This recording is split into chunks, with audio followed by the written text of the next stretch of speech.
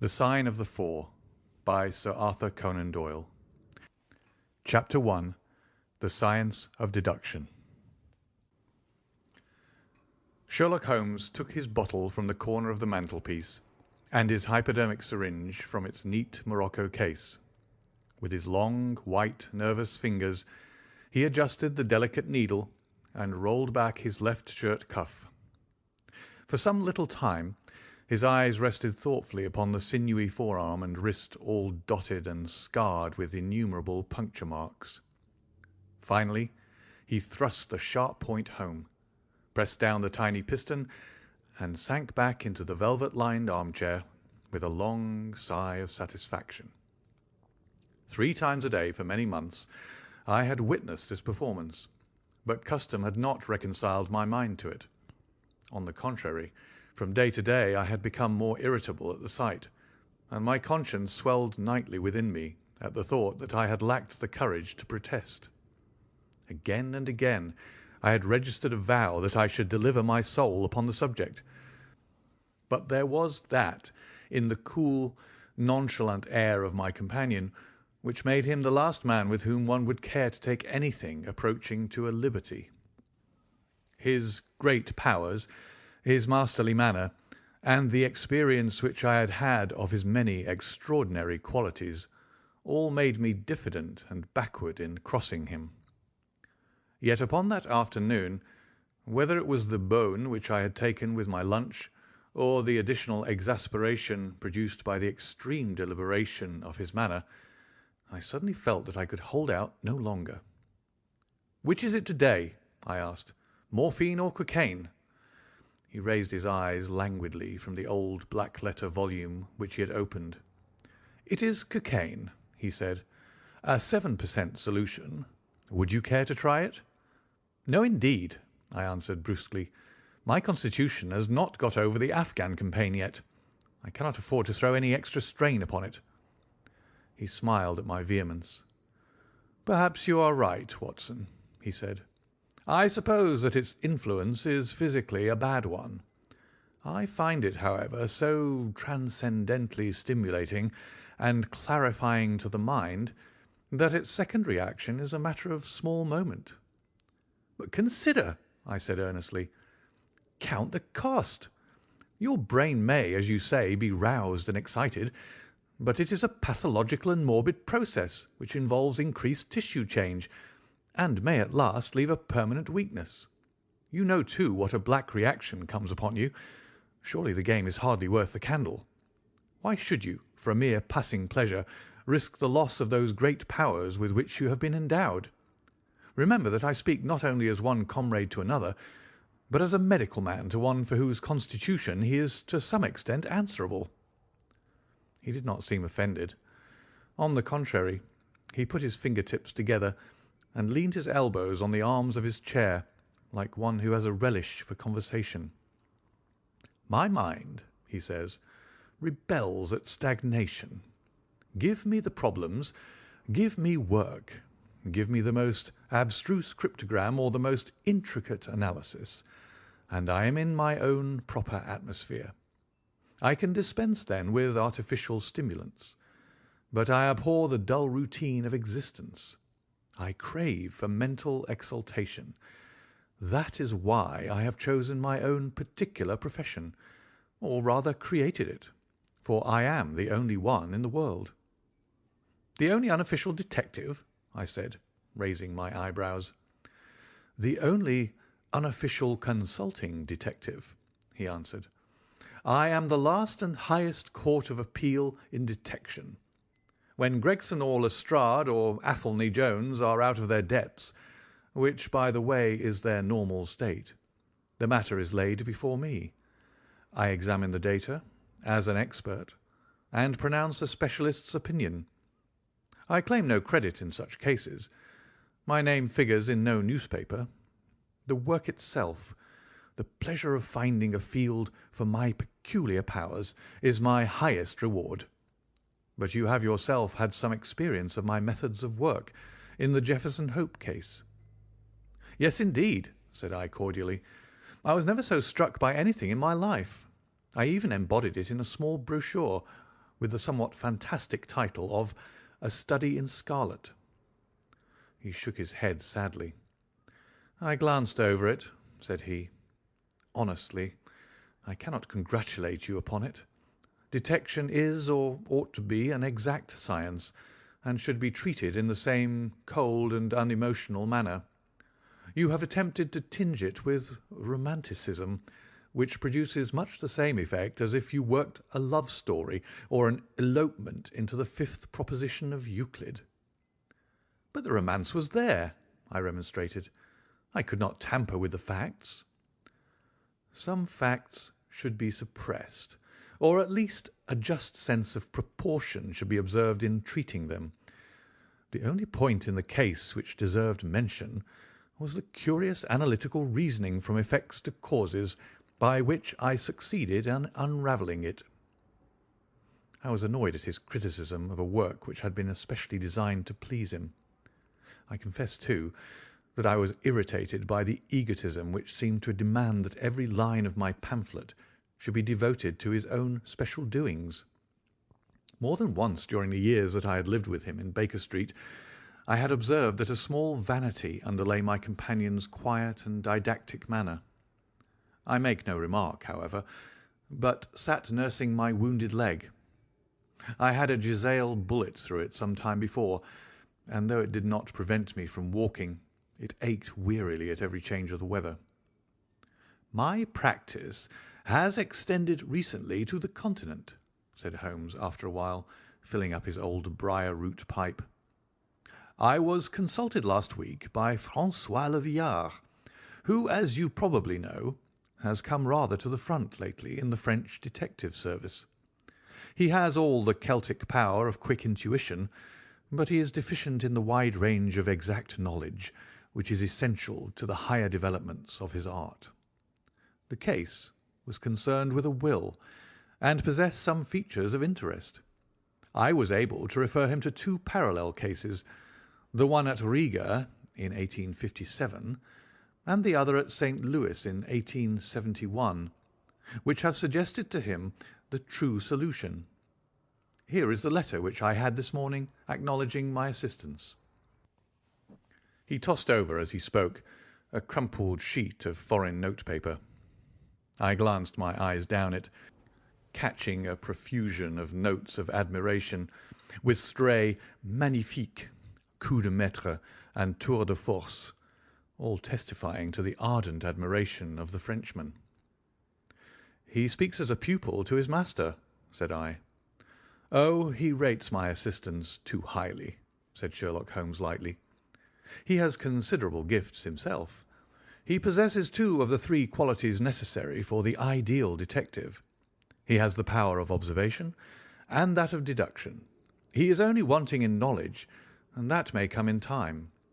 He is now translating my small works into French." "Your works?" "Oh, didn't you know?" he cried, laughing. "Ha! Yes, I have been guilty of several monographs. They are all upon technical subjects. Here, for example, is one upon the distinction between the ashes of the various tobaccos. In it I enumerate 140 forms of cigar, cigarette, and pipe tobacco, with coloured plates illustrating the difference in the ash.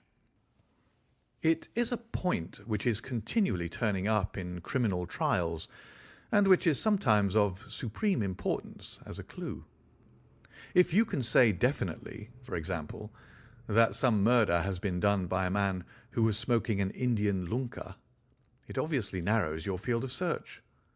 To the trained eye there is as much difference between the black ash of a trichinopoly and the white fluff of bird's eye as there is between a cabbage and a potato." "You have an extraordinary genius for minutiae," I remarked. "I appreciate their importance. Here is my monograph upon the tracing of footsteps, with some remarks upon the uses of plaster of Paris as a preserver of impresses. Here, too, is a curious little work upon the influence of a trade upon the form of the hand, with lithotypes of the hands of slaters, sailors, cork cutters, compositors, weavers, and diamond polishers. That is a matter of great practical interest to the scientific detective, especially in cases of unclaimed bodies, or in discovering the antecedents of criminals. But I weary you with my hobby." "Not at all," I answered earnestly. "It is of the greatest interest to me, especially since I have had the opportunity of observing your practical application of it. But you spoke just now of observation and deduction. Surely the one to some extent implies the other?" "Why, hardly," he answered, leaning back luxuriously in his armchair and sending up thick blue wreaths from his pipe. "For example, observation shows me that you have been to the Wigmore Street post office this morning, but deduction lets me know that when there you dispatched a telegram." "Right," said I. "Right on both points. But I confess that I don't see how you arrived at it. It was a sudden impulse on my part, and I have mentioned it to no one." "It is simplicity itself," he remarked, chuckling at my surprise. "So absurdly simple that an explanation is superfluous. And yet it may serve to define the limits of observation and of deduction. Observation tells me that you have a little reddish mould adhering to your instep. Just opposite the Seymour Street office they have taken up the pavement and thrown up some earth which lies in such a way that it is difficult to avoid treading in it in entering. The earth is of this peculiar reddish tint, which is found, as far as I know, nowhere else in the neighbourhood. So much is observation. The rest is deduction." "How, then, did you deduce the telegram?" "Why, of course I knew that you had not written a letter, since I sat opposite to you all morning. I see also in your open desk there that you have a sheet of stamps and a thick bundle of postcards. What could you go into the post office for, then, but to send a wire? Eliminate all other factors, and the one which remains must be the truth." "In this case it certainly is so," I replied, after a little thought. "The thing, however, is, as you say, of the simplest. Would you think me impertinent if I were to put your theories to a more severe test?" "On the contrary," he answered, "it would prevent me from taking a second dose of cocaine. I should be delighted to look into any problem which you might submit to me." "I've heard you say that it's difficult for a man to have any object in daily use without leaving the impress of his individuality upon it in such a way that a trained observer might read it. Now, I have here a watch which has recently come into my possession. Would you have the kindness to let me have an opinion upon the character or habits of the late owner?" I handed him over the watch with some slight feeling of amusement in my heart, for the test was, as I thought, an impossible one, and I intended it as a lesson against the somewhat dogmatic tone which he occasionally assumed. He balanced the watch in his hand, gazed hard at the dial, opened the back and examined the works, first with his naked eyes, and then with a powerful convex lens. I could hardly keep from smiling at his crestfallen face when he finally snapped the case to and handed it back. "There are hardly any data," he remarked. "The watch has been recently cleaned, which robs me of my most suggestive facts." "You're right," I answered. "It was cleaned before being sent to me." In my heart I accused my companion of putting forward a most lame and impotent excuse to cover his failure. What data could he expect from an uncleaned watch? "Though unsatisfactory, my research has not been entirely barren," he observed, staring up at the ceiling with dreamy, lack-lustre eyes. "Subject to your correction, I should judge that the watch belonged to your elder brother, who inherited it from your father." "That you gather, no doubt, from the H.W. on the back." "Quite so. The W suggests your own name. The date of the watch is nearly 50 years back, and the initials are as old as the watch. So it was made for the last generation. Jewellery usually descends to the eldest son, and he is most likely to have the same name as the father. Your father has, if I remember right, been dead many years. It has therefore been in the hands of your eldest brother." "Right so far," said I. "Anything else?" "He was a man of untidy habits, very untidy and careless. He was left with good prospects, but he threw away his chances, lived for some time in poverty with occasional short intervals of prosperity, and finally, taking to drink, he died. That is all I can gather." I sprang from my chair and limped impatiently about the room with considerable bitterness in my heart. "This is unworthy of you, Holmes," I said. "I could not have believed that you would have descended to this. You have made inquiries into the history of my unhappy brother, and you now pretend to deduce this knowledge in some fanciful way. You cannot expect me to believe that you've read all this from his old watch. It is unkind, and, to speak plainly, has a touch of charlatanism in it." "My dear doctor," said he kindly, "pray accept my apologies. Viewing the matter as an abstract problem, I had forgotten how personal and painful a thing it might be to you. I assure you, however, that I never even knew that you had a brother until you handed me the watch." "Then how in the name of all that is wonderful did you get these facts? They're absolutely correct in every particular." "Ah, that is good luck. I could only say what was the balance of probability. I did not at all expect to be so accurate." "But it was not mere guesswork." "No, no, I never guess. It is a shocking habit, destructive to the logical faculty. What seems strange to you is only so because you do not follow my train of thought, or observe the small facts upon which large inferences may depend. For example, I began by stating that your brother was careless. When you observe the lower part of that watch case, you notice that it is not only dinted in 2 places, but it is cut and marked all over from the habit of keeping other hard objects, such as keys or coins, in the same pocket. Surely it is no great feat to assume that a man who treats a 50-guinea watch so cavalierly must be a careless man. Neither is it a very far-fetched inference that a man who inherits one article of such value is pretty well provided for in other respects." I nodded to show that I followed his reasoning. "It is very customary for pawnbrokers in England, when they take a watch, to scratch the number of the ticket with a pinpoint upon the inside of the case. It is more handy than a label, as there is no risk of the number being lost or transposed. There are no less than 4 such numbers visible to my lens on the inside of this case. Inference, that your brother was often at low water. Secondary inference, that he had occasional bursts of prosperity, or he could not have redeemed the pledge. Finally, I ask you to look at the inner plate, which contains the keyhole. Look at the thousands of scratches all round the hole, marks where the key has slipped. What sober man's key could have scored those grooves? But you will never see a drunkard's watch without them. He winds it at night, and he leaves these traces of his unsteady hand. Where is the mystery in all this?" "It is as clear as daylight," I answered. "I regret the injustice which I did you. I should have had more faith in your marvellous faculty. May I ask whether you have any professional inquiry on foot at present?" "None. Hence the cocaine. I cannot live without brain work. What else is there to live for? Stand at the window here.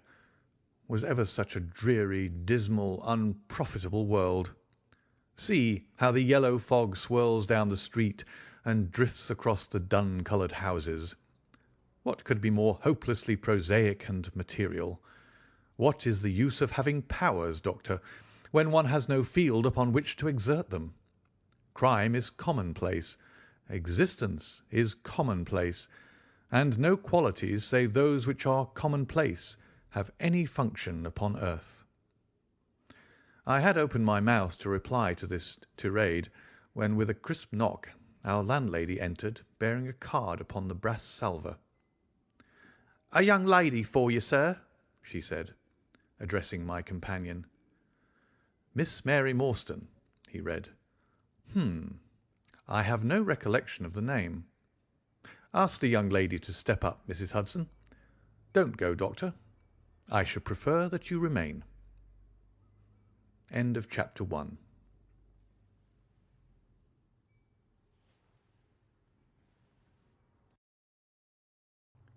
Chapter 2. The Statement of the Case. Miss Morstan entered the room with a firm step and an outward composure of manner. She was a blonde young lady, small, dainty, well-gloved and dressed in the most perfect taste. There was, however, a plainness and simplicity about her costume which bore with it a suggestion of limited means. The dress was a sombre greyish beige, untrimmed and unbraided, and she wore a small turban of the same dull hue, relieved only by a suspicion of white feather in the side. Her face had neither regularity of feature nor beauty of complexion, but her expression was sweet and amiable, and her large blue eyes were singularly spiritual and sympathetic.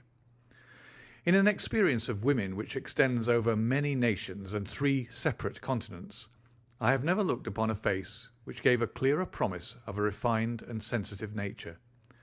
I could not but observe that as she took the seat which Sherlock Holmes placed for her, her lip trembled, her hand quivered, and she showed every sign of intense inward agitation.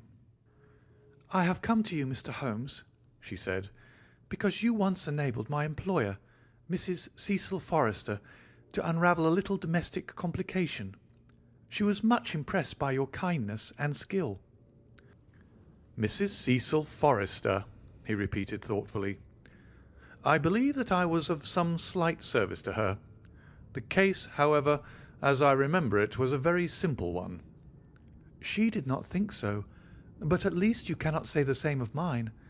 I can hardly imagine anything more strange, more utterly inexplicable than the situation in which I find myself." Holmes rubbed his hands, and his eyes glistened. He leaned forward in his chair with an expression of extraordinary concentration upon his clear-cut, hawk-like features. "State your case," said he in brisk business tones.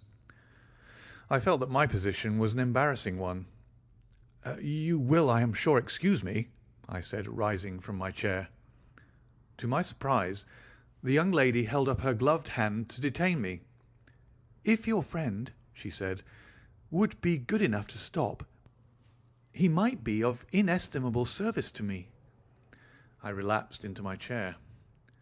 "Briefly," she continued, "the facts are these. My father was an officer in an Indian regiment who sent me home when I was quite a child.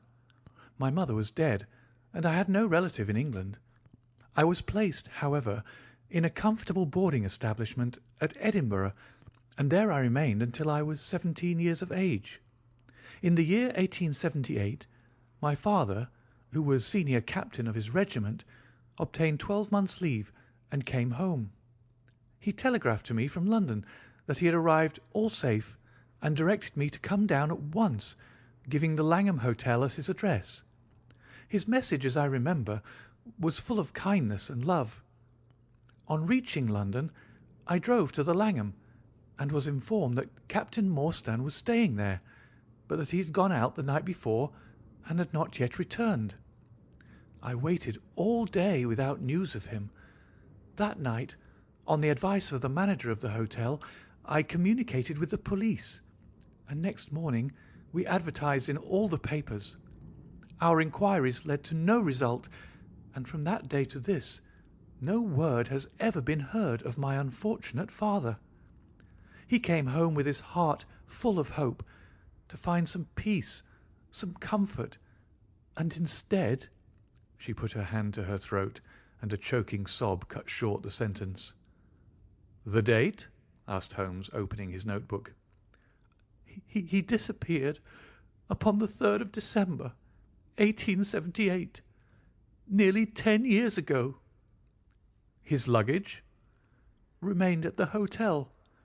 There was nothing in it to suggest a clue. Some clothes, some books, and a considerable number of curiosities from the Andaman Islands. He had been one of the officers in charge of the convict guard there. Had he any friends in town? Only one that we know of, Major Sholto, of his own regiment, the 34th Bombay Infantry. The Major had retired some little time before and lived at Upper Norwood. We communicated with him, of course, but he did not even know that his brother officer was in England." "A singular case," remarked Holmes. "I have not yet described to you the most singular part. About 6 years ago, to be exact, upon the 4th of May, 1882, an advertisement appeared in the Times asking for the address of Miss Mary Morstan, and stating that it would be to her advantage to come forward. There was no name or address appended. I had at that time just entered the family of Mrs. Cecil Forrester in the capacity of governess. By her advice, I published my address in the advertisement column. The same day there arrived through the post a small cardboard box addressed to me, which I found to contain a very large and lustrous pearl. No word of writing was enclosed. Since then, every year, upon the same date, there has always appeared a similar box containing a similar pearl, without any clue as to the sender. They have been pronounced by an expert to be of a rare variety and of considerable value. You can see for yourselves that they are very handsome." She opened a flat box as she spoke, and showed me 6 of the finest pearls that I had ever seen. "Your statement is most interesting," said Sherlock Holmes. "Has anything else occurred to you?" "Yes, and no later than today. That is why I have come to you. This morning I received this letter, which you will perhaps read for yourself." "Thank you," said Holmes. "The envelope too, please. Postmark London, S.W. Date July 7th. Man's thumb mark on corner. Probably postman. Best quality paper. Envelopes at 6pence a packet. Particular man in his stationery. No address. Be at the 3rd pillar from the left outside the Lyceum Theatre tonight at 7 o'clock. If you are distrustful, bring 2 friends. You are a wronged woman, and you shall have justice. Do not bring police. If you do, all will be in vain. Your unknown friend." "Well, really, this is a very pretty little mystery. What do you intend to do, Miss Morstan?" "That is exactly what I want to ask you." "Then we shall most certainly go. You and I, and yes, why, Dr. Watson is the very man. Your correspondent says 2 friends. He and I have worked together before." "But would he come?" she asked with something appealing in her voice and expression. "I should be proud and happy," said I fervently, "if I can be of any service." "You are both very kind," she answered. "I have led a retired life, and have no friends whom I could appeal to. If I am here at 6, it will do, I suppose." "You must not be later," said Holmes. "There is one other point, however. Is this handwriting the same as that upon the pearl box addresses?" "I have them here," she answered, producing 6 pieces of paper. "You are certainly a model client. You have the correct intuition. Let us see now." He spread out the papers upon the table and gave little darting glances from one to the other. "They are disguised hands, except the letter," he said presently, "but there can be no question as to the authorship. See how the irrepressible Greek E will break out, and see the twirl of the final S. They are undoubtedly by the same person. I should not like to suggest false hopes, Miss Morstan, but is there any resemblance between this hand and that of your father?" "Nothing could be more unlike." "I expected to hear you say so. We shall look out for you, then, at 6. Pray allow me to keep the papers. I may look into the matter before then. It is only 3:30. Au revoir, then." "Au revoir," said our visitor, and with a bright, kindly glance from one to the other of us, she replaced her pearl box in her bosom and hurried away. Standing at the window, I watched her walking briskly down the street until the grey turban and white feather were but a speck in the sombre crowd. "What a very attractive woman!" I exclaimed, turning to my companion. He had lit his pipe again and was leaning back with drooping eyelids. "Is she?" he said languidly. "I did not observe." "You really are an automaton, a calculating machine," I cried. "There's something positively inhuman in you at times." He smiled gently. "It is of the first importance," he said, "not to allow your judgment to be biased by personal qualities. A client is to me a mere unit, a factor in a problem. The emotional qualities are antagonistic to clear reasoning. I assure you that the most winning woman I ever knew was hanged for poisoning 3 little children for their insurance money, and the most repellent man of my acquaintance is a philanthropist who has spent nearly £250,000 upon the London poor. In this case, however, I never make exceptions. An exception disproves the rule. Have you ever had occasion to study character in handwriting? What do you make of this fellow's scribble?" "It is legible and regular," I answered. "A man of business habits and some force of character." Holmes shook his head. "Look at his long letters," he said. "They hardly rise above the common herd. That D might be an A, and that L an E. Men of character always differentiate their long letters, however illegibly they may write. There is vacillation in his Ks, and self-esteem in his capitals. I am going out now. I have some few references to make. Let me recommend this book, one of the most remarkable ever penned. It is Winwood Reade's Martyrdom of Man. I shall be back in an hour." I sat in the window with the volume in my hand, but my thoughts were far from the daring speculations of the writer.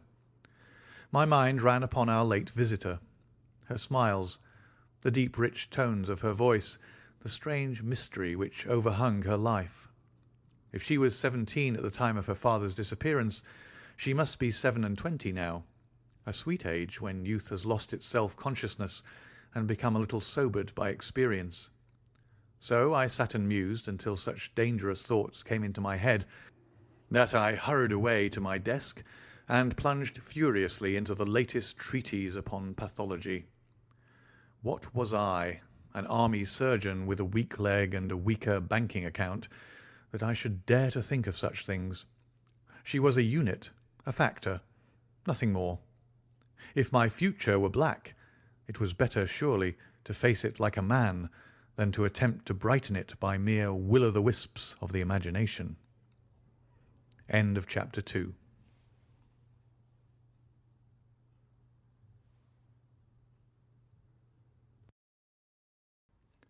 Chapter 3. In Quest of a Solution.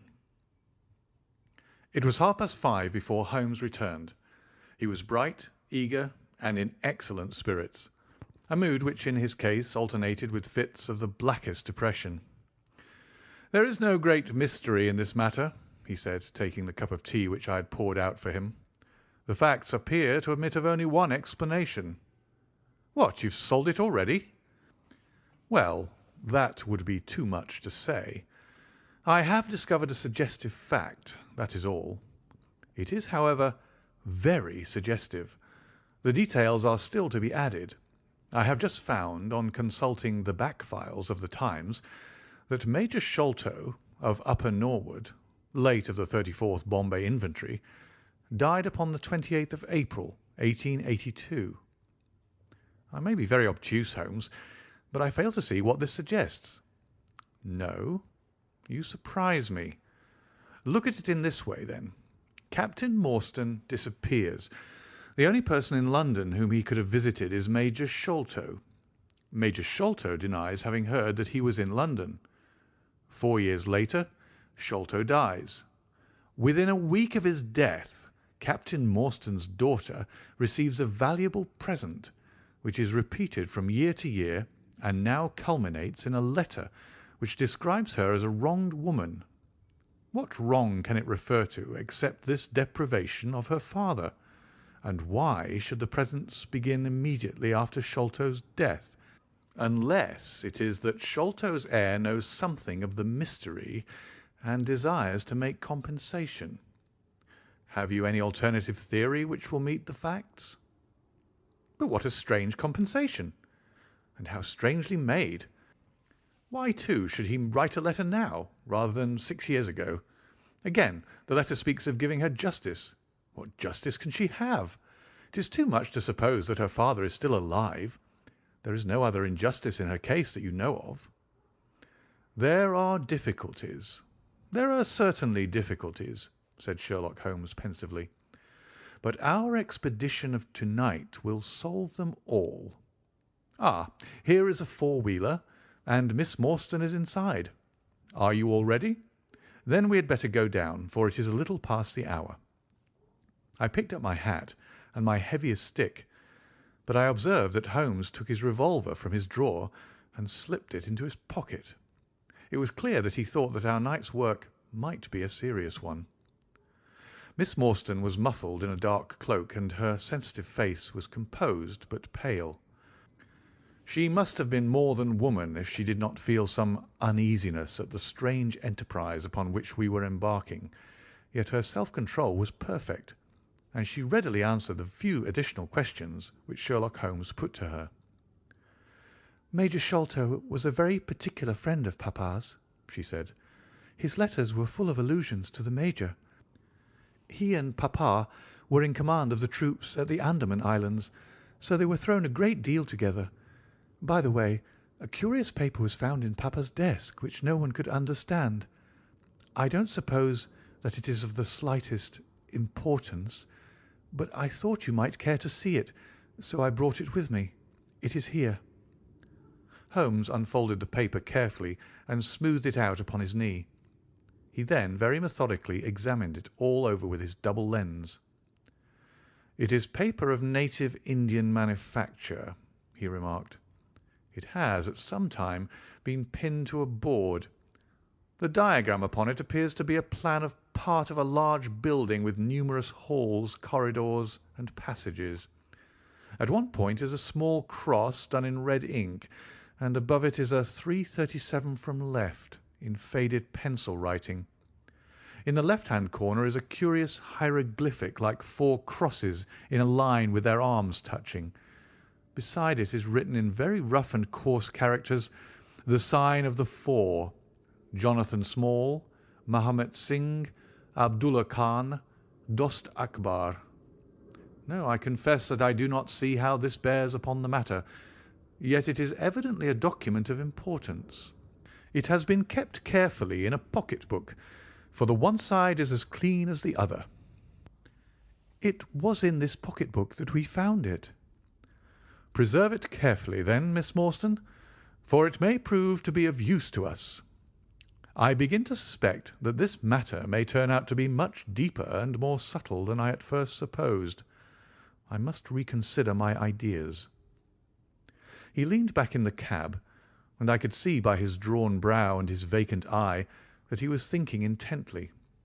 Miss Morstan and I chatted in an undertone about our present expedition and its possible outcome, but our companion maintained his impenetrable reserve until the end of our journey.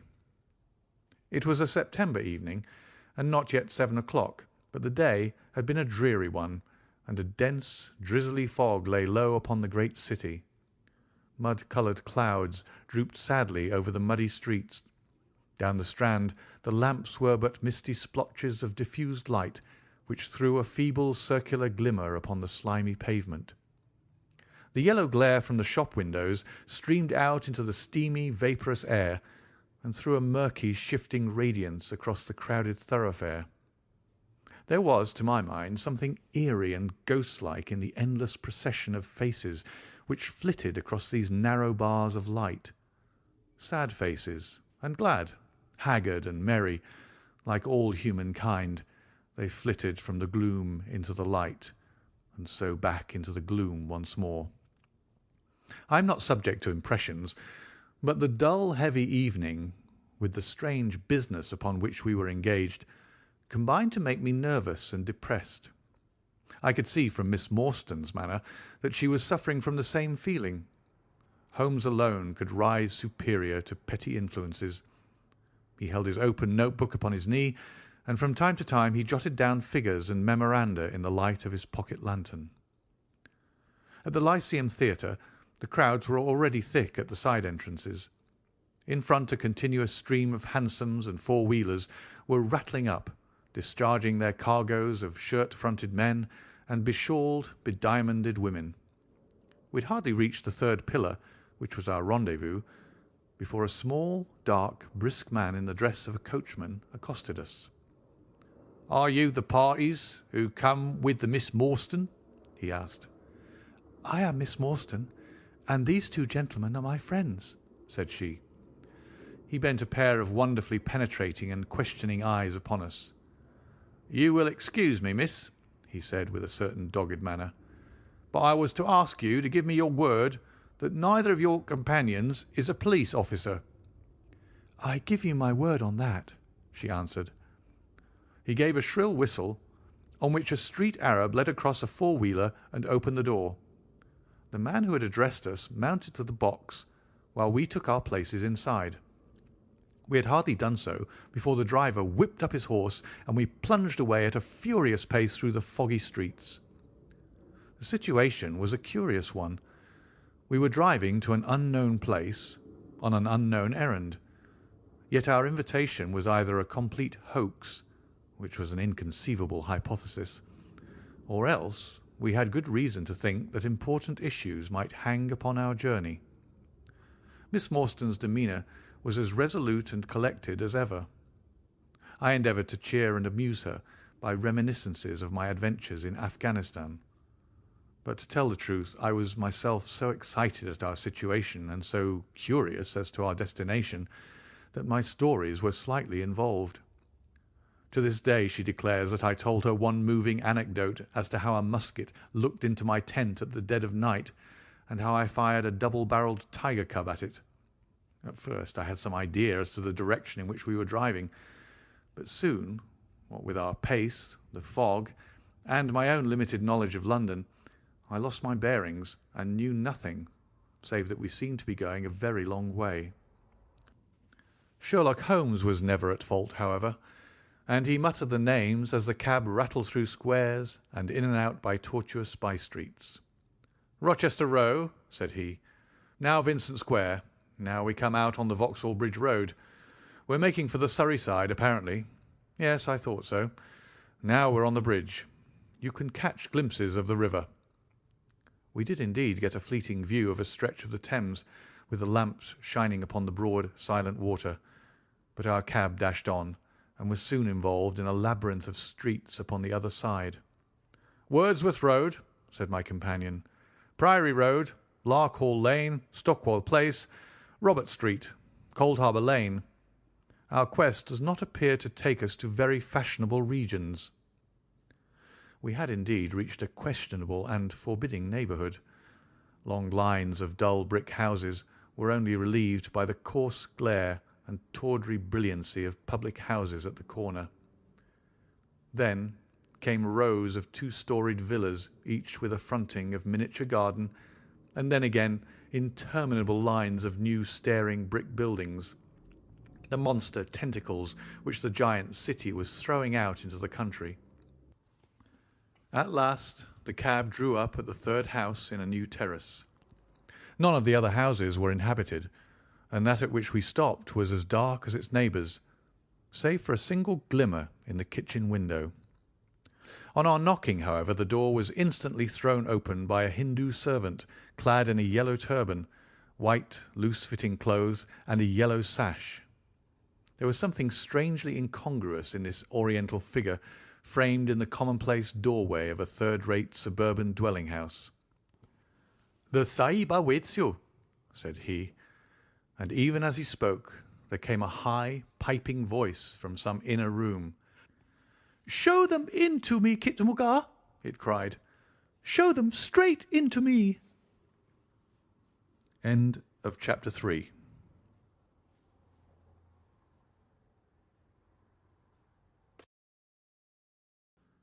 Chapter 4. The Story of the Bald-Headed Man. We followed the Indian down a sordid and common passage, ill-lit and worse furnished, until he came to a door upon the right, which he threw open.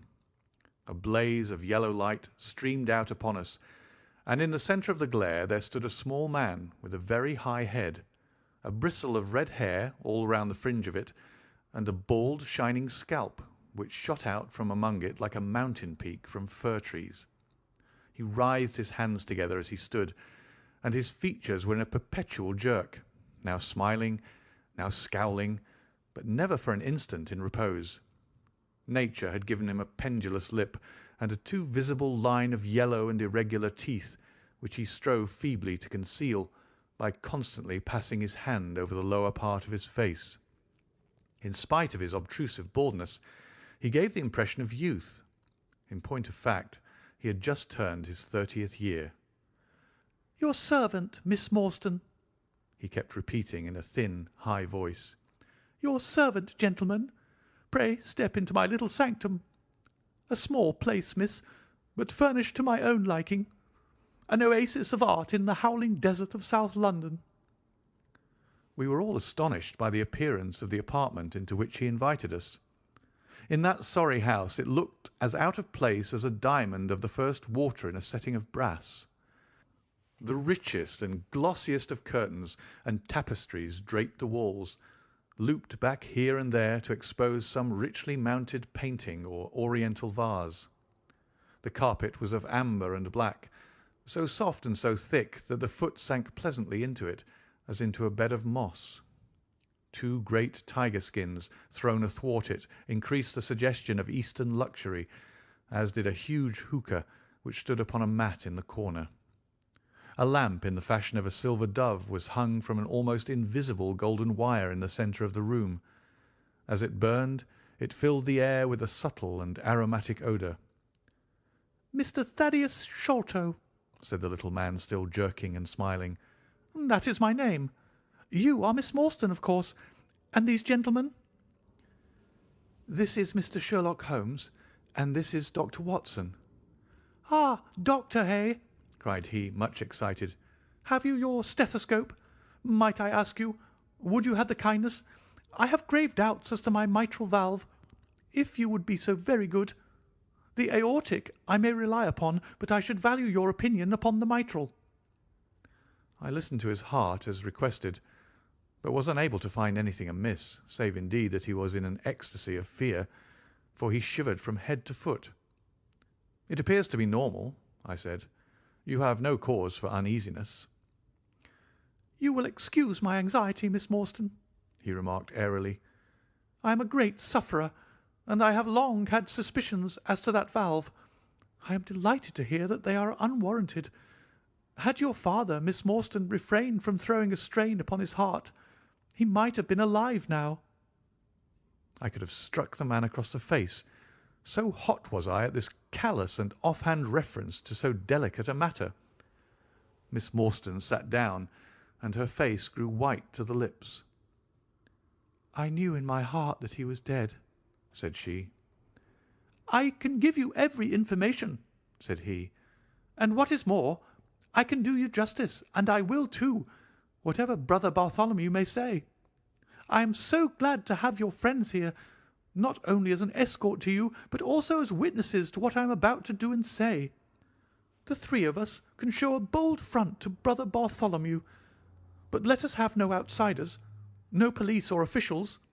We can settle everything satisfactorily among ourselves, without any interference. Nothing would annoy Brother Bartholomew more than any publicity." He sat down upon a low settee and blinked at us inquiringly with his weak, watery blue eyes. "For my part," said Holmes, "whatever you may choose to say will go no further." I nodded to show my agreement. "That is well, said he. "May I offer you a glass of Chianti, Miss Morstan, or of Tokay? I keep no other wines. Shall I open a flask? No? Well, then I trust that you have no objection to tobacco smoke, to the mild balsamic odour of the Eastern tobacco. I am a little nervous, and I find my hookah an invaluable sedative." He applied a taper to the great bowl and the smoke bubbled merrily through the rose-water. We sat all three in a semicircle with our heads advanced and our chins upon our hands, while the strange, jerky little fellow, with his high, shining head, puffed uneasily in the centre.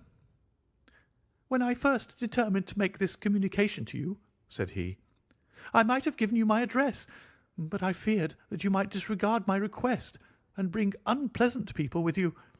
I took the liberty, therefore, of making an appointment in such a way that my man Williams might be able to see you first.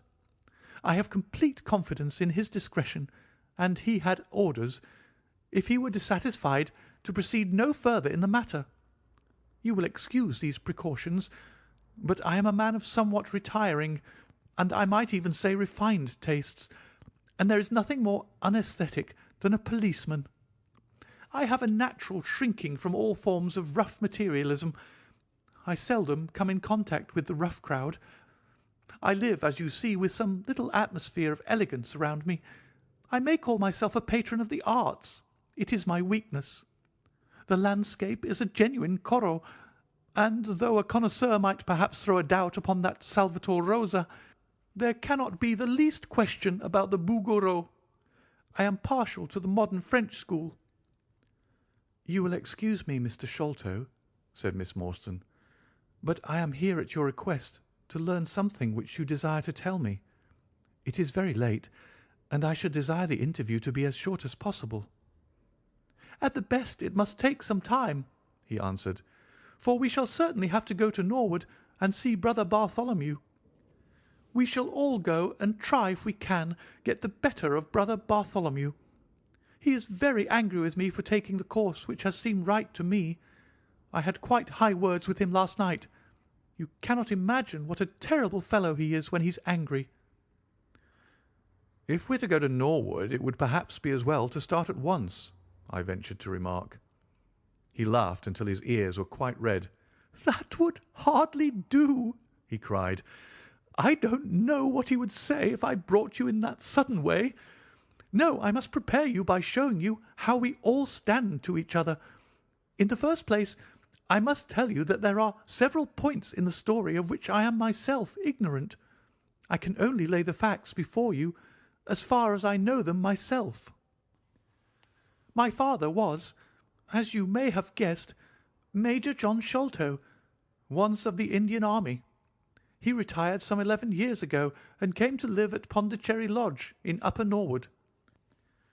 He had prospered in India and brought back with him a considerable sum of money, a large collection of valuable curiosities, and a staff of native servants.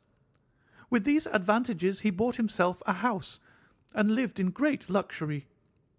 My twin brother Bartholomew and I were the only children. I very well remember the sensation which was caused by the disappearance of Captain Morstan. We read the details in the papers, and, knowing that he had been a friend of our father's, we discussed the case freely in his presence.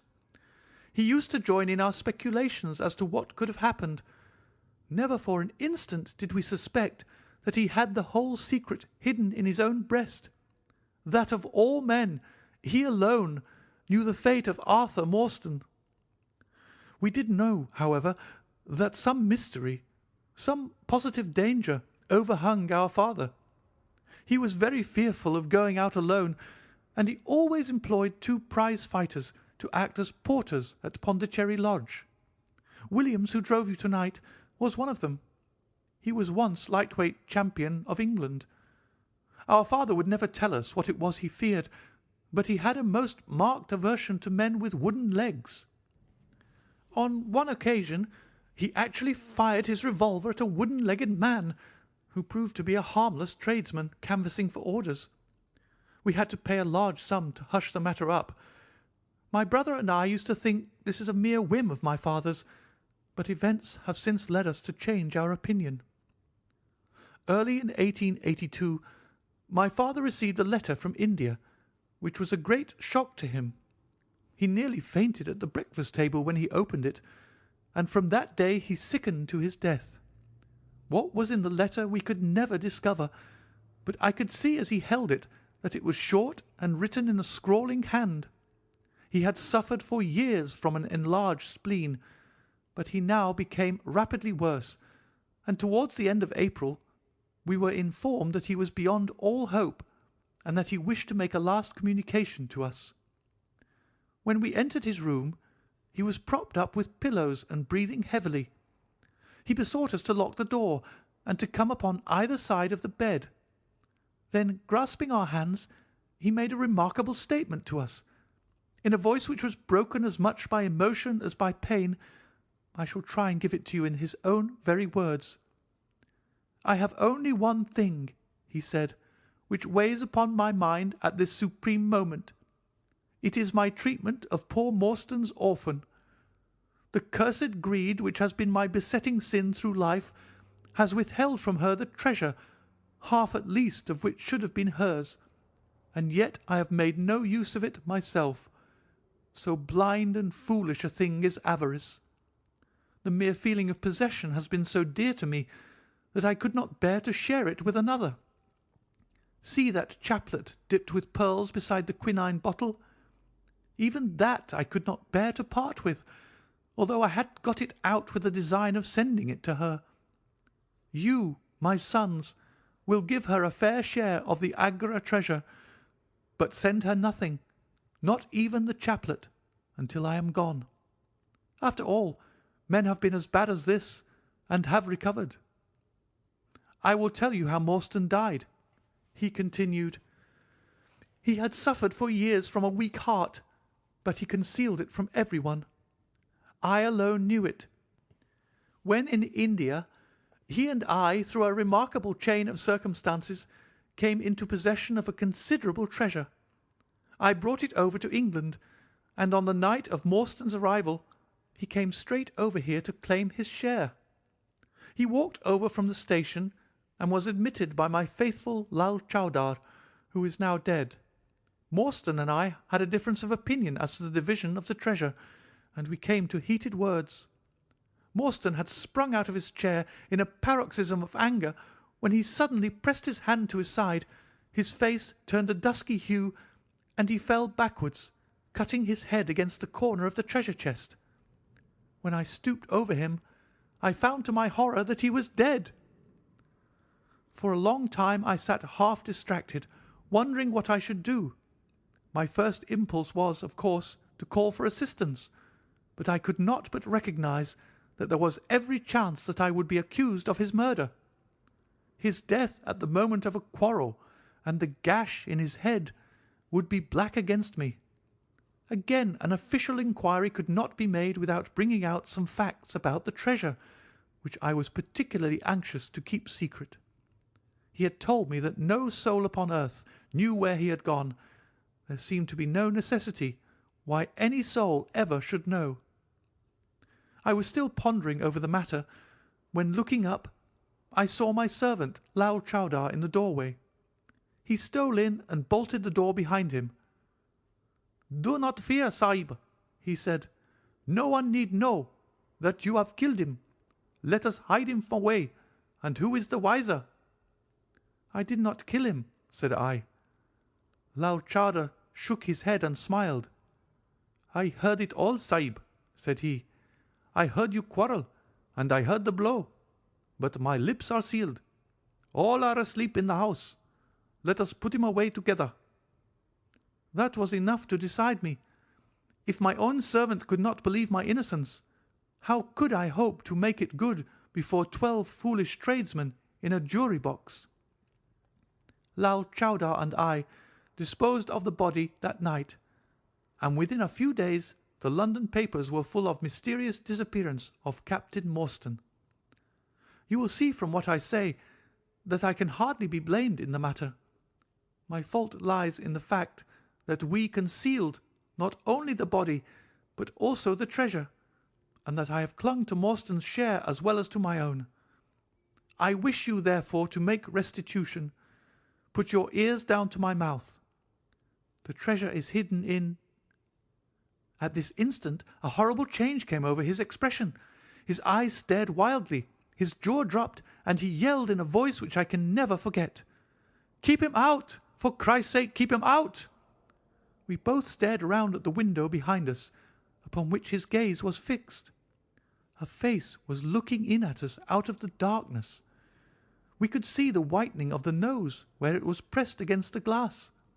It was a bearded, hairy face, with wild, cruel eyes and an expression of concentrated malevolence. My brother and I rushed towards the window, but the man was gone. When we returned to my father, his head had dropped and his pulse had ceased to beat. We searched the garden that night, but found no sign of the intruder, save that just under the window a single footmark was visible in the flower-bed. But for that one trace, we might have thought that our imaginations had conjured up that wild, fierce face. We soon, however, had another and a more striking proof that there were secret agencies at work all round us. The window of my father's room was found open in the morning. His cupboards and boxes had been rifled, and upon his chest was fixed a torn piece of paper with the words, "The sign of the 4" scrawled across it. What the phrase meant, or who our secret visitor may have been, we never knew. As far as we can judge, none of my father's property had been actually stolen, though everything had been turned out. My brother and I naturally associated this peculiar incident with the fear which haunted my father during his life, but it is still a complete mystery to us. The little man stopped to relight his hookah and puff thoughtfully for a few moments. We had all sat absorbed, listening to his extraordinary narrative. At the short account of her father's death, Miss Morstan had turned deadly white, and for a moment I feared that she was about to faint. She rallied, however, on drinking a glass of water which I quietly poured out for her from a Venetian carafe upon the side table. Sherlock Holmes leaned back in his chair with an abstracted expression and the lids drawn low over his glittering eyes. As I glanced at him, I could not but think how on that very day he had complained bitterly of the commonplaceness of life. Here at least was a problem which would tax his sagacity to the utmost. Mr. Thaddeus Sholto looked from one to the other of us with an obvious pride at the effect which his story had produced, and then continued between the puffs of his overgrown pipe. "My brother and I," said he, "were, as you may imagine, much excited as to the treasure which my father had spoken of. For weeks and for months we dug and delved in every part of the garden without discovering its whereabouts. It was maddening to think that the hiding-place was on his very lips at the moment that he died. We could judge the splendour of his missing riches by the chaplet which he had taken out. Over this chaplet my brother Bartholomew and I had some little discussion. The pearls were evidently of great value, and he was averse to part with them, for between friends my brother was himself a little inclined to my father's fault. He thought, too, that if we parted with the chaplet it might give rise to gossip, and finally bring us into trouble. It was all that I could do to persuade him to let me find out Miss Morstan's address, and send her a detached pearl at fixed intervals, so that at least she might never feel destitute." "It was a kindly thought," said our companion earnestly. "It was extremely good of you." The little man waved his hand deprecatingly. "We were your trustees," he said. "That was the view which I took of it, though brother Bartholomew could not altogether see it in that light. We had plenty of money ourselves. I desired no more. Besides, it would have been such bad taste to have treated a young lady in so scurvy a fashion. Le mauvais goût mène au crime. The French have a very neat way of putting these things. Our difference of opinion on this subject went so far that I thought it best to set up rooms for myself. So I left Pondicherry Lodge, taking the old Khitmutgar and Williams with me. Yesterday, however, I learn that an event of extreme importance has occurred. The treasure has been discovered.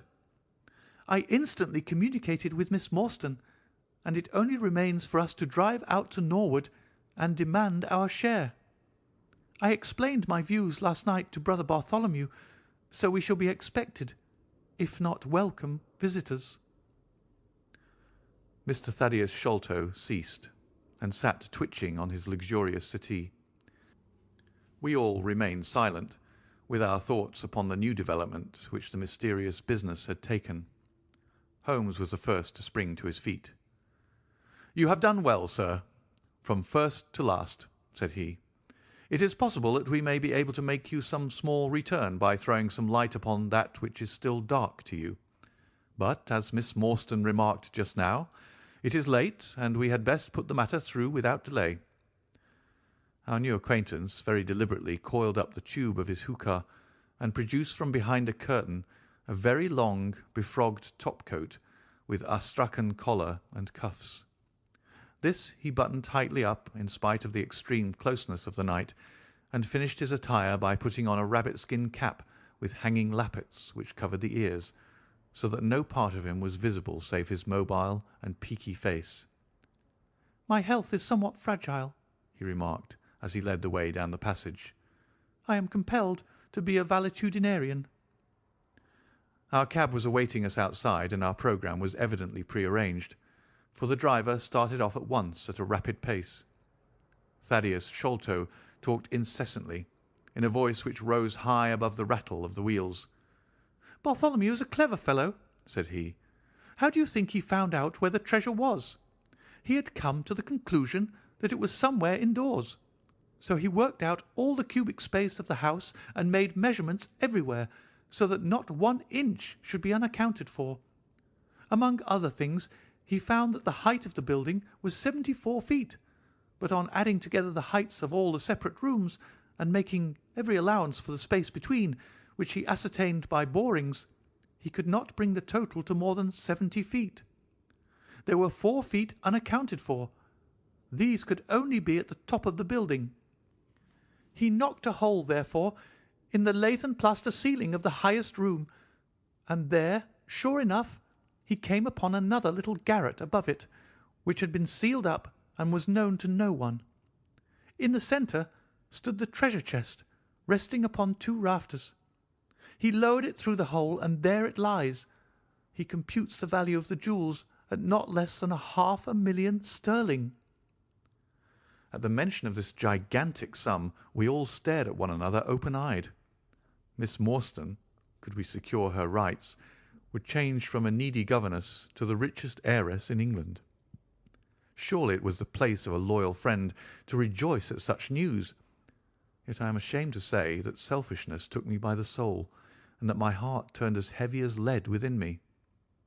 I stammered out some few halting words of congratulation, and then sat downcast with my head drooped, deaf to the babble of our new acquaintance. He was clearly a confirmed hypochondriac, and I was dreamily conscious that he was pouring forth interminable trains of symptoms and imploring information as to the composition and action of innumerable quack nostrums, some of which he bore about in a leather case in his pocket. I trust that he may not remember any of the answers which I gave him that night. Holmes declares that he overheard me caution him against the great danger of taking more than 2 drops of castor oil, while I recommended strychnine in large doses as a sedative. However that may be, I was certainly relieved when our cab pulled up with a jerk, and the coachman sprang down to open the door. "This, Miss Morstan, is Pondicherry Lodge," said Mr. Thaddeus Sholto, as he handed her out. End of chapter 4.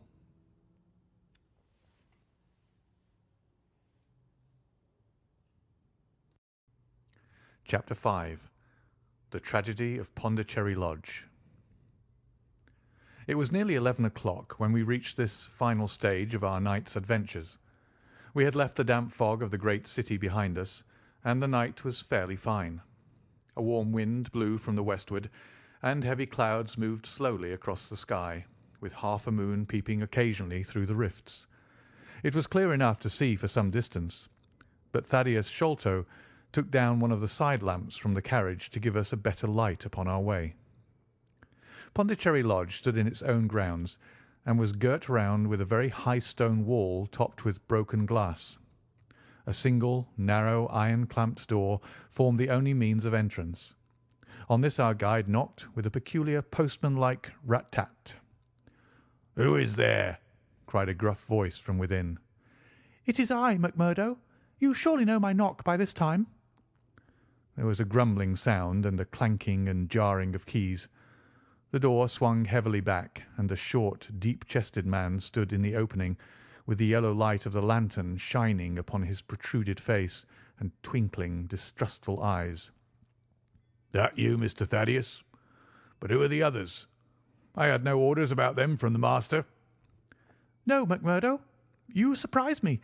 I told my brother last night that I should bring some friends." "He ain't been out his room to-day, Mr. Thaddeus, and I have no orders. You know very well that I must stick to regulations. I can let you in, but your friends must just stop where they are." This was an unexpected obstacle.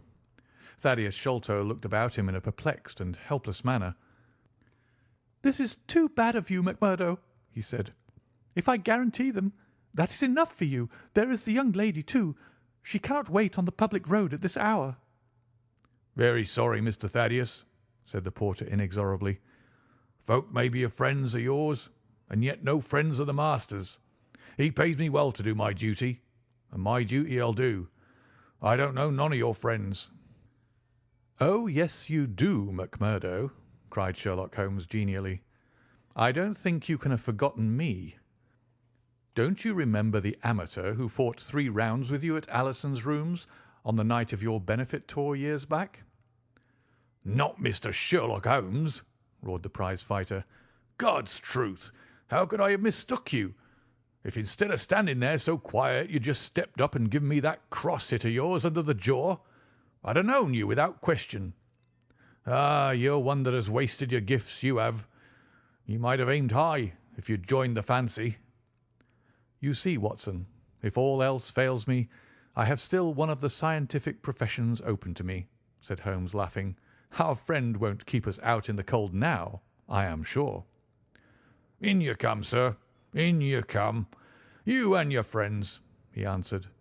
"Very sorry, Mr. Thaddeus, but orders are very strict. Had to be certain of your friends before I let 'em in." Inside, a gravel path wound through desolate grounds to a huge clump of a house, square and prosaic, all plunged in shadow save where a moonbeam struck one corner and glimmered in a garret window. The vast size of the building, with its gloom and its deathly silence, struck a chill to the heart. Even Thaddeus Sholto seemed ill at ease, and the lantern quivered and rattled in his hand. "I cannot understand it," he said. "There must be some mistake. I distinctly told Bartholomew that we should be here, and yet there is no light in his window. I do not know what to make of it." "Does he always guard the premises in this way?" asked Holmes. "Yes. He has followed my father's custom. He was the favourite son, you know, and I sometimes think that my father may have told him more than he ever told me. That is Bartholomew's window up there, where the moonshine strikes. It is quite bright, but there is no light from within, I think." "None," said Holmes, "but I see the glint of light in that little window beside the door." "Ah, that is the housekeeper's room. That is where old Mrs. Bernstone sits. She can tell us all about it. But perhaps you would not mind waiting here for a minute or two, for if we all go in together and she has no word of our coming, she may be alarmed. But hush! What is that?" He held up the lantern, and his hand shook until the circles of light flickered and wavered all around us. Miss Morstan seized my wrist, and we all stood with thumping hearts, straining our ears.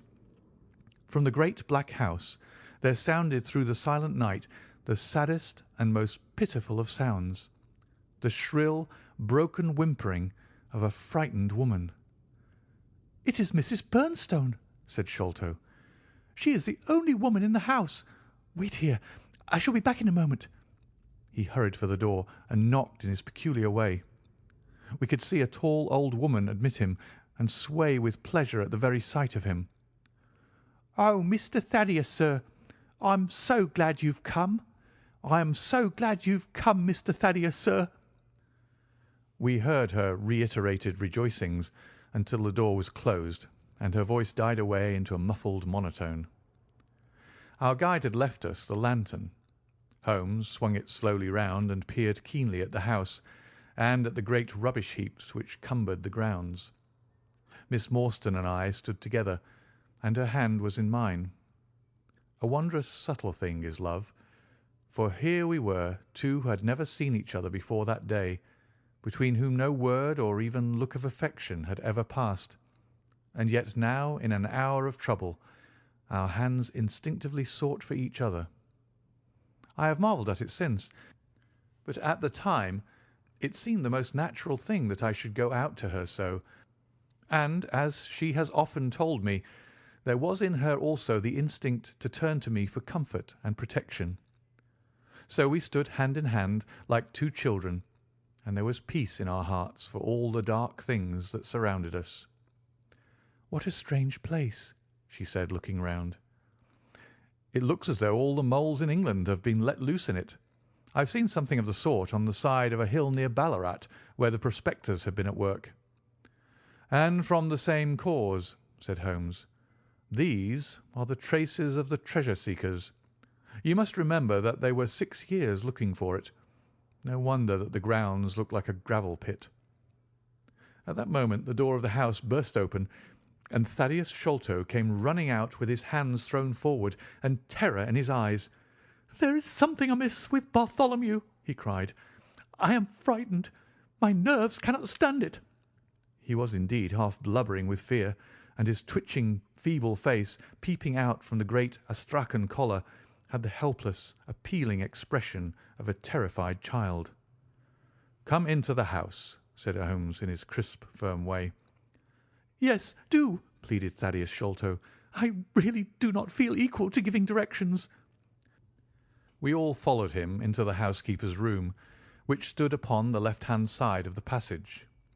The old woman was pacing up and down with a scared look and restless, picking fingers, but the sight of Miss Morstan appeared to have a soothing effect upon her. "God bless your sweet, calm face," she cried with an hysterical sob. "It does me good to see you.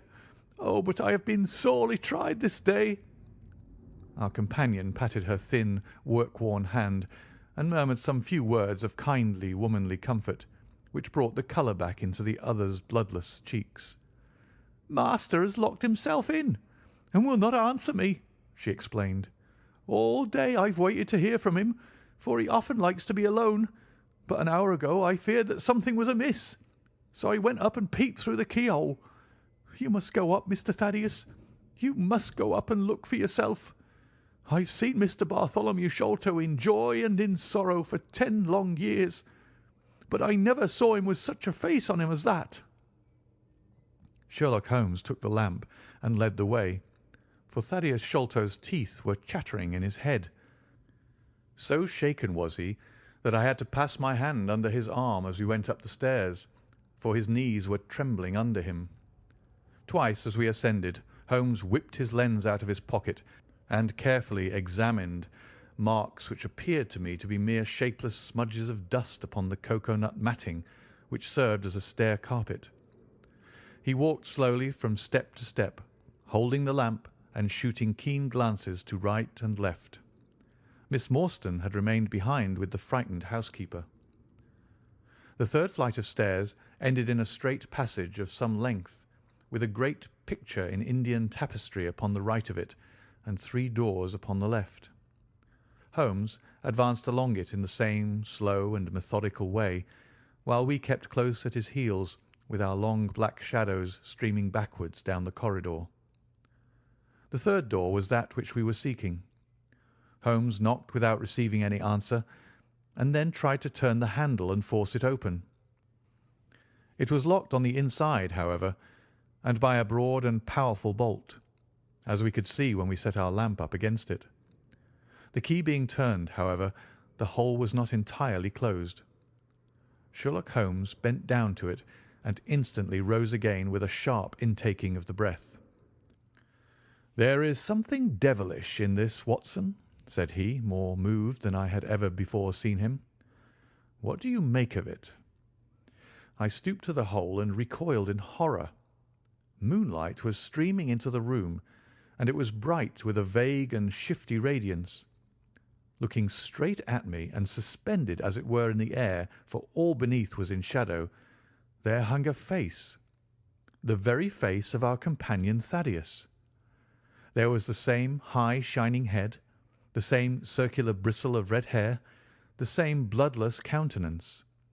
The features were set, however, in a horrible smile, a fixed and unnatural grin, which in that still and moonlit room was more jarring to the nerves than any scowl or contortion. So like was the face to that of our little friend that I looked round at him to make sure that he was indeed with us. Then I recalled to mind that he had mentioned to us that his brother and he were twins. "This is terrible," I said to Holmes. "What is to be done?" "The door must come down," he answered, and springing against it, he put all his weight upon the lock. It creaked and groaned, but did not yield. Together we flung ourselves upon it once more, and this time it gave way with a sudden snap, and we found ourselves within Bartholomew Sholto's chamber. It appeared to have been fitted up as a chemical laboratory. A double line of glass-stoppered bottles was drawn up upon the wall opposite the door, and a table was littered over with Bunsen burners, test tubes, and retorts. In the corners stood carboys of acid in wicker baskets. One of these appeared to leak or to have been broken, for a stream of dark-coloured liquid had trickled out from it, and the air was heavy with a peculiarly pungent tar-like odour. A set of steps stood at one side of the room, in the midst of a litter of lath and plaster, and above them there was an opening in the ceiling large enough for a man to pass through. At the foot of the steps a long coil of rope was thrown carelessly together. By the table, in a wooden armchair, the master of the house was seated all in a heap, with his head sunk upon his left shoulder, and that ghastly, inscrutable smile upon his face. He was stiff and cold, and had clearly been dead many hours. It seemed to me that not only his features, but all his limbs were twisted and turned in the most fantastic fashion.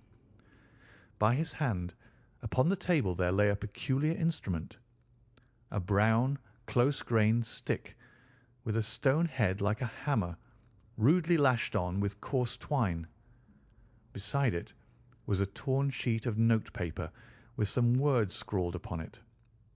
Holmes glanced at it, then handed it to me. "You see," he said with a significant raising of the eyebrows. In the light of the lantern I read with a thrill of horror, "The Sign of the Four." "In God's name, what does it all mean?" I asked. "It means murder," said he, stooping over the dead man. "Ah, I expected it. Look here." He pointed to what looked like a long, dark thorn stuck in the skin just above the ear. "It looks like a thorn," said I. "It is a thorn. You may pick it out, but be careful, for it is poisoned." I took it up between my finger and thumb. It came away from the skin so readily that hardly any mark was left behind. One tiny speck of blood showed where the puncture had been. "This is all an insoluble mystery to me," said I. "It grows darker instead of clearer."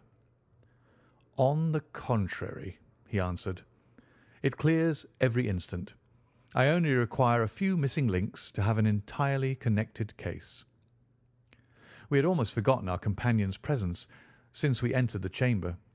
He was still standing in the doorway, the very picture of terror, wringing his hands and moaning to himself. Suddenly, however, he broke out into a sharp, querulous cry. "The treasure is gone," he said. "They have robbed him of the treasure. There is the hole through which we lowered it. I helped him to do it. I was the last person who saw him. I left him here last night, and I heard him lock the door as I came downstairs." "What time was that?" "It was 10 o'clock, and now he is dead, and the police will be called in, and I shall be suspected of having had a hand in it. "Oh, yes, I am sure I shall. But you don't think so, gentlemen? Surely you don't think it was I? Is it likely that I would have brought you here if it were I? Oh, dear, oh, dear! I know that I shall go mad." He jerked his arms and stamped his feet in a kind of convulsive frenzy. "You have no reason for fear, Mr. Sholto," said Holmes, kindly putting his hand upon his shoulder. "Take my advice and drive down to the station to report this matter to the police. Offer to assist them in every way. We shall wait here until your return." The little man obeyed in a half-stupefied fashion, and we heard him stumbling down the stairs in the dark. End of chapter 5.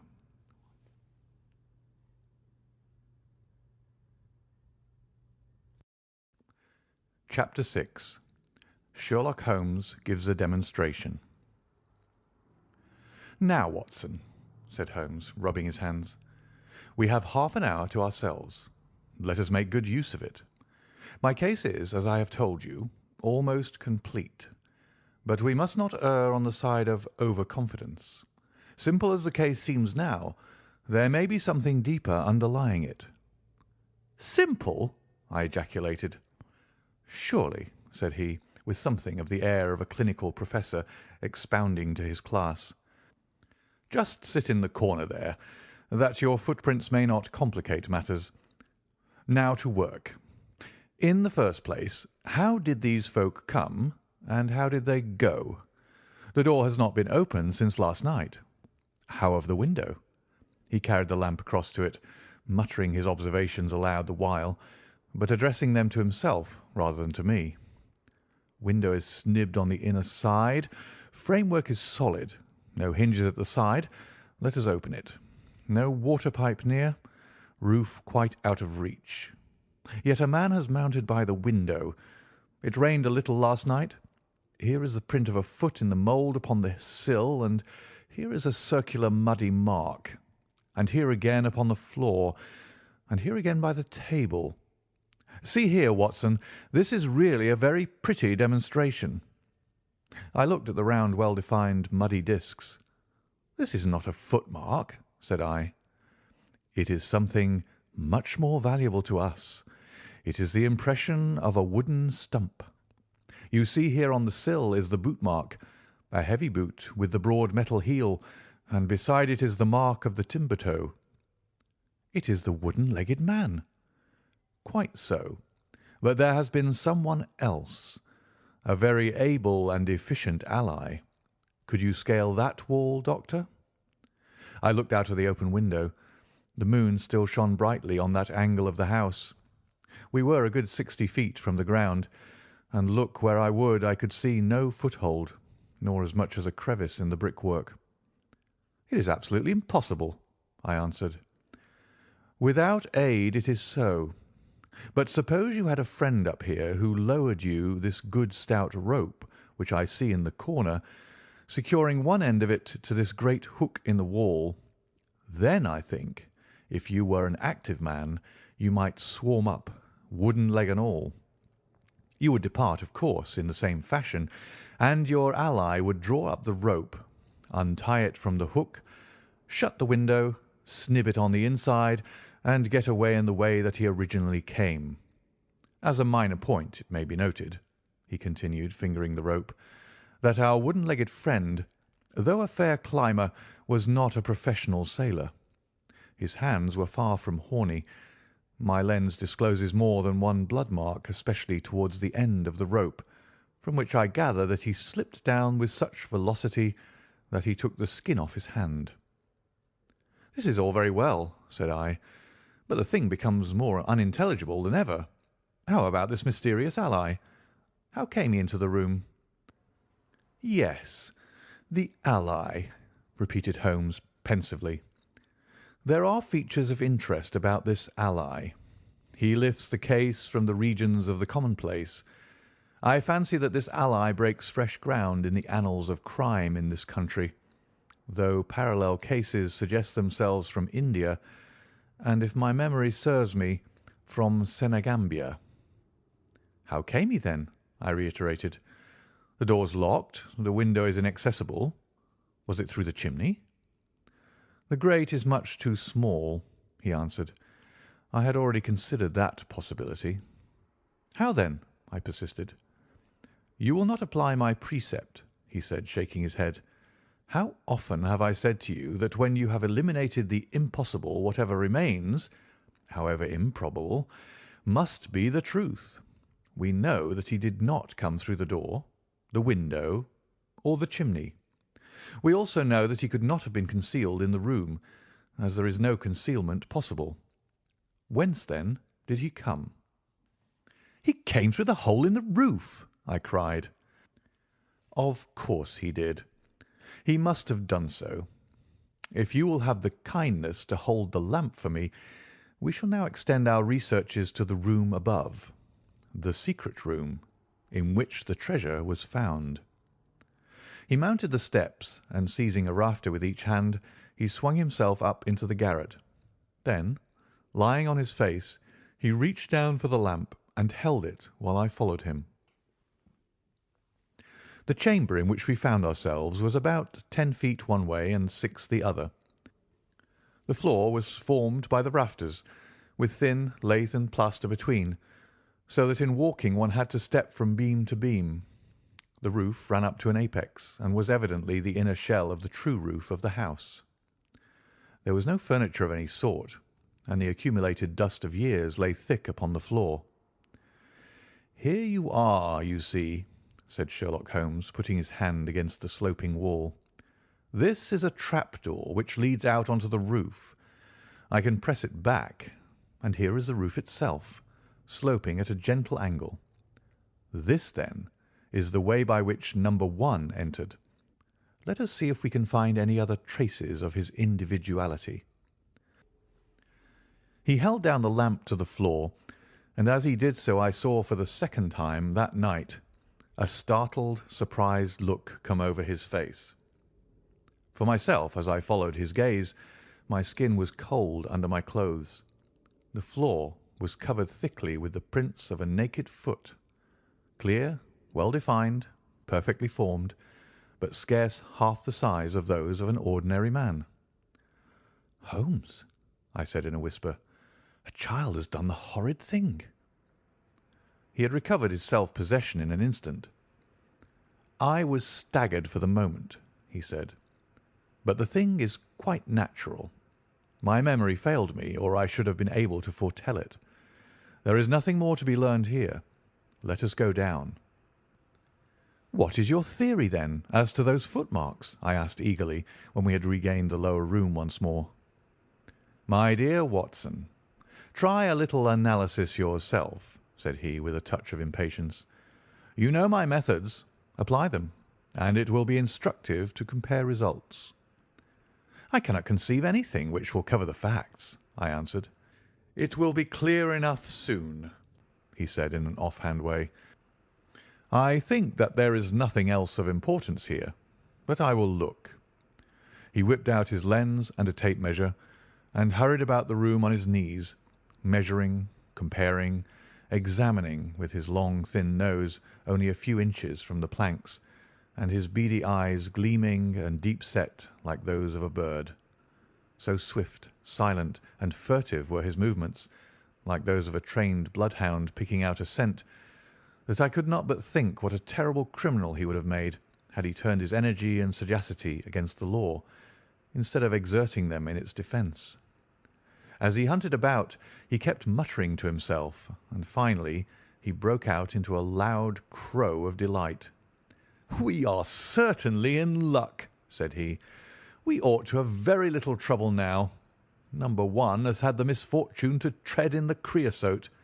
You can see the outline of the edge of his small foot here at the side of this evil-smelling mess. The carboy has been cracked, you see, and the stuff has leaked out." "What then?"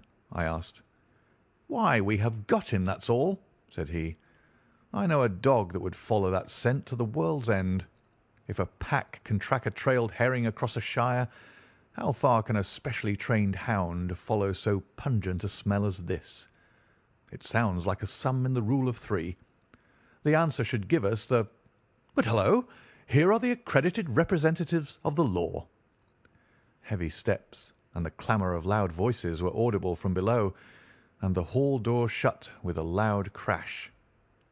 "Before they come," said Holmes, "just put your hand here on this poor fellow's arm, and here on his leg. What do you feel?" "The muscles are as hard as a board," I answered. "Quite so. They are in a state of extreme contraction, far exceeding the usual rigor mortis. Coupled with this distortion of the face, this Hippocratic smile, or risus sardonicus, as the old writers called it, what conclusion would it suggest to your mind?" "Death from some powerful vegetable alkaloid," I answered. "Some strychnine-like substance which would produce tetanus." That was the idea which occurred to me the instant I saw the drawn muscles of the face. On getting into the room, I at once looked for the means by which the poison had entered the system. As you saw, I discovered a thorn which had been driven or shot with no great force into the scalp. You observe that the part struck was that which would be turned towards the hole in the ceiling if the man were erect in his chair. Now examine the thorn." I took it up gingerly and held it in the light of the lantern. It was long, sharp, and black, with a glazed look near the point, as though some gummy substance had dried upon it. The blunt end had been trimmed and rounded off with a knife. "Is that an English thorn?" he asked. "No, it certainly is not." "With all these data you should be able to draw some just inference. But here are the regulars, so the auxiliary forces may beat a retreat." As he spoke, the steps which had been coming nearer sounded loudly on the passage, and a very stout, portly man in a grey suit strode heavily into the room. He was red-faced, burly, and plethoric, with a pair of very small, twinkling eyes which looked keenly out from between swollen and puffy pouches. He was closely followed by an inspector in uniform and by the still palpitating Thaddeus Sholto. "Here's a business," he cried in a muffled, husky voice. "Here's a pretty business. But who are all these? Why, the house seems to be as full as a rabbit warren." "I think you must recollect me, Mr. Athelney Jones," said Holmes quietly. "Why, of course I do," he wheezed. "It's Mr. Sherlock Holmes, the theorist. Remember you? I'll never forget how you lectured us all on causes and inferences and effects in the Bishopgate's jewel case. It's true you set us on the right track, but you'll own now that it was more by good luck than good guidance." "It was a piece of very simple reasoning." "Oh, come now, come. Never be ashamed to own up. But what is all this? Bad business. Bad business. Stern facts here. No room for theories. How lucky that I happened to be out at Norwood over another case. I was at the station when the message arrived. What do you think the man died of?" "Oh, this is hardly a case for me to theorise over," said Holmes dryly. "No, no. Still, we can't deny that you hit the nail on the head sometimes. Dear me. Door locked, I understand. Jewels worth $500,000 missing. How was the window?" "Fastened, but there are steps on the sill." "Well, well. If it was fastened, the steps could have nothing to do with the matter. That's common sense. Man might have died in a fit, but then the jewels are missing. Ha! I have a theory. These flashes come upon me at times. Just step outside, Sergeant, and you, Mr. Sholto, your friend can remain. What do you think of this, Holmes? Sholto was, on his own confession, with his brother last night. The brother died in a fit, on which Sholto walked off with the treasure. How's that?" On which the dead man very considerately got up and locked the door on the inside. There's a flaw there. Let us apply common sense to the matter. This Thaddeus Sholto was with his brother. There was a quarrel. So much we know. The brother is dead and the jewels are gone. So much also we know. No one saw the brother from the time Thaddeus left him. His bed had not been slept in. Thaddeus is evidently in a most disturbed state of mind. His appearance is, well, not attractive. You see that I'm weaving my web round Thaddeus. The net begins to close upon him." "You are not quite in possession of the facts yet," said Holmes. "This splinter of wood, which I have every reason to believe to be poisoned, was in the man's scalp, where you will see the mark. This card, inscribed as you see it, was on the table, and beside it lay this rather curious stone-headed instrument. How does all that fit into your theory?" "Confirms it in every respect," said the fat detective pompously. "House is full of Indian curiosities. Thaddeus brought this up, and if this splinter be poisonous, Thaddeus may as well have made murderous use of it as any other man. The card is some hocus-pocus. A blind, as like as not. The only question is, how did he depart? Ah, of course, there is a hole in the roof." With great activity, considering his bulk, he sprang up the steps and squeezed through into the garret, and immediately afterwards we heard his exulting voice proclaiming that he had found the trapdoor. "He can find something," remarked Holmes, shrugging his shoulders. "He has occasional glimmerings of reason. Il n'y a pas de sots si incommodes que ceux qui ont de l'esprit." "You see," said Athelney Jones, reappearing down the steps again, "facts are better than mere theories after all. My view of the case is confirmed. There is a trapdoor communicating with the roof, and it is partly open." "It was I who opened it." "Oh, indeed. You did notice it, then?" He seemed a little crestfallen at the discovery. "Well, whoever noticed it, it shows how our gentleman got away, Inspector." "Yes, sir," from the passage. "Ask Mr. Sholto to step this way. Mr. Sholto, it is my duty to inform you that anything which you may say will be used against you. I arrest you in the Queen's name as being concerned in the death of your brother." "There now, didn't I tell you?" cried the poor little man, throwing out his hands and looking from one to the other of us. "Don't trouble yourself about it, Mr. Sholto," said Holmes. "I think that I can engage to clear you of the charge." "Don't promise too much, Mr. Theorist. Don't promise too much," snapped the detective. "You may find it a harder matter than you think." "Not only will I clear him, Mr. Jones, but I will make you a free present of the name and description of one of the two people who were in this room last night. His name, I have every reason to believe, is Jonathan Small. He is a poorly educated man, small, active, with his right leg off, and wearing a wooden stump which is worn away upon the inner side. His left boot has a coarse, square-toed sole, with an iron band around the heel. He is a middle-aged man, much sunburned, and has been a convict. These few indications may be of some assistance to you, coupled with the fact that there is a good deal of skin missing from the palm of his hand. The other man—" "Ah, the other man?" asked Athelney Jones in a sneering voice, but impressed none the less, as I could easily see, by the precision of the other's manner. "Is a rather curious person," said Sherlock Holmes, turning upon his heel. "I hope before very long to be able to introduce you to the pair of them. A word with you, Watson." He led me out to the head of the stair.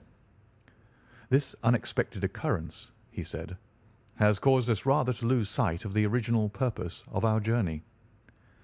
"I've just been thinking so," I answered. "It is not right that Miss Morstan should remain in this stricken house." "No, you must escort her home. She lives with Mrs. Cecil Forrester in Lower Camberwell, so it is not very far. I will wait for you here if you will drive out again, or perhaps you are too tired." "By no means. I don't think I could rest until I know more of this fantastic business. I've seen something of the rough side of life, but I give you my word that this quick succession of strange surprises to-night has shaken my nerve completely. I should like, however, to see the matter through with you, now that I have got so far." "Your presence will be of great service to me," he answered. "We shall work the case out independently, and leave this fellow Jones to exult over any mare's nest which he may choose to construct. When you have dropped Miss Morstan, I wish you to go on to No. 3 Pinchin Lane, down near the water's edge at Lambeth. The third house on the right-hand side is a bird stuffer's. Sherman is the name. You will see a weasel holding a young rabbit in the window. Knock old Sherman up and tell him with my compliments that I want Toby at once. You will bring Toby back in the cab with you." "A dog, I suppose?" "Yes, a queer mongrel with a most amazing power of scent. I would rather have Toby's help than that of the whole detective force of London." "I shall bring him then," said I. "It is 1 now. I ought to be back before 3, if I can get a fresh horse." "And I," said Holmes, "shall see what I can learn from Mrs. Bernstone, and from the Indian servant, who Mr. Thaddeus tells me sleeps in the next garret. Then I shall study the great Jones's methods and listen to his not too delicate sarcasms. Wir sind gewohnt, dass die Menschen verhunnen, was sie nicht verstehen. Goethe is always pithy. End of chapter 6.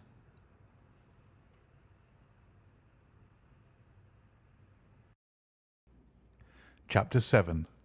The Episode of the Barrel. The police had brought a cab with them, and in this I escorted Miss Morstan back to her home. After the angelic fashion of women, she had borne trouble with a calm face as long as there was someone weaker than herself to support, and I had found her bright and placid by the side of the frightened housekeeper. In the cab, however, she first turned faint, and then burst into a passion of weeping, so sorely had she been tried by the adventures of the night. She has told me since that she thought me cold and distant upon that journey.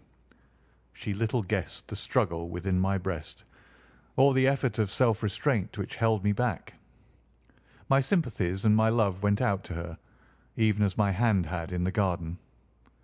I felt that years of the conventionalities of life could not teach me to know her sweet, brave nature, as had this one day of strange experiences. Yet there were 2 thoughts which sealed the words of affection upon my lips. She was weak and helpless, shaken in mind and nerve. It was to take her at a disadvantage to obtrude love upon her at such a time. Worse still, she was rich. If Holmes's researches were successful, she would be an heiress. Was it fair, was it honourable, that a half-pay surgeon should take such advantage of an intimacy which chance had brought about? Might she not look upon me as a mere vulgar fortune-seeker? I could not bear to risk that such a thought should cross her mind. This Agra treasure intervened like an impassable barrier between us. It was nearly 2 o'clock when we reached Mrs. Cecil Forrester's. The servants had retired hours ago, but Mrs. Forrester had been so interested by the strange message which Miss Morstan had received that she had sat up in the hope of her return. She opened the door herself, a middle-aged, graceful woman, and it gave me joy to see how tenderly her arm stole around the other's waist, and how motherly was the voice in which she greeted her. She was clearly no mere paid dependent, but an honoured friend. I was introduced, and Mrs. Forrester earnestly begged me to step in and tell her our adventures. I explained, however, the importance of my errand, and promised faithfully to call and report any progress which we might make with the case. As we drove away, I stole a glance back, and I still seemed to see that little group on the step, the 2 graceful, clinging figures, the half-open door, the hall light shining through stained glass, the barometer, and the bright stair-rods. It was soothing to catch even that passing glimpse of a tranquil English home in the midst of the wild, dark business which had absorbed us. The more I thought of what had happened, the wilder and darker it grew. I reviewed the whole extraordinary sequence of events as I rattled on through the silent gaslit streets. There was the original problem. That at least was pretty clear now. The death of Captain Morstan, the sending of the pearls, the advertisement, the letter. We had only light upon all those events. They had only led us, however, to a deeper and far more tragic mystery. The Indian treasure, the curious plan found among Morstan's baggage, the strange scene at Major Sholto's death, the rediscovery of the treasure immediately followed by the murder of the discoverer, the very singular accompaniments to the crime, the footsteps, the remarkable weapons, the words upon the card corresponding with those upon Captain Morstan's chart. Here was indeed a labyrinth in which a man less singularly endowed than my fellow lodger might well despair of ever finding the clue. Pinchin Lane was a row of shabby two-storied brick houses in the lower quarter of Lambeth. I had to knock for some time at number 3 before I could make my impression. At last, however, there was the glint of a candle behind the blind, and a face looked out at the upper window. "Go on, you drunken vagabond," said the face. "If you kick up any more row, I'll open the kennels and let our 43 dogs upon you." "If you'll let one out, it's just what I have come for," said I. "Go on," yelled a voice. "So help me gracious, I have a wiper in the bag, and I'll drop it on your head if you don't hook it." "But I want a dog," I cried. "I won't be argued with," shouted Mr. Sherman. "Now stand clear, for when I say 3, down goes the wiper." "Mr. Sherlock Holmes," I began, but the words had a most magical effect, for the window instantly slammed down, and within a minute the door was unbarred and open. Mr. Sherman was a lanky, lean old man, with stooping shoulders, a stringy neck, and blue-tinted glasses. "A friend of Mr. Sherlock is always welcome," said he. "Step in, sir. Keep clear of the badger, for he bites. Ah, naughty, naughty. Would you take a nip at the gentleman?" This to a stoat, which thrust its wicked head and red eyes between the bars of its cage. "Don't mind that, sir. It's only a slow worm. It ain't got no fangs, so I gives it the run of the room, for it keeps the beetles down. You mustn't mind being just a little short with you at first, for I'm guided by the children, and there's many a one just comes down this lane to knock me up. What was it that Mr. Sherlock Holmes wanted, sir?" "He wanted a dog of yours." "Ah, that will be Toby." "Yes, Toby was the name." "Toby lives at number 7 on the left there." He moved slowly forward with his candle among the queer animal family which he had gathered around him. In the uncertain, shadowy light I could see dimly that there were glancing, glimmering eyes peeping down at us from every cranny and corner. Even the rafters above our heads were lined by solemn fowls, who lazily shifted their weight from one leg to the other as our voices disturbed their slumbers. Toby proved to be an ugly, long-haired, lop-eared creature, half spaniel and half lurcher, brown and white in colour, with a very clumsy, waddling gait. It accepted, after some hesitation, a lump of sugar which the old naturalist handed to me, and having thus sealed an alliance, it followed me to the cab and made no difficulties about accompanying me. It had just struck 3 on the palace clock when I found myself back once more at Pondicherry Lodge. The ex-prize-fighter, McMurdo, had, I found, been arrested as an accessory, and both he and Mr. Sholto had been marched off to the station. 2 constables guarded the narrow gate, but they allowed me to pass with the dog on my mentioning the detective's name. Holmes was standing on the doorstep, with his hands in his pockets, smoking his pipe. "Ah, you have him there," said he. "Good dog, then. Anthony Jones has gone. We've had an immense display of energy since you left. He has arrested not only friend Thaddeus, but the gatekeeper, the housekeeper, and the Indian servant. We have the place to ourselves, but for a sergeant upstairs. Leave the dog here and come up." We tied Toby to the hall table and reascended the stairs. The room was as he had left it, save that a sheet had been draped over the central figure. A weary-looking police sergeant reclined in the corner. "Lend me your bull's-eye, sergeant," said my companion. "Now, tie this bit of card round my neck so as to hang it in front of me. Thank you. Now I must kick off my boots and stockings. Just you carry them down with you, Watson. I'm going to do a little climbing, and dip my handkerchief into the creosote. That will do. Now, come up into the garret with me for a moment. We clambered up through the hole. Holmes turned his light once more upon the footsteps in the dust. "I wish you particularly to notice these footmarks," he said. "Do you observe anything noteworthy about them?" "They belong," I said, "to a child or a small woman." "Apart from their size, though, is there nothing else?" "They appear to be much as other footmarks." "Not at all. Look here. This is the print of right foot in the dust. Now I make one with my naked foot beside it. What is the chief difference?" "Your toes are all cramped together. The other print has each toe distinctly divided." "Quite so. That is the point. Bear that in mind. Now, would you kindly step over to that flap window and smell the edge of the woodwork? I shall stay here, as I have this handkerchief in my hand." I did as he directed, and was instantly conscious of a strong tarry smell. That is where he put his foot in getting out. If you can trace him, I should think that Toby will have no difficulty.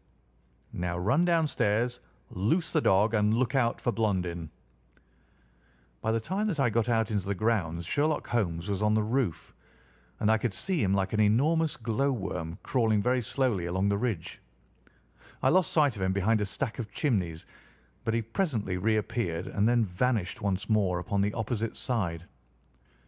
When I made my way round there, I found him seated at one of the corner eaves. "That's you, Watson," he cried. "Yes. This is the place. What is that black thing down there?" "A water barrel." "Top on it?" "Yes." "No sign of a ladder?" "No." "Confound the fellow! It's a most breakneck place. I ought to be able to come down where he could climb up. The water pipe feels pretty firm. Here goes, anyhow." There was a scuffling of feet, and the lantern began to come steadily down the side of the wall. Then with a light spring he came on to the barrel, and from there to the earth. "It was easy to follow him," he said, drawing on his stockings and boots.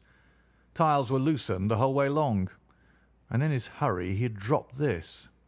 It confirms my diagnosis, as you doctors express it." The object which he held up to me was a small pocket or pouch woven out of coloured grasses, and with a few tawdry beads strung around it. In shape and size it was not unlike a cigarette case. Inside were half a dozen spines of dark wood, sharp at one end and rounded at the other, like that which had struck Bartholomew Sholto. "They are hellish things," said he. "Look out that you don't prick yourself. I'm delighted to have them, for the chances are that they are all he has. There is the less fear of you or me finding one in our skin before long. I would sooner face a martini bullet myself. Are you game for a 6-mile trudge, Watson?" "Certainly," I answered. "Your leg will stand it?" "Oh, yes." "Here you are, doggy. Good old Toby. Smell it, Toby, smell it." He pushed the creosote handkerchief under the dog's nose, while the creature stood with its fluffy legs separated, and with a most comical cock to its head, like a connoisseur sniffing the bouquet of a famous vintage. Holmes then threw the handkerchief to a distance, fastened a stout cord to the mongrel's collar, and led him to the foot of the water barrel. The creature instantly broke into a succession of high, tremulous yelps, and, with his nose on the ground and his tail in the air, pattered off upon the trail at a pace which strained his leash and kept us at the top of our speed. The east had been gradually whitening, and we could now see some distance in the cold grey light. The square, massive house, with its black, empty windows and high, bare walls, towered up sad and forlorn behind us. Our course led right across the grounds, in and out among the trenches and pits with which they were scarred and intersected. The whole place, with its scattered dirt heaps and ill-grown shrubs, had a blighted, ill-omened look which harmonized with the black tragedy which hung over it. On reaching the boundary wall, Toby ran along, whining eagerly underneath its shadow, and stopped finally in a corner screened by a young beech. Where the two walls joined, several bricks had been loosened, and the crevices left were worn down and rounded upon the lower side, as though they had frequently been used as a ladder. Holmes clambered up, and, taking the dog from me, he dropped it over upon the other side. "There's the print of Wooden-leg's hand," he remarked, as I mounted up beside him. "You see the slight smudge of blood upon the white plaster. What a lucky thing it is that we have had no very heavy rain since yesterday. The scent will lie upon the road in spite of their 28 hours' start." I confess that I had my doubts myself when I reflected upon the great traffic which had passed along the London road in the interval. My fears were soon appeased, however. Toby never hesitated or swerved, but waddled on in his peculiar rolling fashion. Clearly the pungent smell of the creosote rose high above all other contending scents. "Do not imagine," said Holmes, "that I depend for my success in this case upon the mere chance of one of these fellows having put his foot in the chemical. I have knowledge now which would enable me to trace them in many different ways. This, however, is the readiest, and, since fortune has put it into our hands, I should be culpable if I neglected it. It has, however, prevented the case from becoming the pretty little intellectual problem which it at one time promised to be. There might have been some credit to be gained out of it, but for this too palpable clue." "There is credit and to spare," said I. "I assure you, Holmes, that I marvel at the means by which you obtain your results in this case even more than I did in the Jefferson Hope murder. The thing seems to me to be deeper and more inexplicable. How, for example, could you describe with such confidence the wooden-legged man?" "Pah, my dear boy, it was simplicity itself. I don't wish to be theatrical. It is all patent and above board. Two officers who are in command of a convict guard learn an important secret as to buried treasure. A map is drawn for them by an Englishman named Jonathan Small. You remember that we saw the name upon the chart in Captain Morstan's possession. He had signed it in behalf of himself and his associates, the sign of the four, as he somewhat dramatically called it. Aided by this chart, the officers, or one of them, gets the treasure and brings it to England, leaving, we will suppose, some condition under which he received it unfulfilled. Now then, why did not Jonathan Small get the treasure himself? The answer is obvious. The chart is dated at a time when Morstan was brought into close association with convicts. Jonathan Small did not get the treasure because he and his associates were themselves convicts and could not get away." "But that's mere speculation," said I. "It is more than that. It is the only hypothesis which covers the facts. Let us see how it fits in with the sequel. Major Sholto remains at peace for some years, happy in the possession of his treasure. Then he receives a letter from India which gives him a great fright. What was that? A letter to say that the men whom he had wronged had been set free, or had escaped. That is much more likely, for he would have known what their term of imprisonment was. It would not have been a surprise to him. What does he do then? He guards himself against a wooden-legged man, a white man, mark you, for he mistakes a white tradesman for him and actually fires a pistol at him. Now only one white man's name is on the chart. The others are Hindus or Mohammedans. There is no other white man. Therefore we may say with confidence that the wooden-legged man is identical with Jonathan Small. Does the reasoning strike you as being faulty?" "No, it's clear and concise." "Well now, let us put ourselves in the place of Jonathan Small. Let us look at it from his point of view. He comes to England with the double idea of regaining what he would consider to be his rights, and of having his revenge upon the man who had wronged him. He found out where Sholto lived, and very possibly he established communications with someone inside the house. There is this butler, Lal Rao, whom we have not seen. Mrs. Bernstone gives him far from a good character. Small could not find out, however, where the treasure was hid, for no one ever knew save the Major and one faithful servant who had died. Suddenly, Small learns that the Major is on his deathbed. In a frenzy, lest the secret of the treasure die with him, he runs the gauntlet of the guards, makes his way to the dying man's window, and is only deterred from entering by the presence of his 2 sons. Mad with hate, however, against the dead man, he enters the room that night, searches his private papers in the hope of discovering some memorandum relating to the treasure, and finally leaves a memento of his visit in the short inscription upon the card.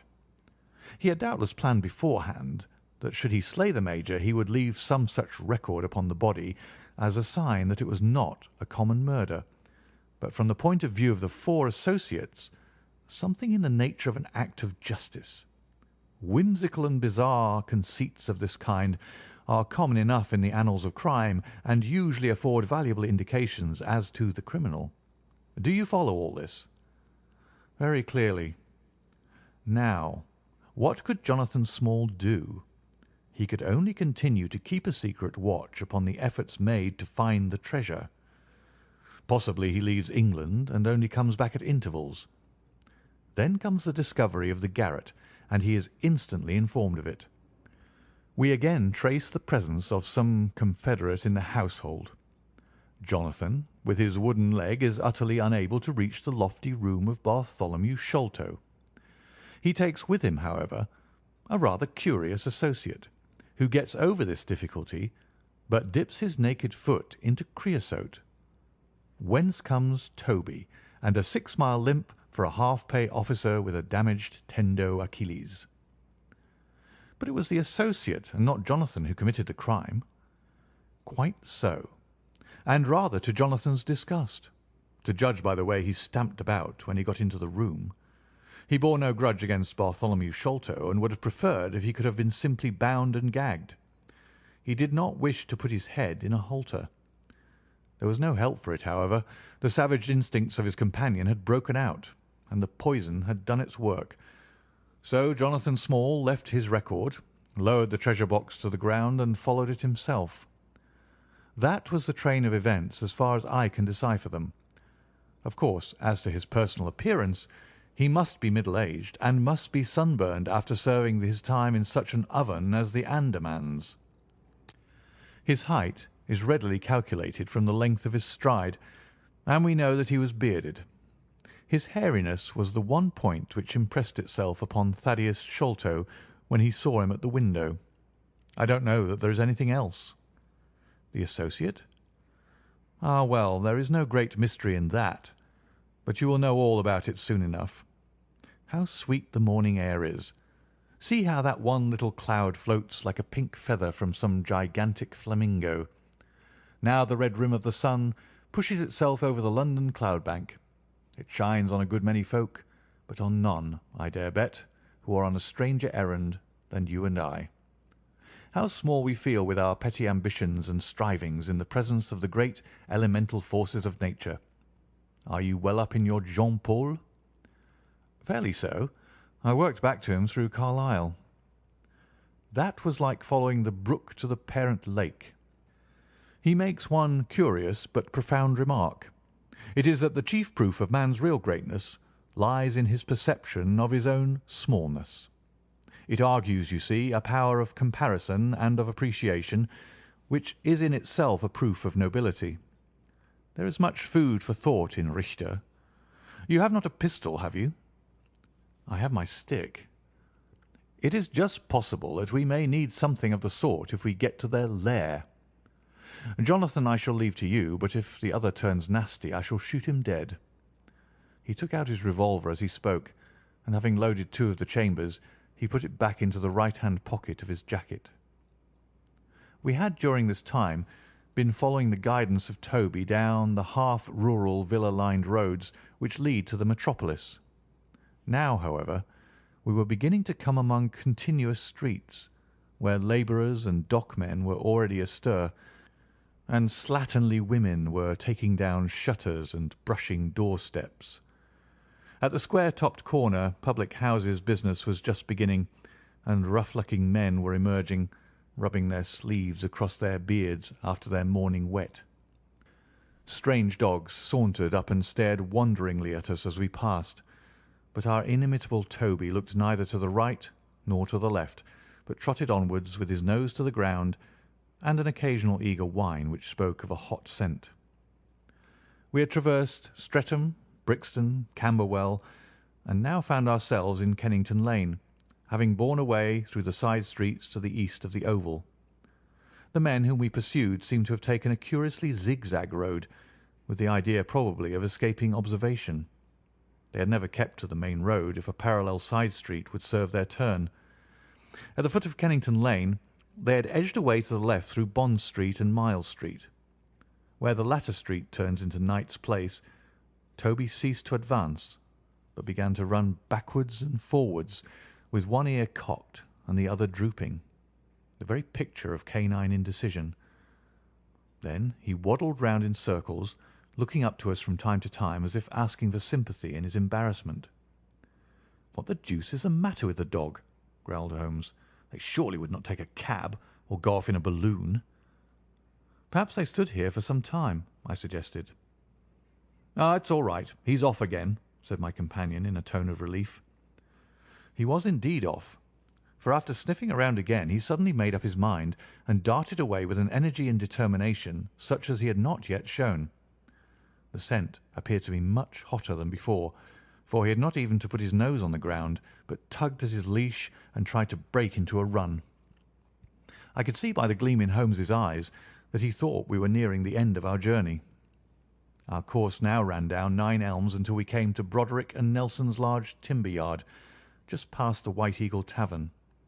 Here the dog, frantic with excitement, turned down through the side gate into the enclosure where the sawyers were already at work. On the dog race through sawdust and shavings, down an alley, round a passage, between 2 wood piles, and finally, with a triumphant yelp, sprang upon a large barrel which still stood upon the hand trolley on which it had been brought. With lolling tongue and blinking eyes, Toby stood upon the cask, looking from one to the other of us for some sign of appreciation. The staves of the barrel and the wheels of the trolley were smeared with a dark liquid, and the whole air was heavy with the smell of creosote. Sherlock Holmes and I looked blankly at each other, and then burst simultaneously into an uncontrollable fit of laughter. End of chapter 7.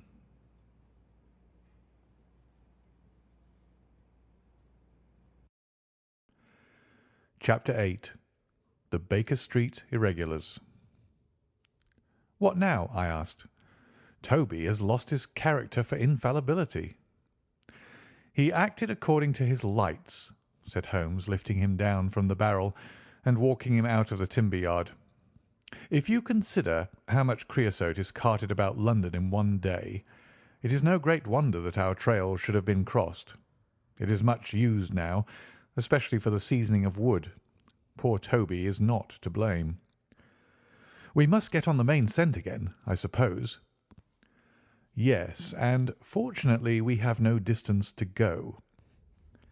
Evidently what puzzled the dog at the corner of Knight's Place was that there were 2 different trails running in opposite directions. We took the wrong one. It only remains to follow the other. There was no difficulty about this. On leading Toby to the place where he had committed his fault, he cast about in a wide circle and finally dashed off in a fresh direction. "We must take care that he doesn't now bring us to the place where the creosote barrel came from," I observed. "I had thought of that, but you notice that he keeps on the pavement, whereas the barrel passed down the roadway. No, we are on the true scent now." It tended down towards the riverside, running through Belmont Place and Princes Street. At the end of Broad Street it ran right down to the water's edge, where there was a small wooden wharf. Toby led us to the very edge of this, and there stood whining, looking out on the dark current beyond. "We are out of luck," said Holmes. "They have taken to a boat here." Several small punts and skiffs were lying about in the water and on the edge of the wharf. We took Toby round to each in turn, but though he sniffed earnestly, he made no sign. Close to the rude landing stage was a small brick house, with a wooden placard slung out through the second window. Mordecai Smith was printed across it in large letters, and underneath, boats to hire by the hour or day. A second inscription above the door informed us that a steam launch was kept, a statement which was confirmed by a great pile of coke upon the jetty. Sherlock Holmes looked slowly round, and his face assumed an ominous expression. "This looks bad," said he. "These fellows are sharper than I expected. They seem to have covered their tracks. There has, I fear, been preconcerted management here." He was approaching the door of the house when it opened, and a little curly-headed lad of 6 came running out, followed by a stoutish, red-faced woman with a large sponge in her hand. "You come back and be washed, Jack," she shouted. "Come back, you young imp, for if your father comes home and finds you like that, he'll let us hear of it." "Dear little chap," said Holmes strategically. "What a rosy-cheeked young rascal. Now, Jack, is there anything you would like?" The youth pondered for a moment. "I'd like a shilling," said he. "Nothing you would like better?" "I'd like 2 shilling better," the prodigy answered after some thought. "Here you are, then. Catch. A fine child, Mrs. Smith." "Lord bless you, sir, he is that, and forward. He gets a'most too much for me to manage, especially when my man is away days at a time." "Away, is he?" said Holmes in a disappointed voice. "I am sorry for that, for I wanted to speak to Mr. Smith." "He's been away since yesterday morning, sir, and truth to tell, I'm beginning to feel frightened about him. But if it was about a boat, sir, maybe I could serve as well." "I wanted to hire the steam launch." "Why, bless you, sir, it is in the steam launch that he's gone. That's what puzzles me, for I know there ain't more coals in her than would take her to about Woolwich and back. If he'd been away in the barge, I'd have thought nothing, for many a time a job has taken him as far as Gravesend, and then if there was much doing there he might have stayed over. But what good is a steam launch without coals?" "He might have bought some at a wharf down the river." "He might, sir, but it weren't his way. Many a time I've heard him call out the prices they charge for a few odd bags. Besides, I don't like that wooden-legged man with his ugly face and outlandish talk. What did he want always knocking about here for?" "A wooden-legged man?" said Holmes with bland surprise. "Yes, sir, a brown monkey-faced chap. It's called more than once for my old man. It was him that roused him up yesternight, and what's more, my man knew he was coming, for he had steam up in the launch.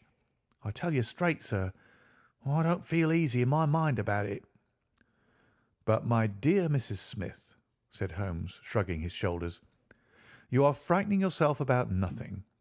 How could you possibly tell that it was the wooden-legged man who came in the night? I don't quite understand how you can be so sure." "His voice, sir. I know his voice, which is kind of thick and foggy.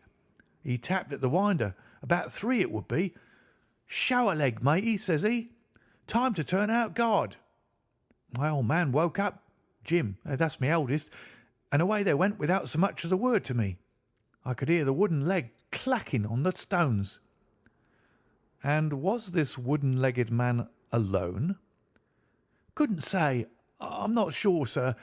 I didn't hear no one else." "I am sorry, Mrs. Smith, for I wanted a steam launch, and I have heard good reports of the— let me see, what is her name?" "The Aurora, sir." "Ah, she's not that old green launch with a yellow line, very broad in the beam?" "No, indeed. She's as trim a little thing as any on the river. She's been fresh painted, black with 2 red streaks." "Thanks. I hope you will hear soon from Mr. Smith. I am going down the river, and if I should see anything of the Aurora, I shall let him know that you are uneasy. A black funnel, you say?" "No, sir. Black with a white band." "Ah, of course. It was the sides which were black. Good morning, Mrs. Smith. There is a boatman here with a wherry, Watson. We shall take it and cross the river." The main thing with people of that sort said Holmes, as we sat in the sheets of the wherry, "is never to let them think that their information can be of the slightest importance to you. If you do, they will instantly shut up like an oyster. If you listen to them under protest, as it were, you are very likely to get what you want." "Our course now seems pretty clear," said I. "What would you do, then?" "I would engage a launch and go down the river on the track of the Aurora." "My dear fellow, it would be a colossal task. She may have touched at any wharf on either side of the stream between here and Greenwich. Below the bridge there is a perfect labyrinth of landing places for miles. It would take you days and days to exhaust them, if you set about it alone." "Employ the police, then?" "No, I shall probably call Athelney Jones in at the last moment. He is not a bad fellow, and I should not like to do anything which would injure him professionally. But I have a fancy for working it out myself, now that we have gone so far." "Could we advertise, then, asking for information from wharfingers?" "Worse and worse. Our men would know that the chase was hot at their heels, and they would be off out of the country. As it is, they are likely enough to leave, but as long as they think they are perfectly safe, they will be in no hurry. Jones's energy will be of use to us there, for his view of the case is sure to push itself into the daily press, and the runaways will think that everyone is off on the wrong scent." "What are we to do, then?" I asked, as we landed near Millbank Penitentiary. "Take this hansom, drive home, have some breakfast, and get an hour's sleep. It is quite on the cards that we may be afoot to-night again. Stop at a telegraph office, cabby. We will keep Toby, for he may be of use to us yet." We pulled up at the Great Peter Street post office, and Holmes dispatched his wire. "Whom do you think that is to?" he asked, as we resumed our journey. "I'm sure I don't know." "You remember the Baker Street division of the detective police force whom I employed in the Jefferson Hope case?" "Well," said I, laughing, "this is just the case where they might be invaluable. If they fail, I have other resources, but I shall try them first. That wire was to my dirty little lieutenant, Wiggins, and I expect that he and his gang will be with us before we have finished our breakfast." It was between 8 and 9 o'clock now, and I was conscious of a strong reaction after the successive excitements of the night. I was limp and weary, befogged in mind and fatigued in body. I had not the professional enthusiasm which carried my companion on, nor could I look at the matter as a mere abstract intellectual problem. As far as the death of Bartholomew Sholto went, I had heard little good of him, and could feel no intense antipathy to his murderers. The treasure, however, was a different matter. That, or part of it, belonged rightfully to Miss Morstan. While there was a chance of recovering it, I was ready to devote my life to the one object. True, if I found it, it would probably put her forever beyond my reach. Yet it would be a petty and selfish love which would be influenced by such a thought as that. If Holmes could work to find the criminals, I had a tenfold stronger reason to urge me on to find the treasure. A bath at Baker Street and a complete change freshened me up wonderfully. When I came down to our room, I found the breakfast laid and Holmes pouring out the coffee. "Here it is," said he, laughing, and pointing to an open newspaper. "The energetic Jones and the ubiquitous reporter have fixed it up between them. But you have had enough of the case. Better have your ham and eggs first." I took the paper from him and read the short notice, which was headed "Mysterious Business at Upper Norwood." "About 12 o'clock last night," said the Standard, "Mr. Bartholomew Sholto of Pondicherry Lodge, Upper Norwood, was found dead in his room under circumstances which point to foul play. As far as we can learn, no actual traces of violence were found upon Mr. Sholto's person, but a valuable collection of Indian gems, which the deceased gentleman had inherited from his father, has been carried off. The discovery was first made by Mr. Sherlock Holmes and Dr. Watson, who had called at the house with Mr. Thaddeus Sholto, brother of the deceased. By a singular piece of good fortune, Mr. Athelney Jones, the well-known member of the detective police force, happened to be at the Norwood police station, and was on the ground within half an hour of the first alarm. His trained and experienced faculties were at once directed towards the detection of the criminals, with the gratifying result that the brother, Thaddeus Sholto, has already been arrested, together with the housekeeper, Mrs. Bernstone, an Indian butler named Lal Rao, and a porter or gatekeeper named McMurdo. It is quite certain that the thief or thieves were well acquainted with the house, for Mr. Jones's well-known technical knowledge and his powers of minute observation have enabled him to prove conclusively that the miscreants could not have entered by the door or by the window, but must have made their way across the roof of the building, and so through a trap-door into a room which communicated with that in which the body was found. This fact, which has been very clearly made out, proves conclusively that it was no mere haphazard burglary. The prompt and energetic action of the officers of the law shows the great advantage of the presence on such occasions of a single, vigorous, and masterful mind. We cannot but think that it supplies an argument to those who would wish to see our detectives more decentralized, and so brought into closer and more effective touch with the cases which it is their duty to investigate. "Isn't it gorgeous?" said Holmes, grinning over his coffee cup. "What do you think of it?" "I think that we have had a close shave ourselves of being arrested for the crime." "So do I. I wouldn't answer for our safety now, if he should happen to have another of his attacks of energy." At this moment there was a loud ring at the bell, and I could hear Mrs. Hudson, our landlady, raising her voice in a wail of expostulation and dismay. "By heavens, Holmes," I said, half rising, "I believe that they are really after us." "No, it's not quite so bad as that. It is the unofficial force, the Baker Street Irregulars." As he spoke there came a swift pattering of naked feet upon the stairs, a clatter of high voices, and in rushed a dozen dirty and ragged little street Arabs. There was some show of discipline among them, despite their tumultuous entry, for they instantly drew up in line and stood facing us with expectant faces. One of their number, taller and older than the others, stood forward with an air of lounging superiority, which was very funny in such a disreputable little scarecrow. "Got your message, sir," said he, "and brought 'em on sharp. 3 bob and a tanner for tickets." "Here you are," said Holmes, producing some silver. "In future they can report to you, Wiggins, and you to me. I cannot have the house invaded in this way. However, it is just as well that you should all hear the instructions. I want to find the whereabouts of a steam launch called the Aurora. Owner, Mordecai Smith, black with 2 red streaks, funnel black with a white band. She is down the river somewhere. I want one boy to be at Mordecai Smith's landing stage opposite Millbank to say if the boat comes back. You must divide it out among yourselves, and do both banks thoroughly. Let me know the moment you have news. Is that all clear?" "Yes, governor," said Wiggins. "The old scale of pay, and a guinea to the boy who finds the boat. Here's a day in advance. Now off you go." He handed them a shilling each, and away they buzzed down the stairs, and I saw them a moment later streaming down the street. "If the launch is above water they will find her," said Holmes, as he rose from the table and lit his pipe.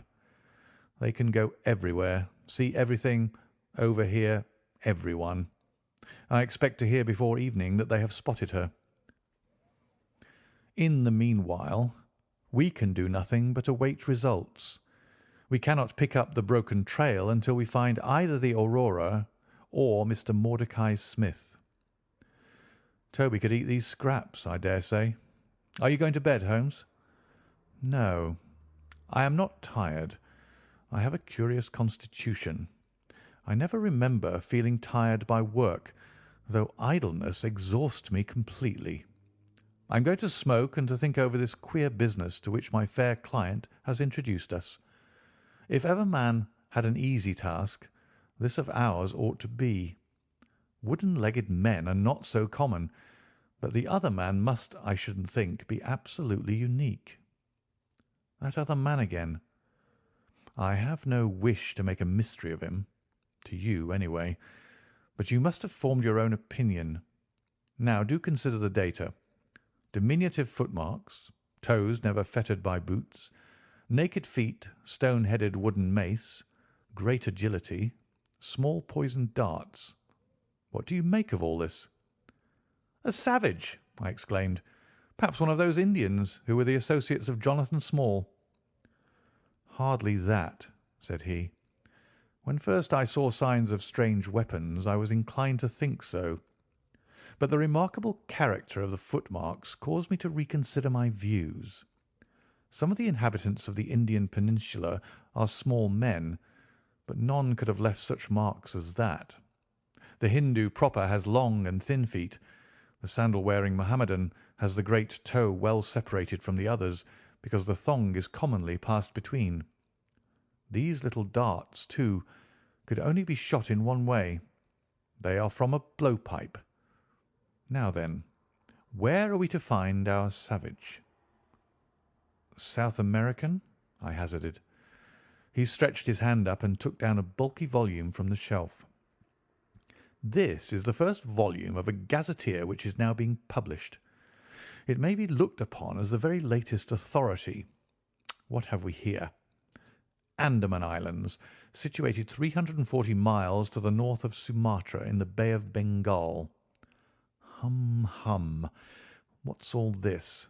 Moist climate, coral reefs, sharks, Port Blair, convict barracks, Rutland Island, cottonwoods. Ah, here we are. The aborigines of the Andaman Islands may perhaps claim the distinction of being the smallest race upon this earth, though some anthropologists prefer the Bushmen of Africa, the Digger Indians of America, and the Terra del Fuegans. The average height is rather below 4 feet, although many full-grown adults may be found who are very much smaller than this. They are a fierce, morose, and intractable people, though capable of forming most devoted friendships when their confidence has once been gained. Mark that, Watson. Now then, listen to this. They are naturally hideous, having large misshapen heads, small fierce eyes, and distorted features. Their feet and hands, however, are remarkably small. So intractable and fierce are they that all the efforts of the British official have failed to win them over in any degree. They have always been a terror to shipwrecked crews, braining the survivors with their stone-headed clubs, or shooting them with their poisoned arrows. These massacres are invariably concluded by a cannibal feast. Nice, amiable people, Watson. If this fellow had been left to his own unaided devices, this affair might have taken an even more ghastly turn. I fancy that, even as it is, Jonathan Small would give a good deal not to have employed him. But how came he to have such singular a companion? Ah, that is more than I can tell. Since, however, we had already determined that Small had come from the Andamans, it is not so very wonderful that this islander should be with him. No doubt we shall know all about it in time. Look here, Watson, you look regularly done. Lie down there on the sofa and see if I can put you to sleep." He took up his violin from the corner, and as I stretched myself out he began to play some low, dreamy, melodious air. His own, no doubt, for he had a remarkable gift for improvisation. I have a vague remembrance of his gaunt limbs, his earnest face, and the rise and fall of his bow. Then I seemed to be floated peacefully away upon a soft sea of sound, until I found myself in dreamland, with the sweet face of Mary Morstan looking down upon me. End of Chapter 8. Chapter 9. A break in the chain. It was late in the afternoon before I woke, strengthened and refreshed. Sherlock Holmes still sat exactly as I had left him, save that he had laid aside his violin and was deep in a book. He looked across at me as I stirred, and I noticed that his face was dark and troubled. "You have slept soundly," he said. "I feared that our talk would wake you." "I heard nothing," I answered. "Have you had fresh news, then?" "Unfortunately, no. I confess that I am surprised and disappointed. I expected something definite by this time. Wiggins has just been up to report. He says that no trace can be found of the launch. It is a provoking check." for every hour is of importance. Can I do anything? I am perfectly fresh now and quite ready for another night's outing." "No, we can do nothing. We can only wait. If we go ourselves, the message might come in our absence and delay be caused. You can do what you will, but I must remain on guard." "Then I shall run over to Camberwell and call upon Mrs. Cecil Forrester. She asked me to yesterday." "On Mrs. Cecil Forrester?" asked Holmes, with the twinkle of a smile in his eyes. "Well, of course, Miss Morstan too. They were anxious to hear what happened." "I would not tell them too much," said Holmes. "Women are never to be entirely trusted. Not the best of them." I did not pause to argue over this atrocious sentiment. "I shall be back in an hour or two," I remarked. "All right. Good luck. But I say, if you are crossing the river you may as well return Toby, for I don't think it is at all likely that we shall have any use for him now." I took our mongrel accordingly and left him, together with a half-sovereign, at the old naturalist's in Pinchin Lane. At Camberwell I found Miss Morstan a little weary after her night's adventures, but very eager to hear the news. Mrs. Forrester, too, was full of curiosity. I told them all that we had done, suppressing, however, the more dreadful parts of the tragedy. Thus, although I spoke of Mr. Sholto's death, I said nothing of the exact manner and method of it. With all my omissions, however, there was enough to startle and amaze them. "It is a romance," cried Mrs. Forrester. "An injured lady, 500,000 in treasure, a black cannibal, and a wooden-legged ruffian. They take the place of the conventional dragon or wicked earl." "And 2 knight-errants to the rescue," added Miss Morstan, with a bright glance at me. "Why, Mary, your fortune depends upon the issue of this search. I don't think that you are nearly excited enough. Just imagine what it must be to be so rich and to have the world at your feet." It sent a little thrill of joy to my heart to notice that she showed no sign of elation at the prospect. On the contrary, she gave a toss of her proud head, as though the matter were one in which she took small interest. "It is for Mr. Thaddeus Sholto that I am anxious," she said. "Nothing else is of any consequence, but I think that he has behaved most kindly and honourably throughout. It is our duty to clear him of this dreadful and unfounded charge."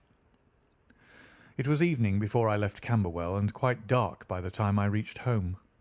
My companion's book and pipe lay by his chair, but he had disappeared. I looked about in the hope of seeing a note, but there was none.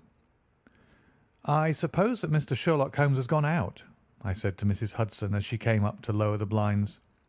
"No, sir. He's gone to his room, sir.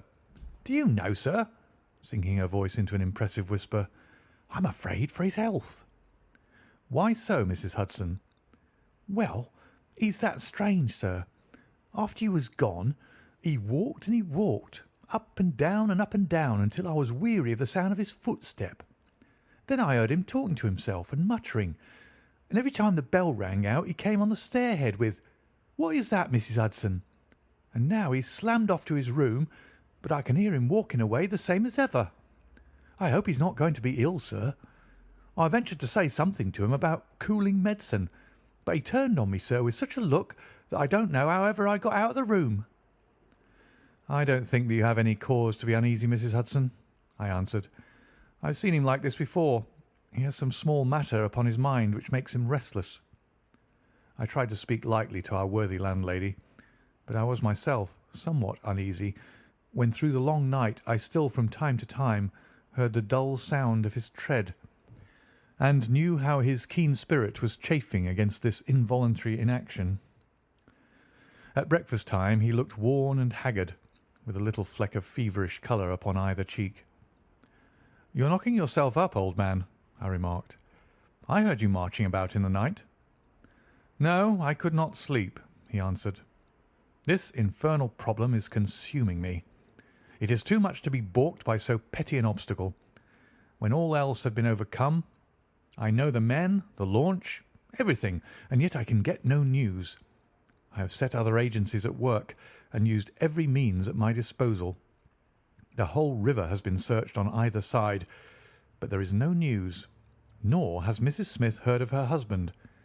I shall come to the conclusion soon that they have scuttled the craft, but there are objections to that. Or that Mrs. Smith has put us on a wrong scent. No, I think that may be dismissed. I had inquiries made, and there is a launch of that description. Could it have gone up the river? I have considered that possibility too, and there is a search party who will work up as far as Richmond. If no news comes to-day, I shall start off myself to-morrow and go for the men rather than the boat. But surely we shall hear something. We did not, however. Not a word came to us either from Wiggins or from the other agencies. There were articles in most of the papers upon the Norwood tragedy. They all appeared to be rather hostile to the unfortunate Thaddeus Sholto. No fresh details were to be found, however, in any of them, save that an inquest was to be held upon the following day. I walked over to Camberwell in the evening to report our ill success to the ladies, and on my return I found Holmes dejected and somewhat morose. He would hardly reply to my questions, and busied himself all evening in an abstruse chemical analysis which involved much heating of retorts and distilling of vapours, ending at last in a smell which fairly drove me out of the apartment. Up to the small hours of the morning I could hear the clinking of his test tubes, which told me that he was still engaged in his malodorous experiment. In the early dawn I woke with a start and was surprised to find him standing by my bedside, clad in a rude sailor dress with a pea jacket and a coarse red scarf round his neck. "I am off down the river, Watson," said he. "I have been turning it over in my mind, and I can see only one way out of it. It is worth trying at all events." "Surely I can come with you, then?" said I. "No, you can be much more useful if you will remain here as my representative. I am loath to go, for it is quite on the cards that some message may come during the day, though Wiggins was despondent about it last night. I want you to open all notes and telegrams, and to act on your own judgment if any news should come. Can I rely upon you?" "Most certainly." "I am afraid that you will not be able to wire to me, for I can hardly tell yet where I may find myself. If I am in luck, however, I may not be gone so very long. I shall have news of some sort or other before I get back." I had heard nothing of him by breakfast time. On opening the Standard, however, I found that there was a fresh allusion to the business.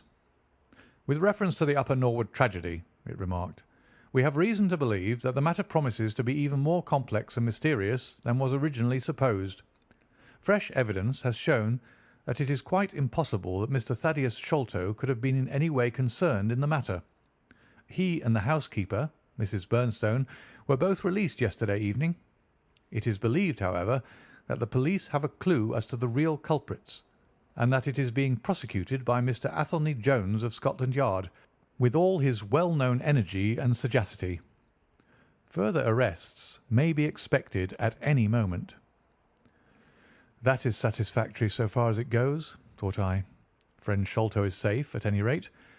I wonder what the fresh clue may be, though it seems to be a stereotype form whenever the police have made a blunder." I tossed the paper down upon the table, but at that moment my eye caught an advertisement in the agony column. It ran in this way: "Lost.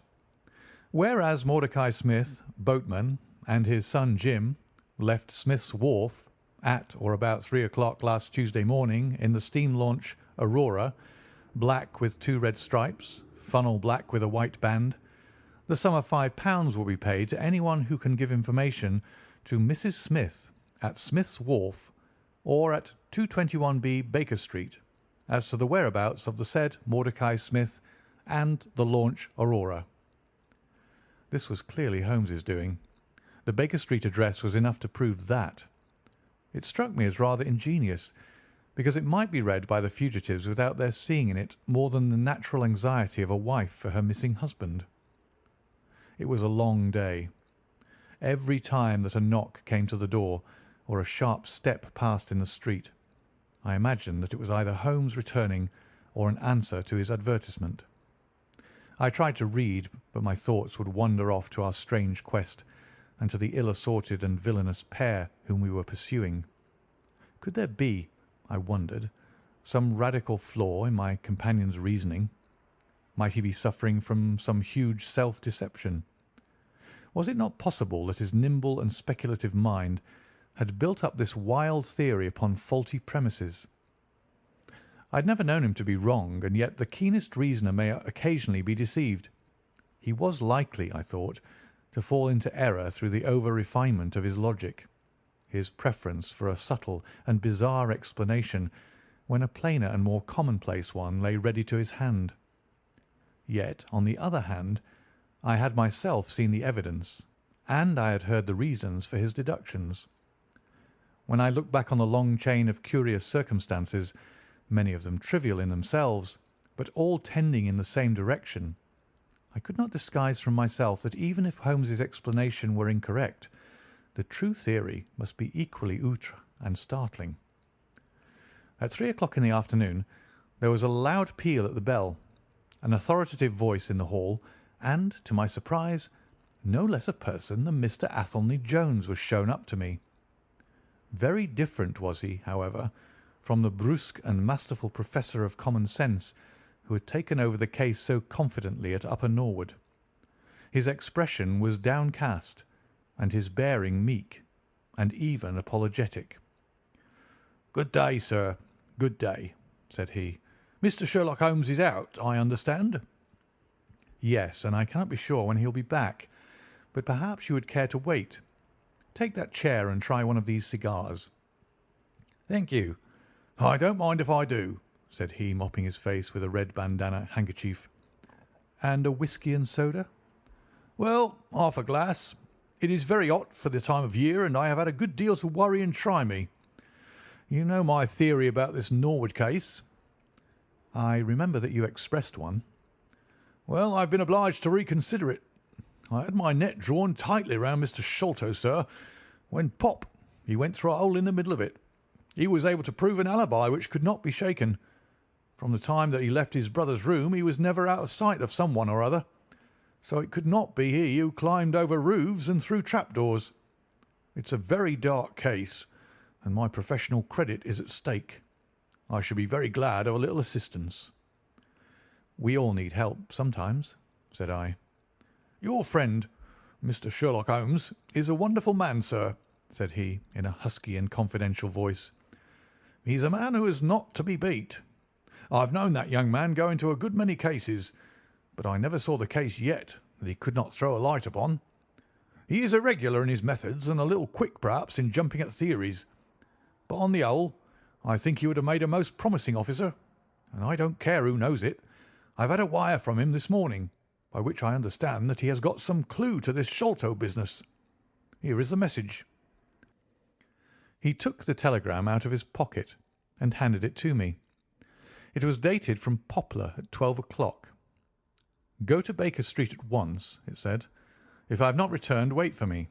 I am close on the track of the Sholto gang. You can come with us tonight if you want to be in at the finish." "This sounds well. He has evidently picked up the scent again," said I. "Ah, then he has been at fault too," exclaimed Jones, with evident satisfaction. "Even the best of us are thrown off sometimes.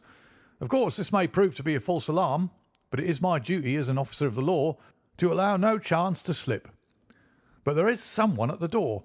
Perhaps this is he." A heavy step was heard ascending the stair, with a great wheezing and rattling as from a man who was sorely put to it for breath. Once or twice he stopped, as though the climb were too much for him, but at last he made his way to our door and entered. His appearance corresponded to the sounds which we had heard. He was an aged man, clad in seafaring garb, with an old pea-jacket buttoned up to his throat. His back was bowed, his knees were shaky, and his breathing was painfully asthmatic. As he leaned upon a thick oaken cudgel, his shoulders heaved in the effort to draw the air into his lungs. He had a coloured scarf round his chin, and I could see little of his face save a pair of keen dark eyes, overhung by bushy white brows and long grey side whiskers. Altogether he gave me the impression of a respectable master mariner who had fallen into years and poverty. "What is it, my man?" I asked. He looked about him in the slow, methodical fashion of old age. "Is Mr. Sherlock Holmes here?" said he. "No, but I am acting for him. You can tell me any message you have for him." "It was to him himself I was to tell it," said he. "But I tell you that I am acting for him. Was it about Mordecai Smith's boat?" "Yes. I knows well where it is, and I knows where the men he is after are, and I knows where the treasure is. I knows all about it." "Then tell me, and I shall let him know." "It was to him I was to tell it," he repeated with the petulant obstinacy of a very old man. "Well, you must wait for him." "No, no, I ain't going to lose a whole day to please no one. If Mr. Holmes ain't here, then Mr. Holmes must find it all out for himself. I don't care about the look of either of you, and I won't tell a word." He shuffled towards the door, but Athelney Jones got in front of him. "Wait a bit, my friend," said he. "You have important information, and you must not walk off. We shall keep you whether you like it or not until our friend returns." The old man made a little run towards the door, but as Athelney Jones put his broad back up against it, he recognised the uselessness of resistance. "Pretty sore treatment, this," he cried, stamping his stick. "I come here to see it, gentlemen, and you two, who I never saw in my life, seize me and treat me in this fashion." "You will be none the worse," I said. "We shall recompense you for the loss of your time. Sit over here on the sofa, and you will not have long to wait." He came across sullenly enough and seated himself with his face resting on his hands. Jones and I resumed our cigars and our talk. Suddenly, however, Holmes's voice broke in upon us. "I think that you might offer me a cigar too," he said. We both started in our chairs. There was Holmes sitting close to us with an air of quiet amusement. "Holmes!" I exclaimed. "You here? But where's the old man?" "Here is the old man," said he, holding out a heap of white hair. "Here he is. Wig, whiskers, eyebrows and all. I thought my disguise was pretty good, but I hardly expected that it would stand that test." "Ah, you rogue!" cried Jones, highly delighted. "You would have made an actor, and a rare one.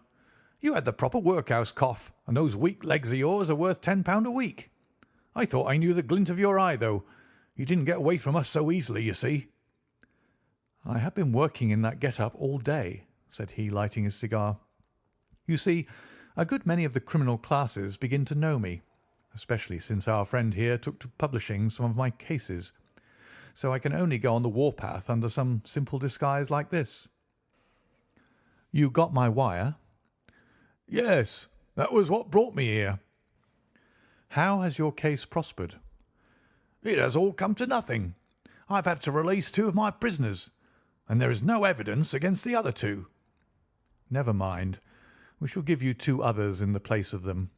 But you must put yourself under my orders.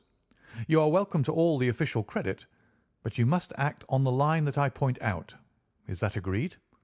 "Entirely, if you'll help me to the men." "Well, then, in the first place I shall want a fast police boat, a steam launch, to be at the Westminster Stairs at 7 o'clock." "That is easily managed. There's always one about there, but I can step across the road and telephone to make sure." "Then I shall want 2 stanch men in case of resistance." "There will be 2 or 3 in the boat. What else?" "When we secure the men we shall get the treasure. I think that it would be a pleasure to my friend here to take the box round to the young lady to whom half of it rightfully belongs. Let her be the first to open it. Eh, Watson?" "It would be a great pleasure to me." "Rather an irregular proceeding," said Jones, shaking his head. "However, the whole thing is irregular, and I suppose we must wink at it. The treasure must afterwards be handed over to the authorities until after the official investigation." "Certainly. That is easily managed. One other point. I should much like to have a few details about this matter from the lips of Jonathan Small himself. You know I like to work the detail of my cases out. There is no objection to my having an unofficial interview with him. either here in my rooms or elsewhere, as long as he is efficiently guarded?" "Well, you're a master of the situation. I've had no proof yet of the existence of this Jonathan Small. However, if you can catch him, I don't see how I can refuse you an interview with him." "That is understood, then." "Perfectly. Is there anything else?" "Only that I insist upon your dining with us. It will be ready in half an hour. I have oysters and a brace of grouse, with something a little choice in white wines. Watson, you have never yet recognised my merits as a housekeeper." End of chapter 9.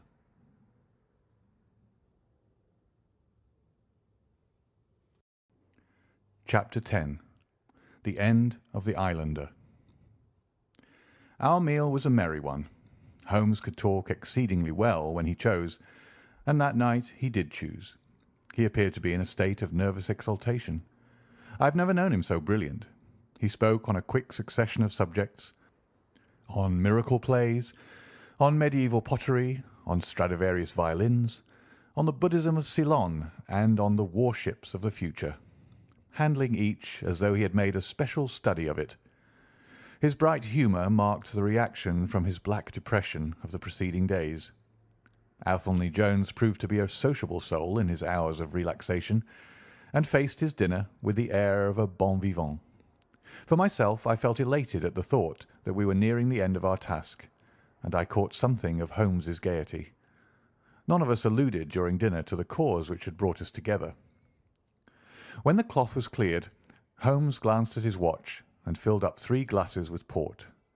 "One bumper," said he, "to the success of our little expedition. And now it is high time we were off. Have you a pistol, Watson?" "I have my old service revolver in my desk." "You had best take it, then. It is well to be prepared. I see that the cab is at the door. I ordered it for 6:30. It was little past 7 before we reached the Westminster Wharf and found our launch awaiting us. Holmes eyed it critically. "Is there anything to mark it as a police boat?" "Yes, that green lamp at the side." "Then take it off." The small change was made, we stepped on board, and the ropes were cast off. Jones, Holmes, and I sat in the stern.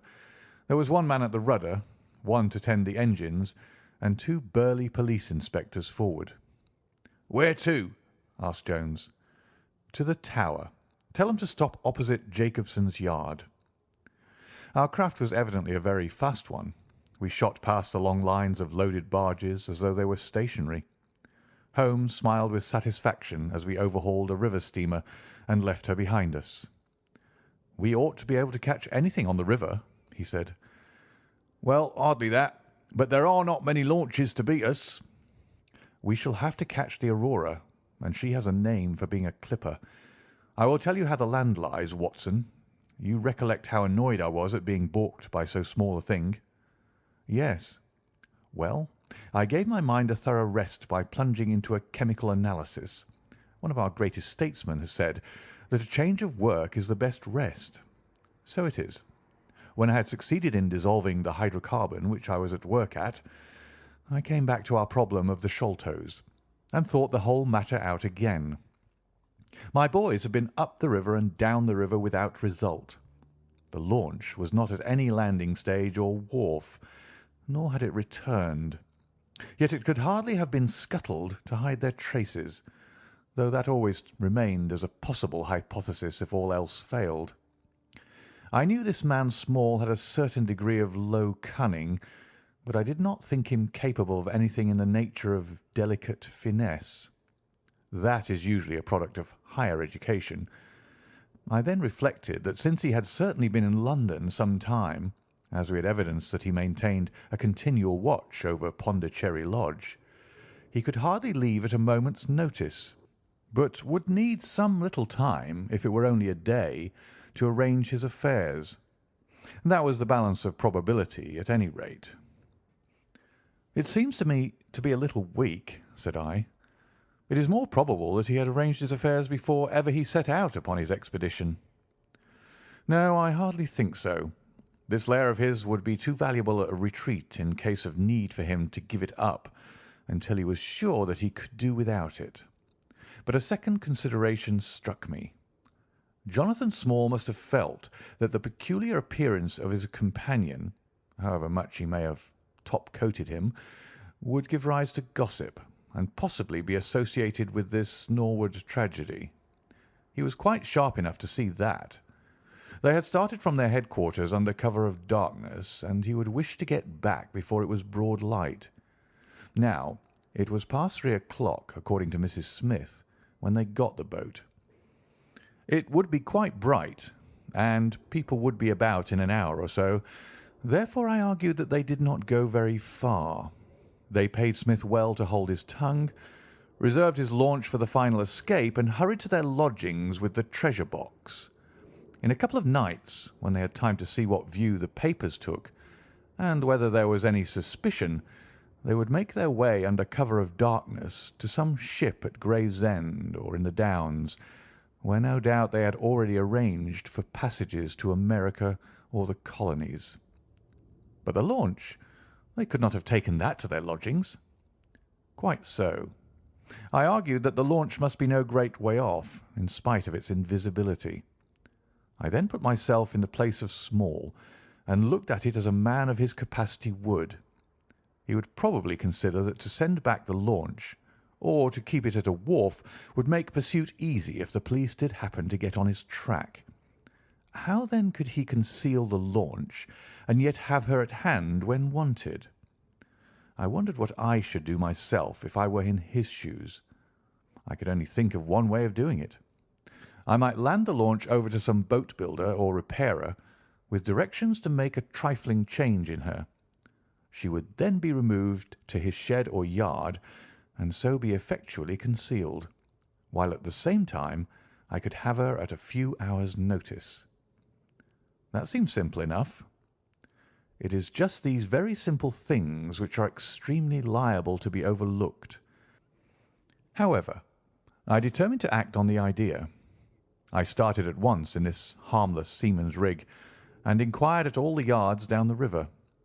I drew blank at 15, but at the 16th, Jacobson's, I learned that the Aurora had been handed over to them 2 days ago by a wooden-legged man, with some trivial directions as to her rudder. "There ain't naught amiss with her rudder," said the foreman. "There she lies, with the red streaks." At that moment, who should come down but Mordecai Smith, the missing owner. He was rather the worse for liquor. I should not, of course, have known him, but he bellowed out his name and the name of his launch. "I want her to-night at 8 o'clock," said he. 8 o'clock sharp, mind, for I have 2 gentlemen who won't be kept waiting." They had evidently paid him well, for he was very flush of money, chucking shillings about to the men. I followed him some distance, but he subsided into an alehouse. So I went back to the yard, and happening to pick up one of my boys on the way, I stationed him as a sentry over the launch. He is to stand at water's edge and wave his handkerchief to us when they start.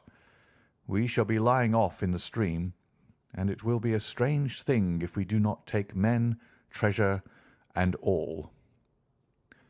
"You have planned it all very neatly, whether they are the right men or not," said Jones.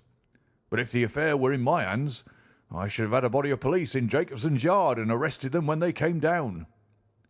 Which would have been never.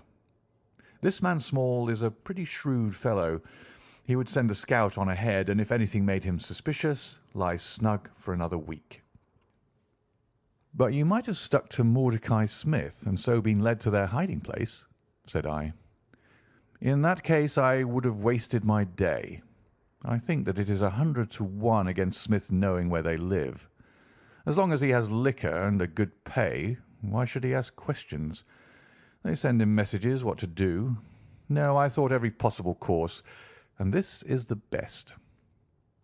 While this conversation had been proceeding, we had been shooting the long series of bridges which span the Thames.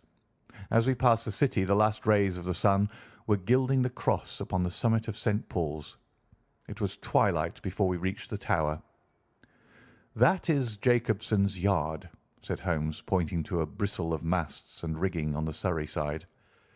"Cruise gently up and down here under cover of this string of lighters. He took a pair of night glasses from his pocket and gazed some time at the shore. "I see my sentry at his post," he remarked, "but no sign of a handkerchief."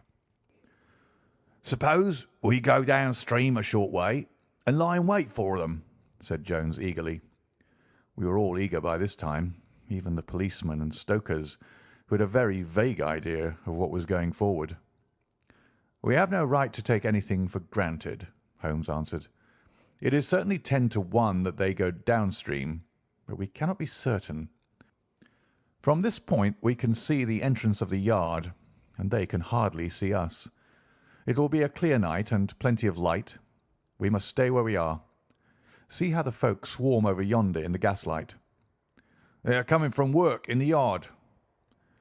Dirty-looking rascals, but I suppose every one has some little immortal spark concealed about him. You would not think it, to look at them. There is no a priori probability about it. A strange enigma is man. Someone calls him a soul concealed in an animal, I suggested. Winwood Reade is good upon the subject, said Holmes. He remarks that while the individual man is an insoluble puzzle, in the aggregate he becomes a mathematical certainty. You can, for example, never foretell what any one man will do, but you can say with precision what an average number will be up to. Individuals vary, but percentages remain constant. So says the statistician. But do I see a handkerchief? Surely there is a white flutter over yonder. Yes, it is your boy, I cried. I can see him plainly. And there is the Aurora, exclaimed Holmes, and going like the devil. Full speed ahead, engineer. Make after that launch with the yellow light. By heaven, I shall never forgive myself if she proves to have the heels of us. She had slipped unseen through the yard entrance and passed behind 2 or 3 small craft, so that she had fairly got her speed up before we saw her. Now she was flying down the stream, near into the shore, going at a tremendous rate. Jones looked gravely at her and shook his head. "She's very fast," he said. "I doubt if we shall catch her." "We must catch her," cried Holmes between his teeth. "Heap it on, stokers. Make her do all she can. If we burn the boat, we must have them." We were fairly after her now. The furnaces roared and the powerful engines whizzed and clanked like a great metallic heart. Her sharp, steep prow cut through the river water and sent 2 rolling waves to right and to left of us. With every throb of the engines we sprang and quivered like a living thing. One great yellow lantern in our bows threw a long, flickering funnel of light in front of us. Right ahead a dark blur upon the water showed where the Aurora lay, and a swirl of white foam behind her spoke of the pace at which she was going. We flashed past barges, steamers, merchant vessels, in and out, behind this one and round the other. Voices hailed us out of the darkness, but still the Aurora thundered on, and still we followed close upon her track. "Pile it on, men! Pile it on!" cried Holmes, looking down into the engine-room, while the fierce glow from below beat upon his eager, aquiline face. "Get every pound of steam you can." "I think we can gain a little," said Jones, with his eyes on the Aurora. "I'm sure of it," said I. "We shall be up with her in a very few minutes." At that moment, however, as our evil fate would have it, a tug with 3 barges in tow blundered in between us. It was only by putting our helm hard down that we avoided a collision, and before we could round them and recover our way, the Aurora had gained a good 200 yards. She was still, however, well in view, and the murky, uncertain twilight was setting into a clear, starlit night. Our boilers were strained to their utmost, and the frail shell vibrated and creaked with the fierce energy which was driving us along. We had shot through the Pool, past the West India Docks, down the long Deptford Reach, and up again after rounding the Isle of Dogs. The dull blur in front of us resolved itself now clearly enough into the dainty Aurora. Jones turned our searchlight upon her, so that we could plainly see the figures upon her deck. One man sat by the stern with something black between his knees, over which he stooped. Beside him lay a dark mass which looked like a Newfoundland dog. The boy held the tiller, while against the red glare of the furnace I could see old Smith, stripped to the waist and shovelling coals for dear life. They may have had some doubt at first as to whether we were really pursuing them, but now, as we followed every winding and turning which they took, there could be no longer any question about it. At Greenwich we were about 300 paces behind them.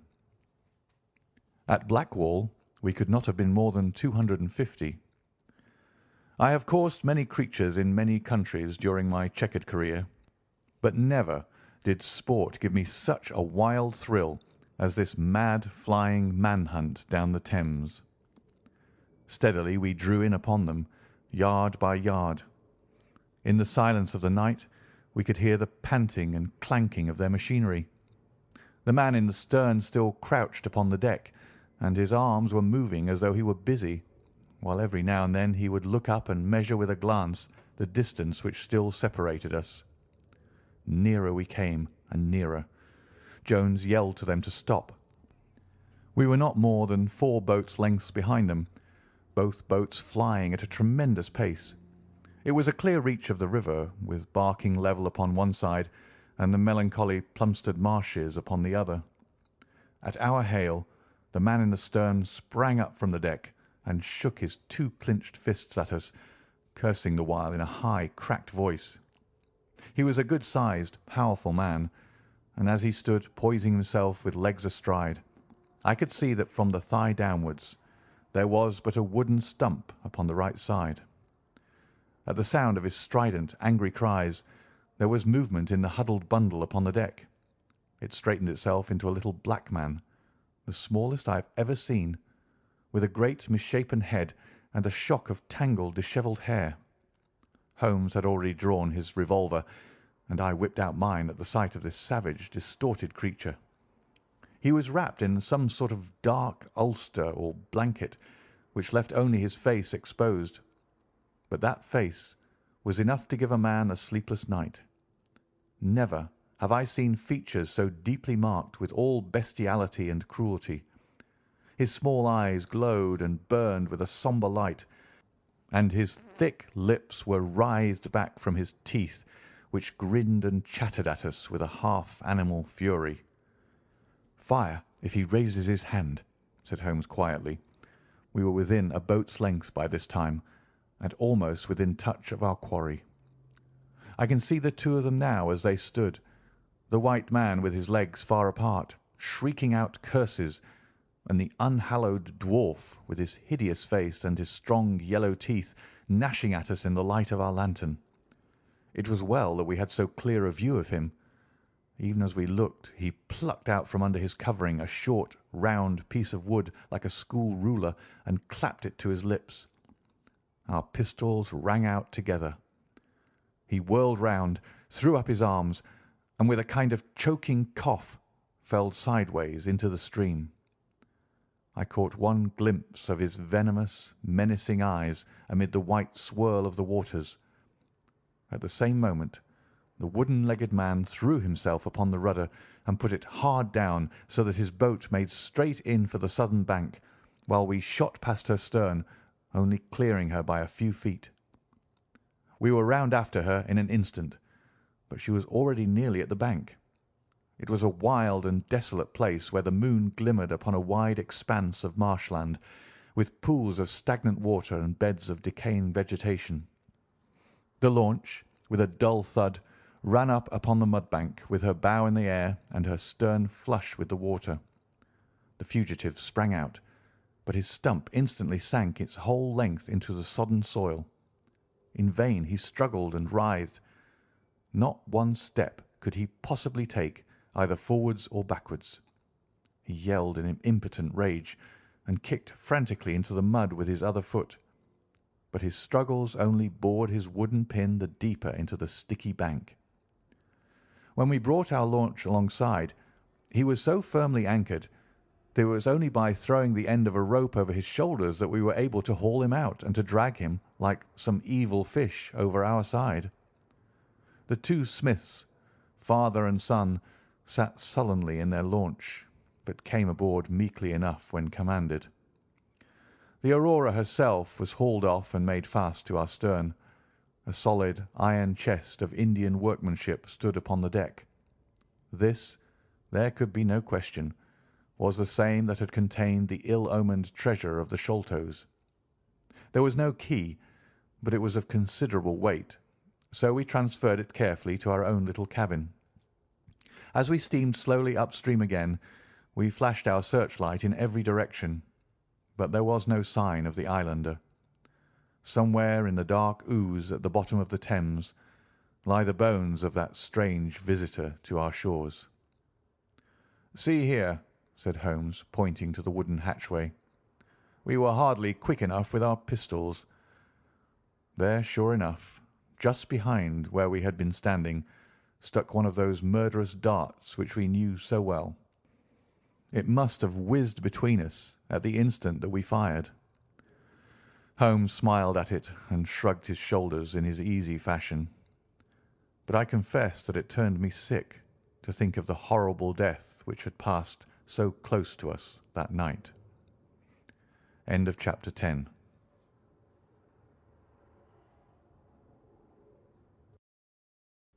Chapter 11. The Great Agra Treasure. Our captive sat in the cabin opposite to the iron box which he had done so much and waited so long to gain. He was a sunburned, reckless-eyed fellow with a network of lines and wrinkles all over his mahogany features, which told of a hard, open-air life. There was a singular prominence about his bearded chin, which marked a man who was not to be easily turned from his purpose. His age may have been 50 or thereabouts, for his black curly hair was thickly shot with grey. His face in repose was not an unpleasing one, though his heavy brows and aggressive chin gave him, as I had lately seen, a terrible expression when moved to anger. He sat now with his handcuffed hands upon his lap and his head sunk upon his breast, while he looked with his keen twinkling eyes at the box which had been the cause of his ill-doings. It seemed to me that there was more sorrow than anger in his rigid and contained countenance. Once he looked up at me with a gleam of something like humour in his eyes. "Well, Jonathan Small," said Holmes, lighting a cigar, "I am sorry that it has come to this." "And so am I, sir," he answered frankly.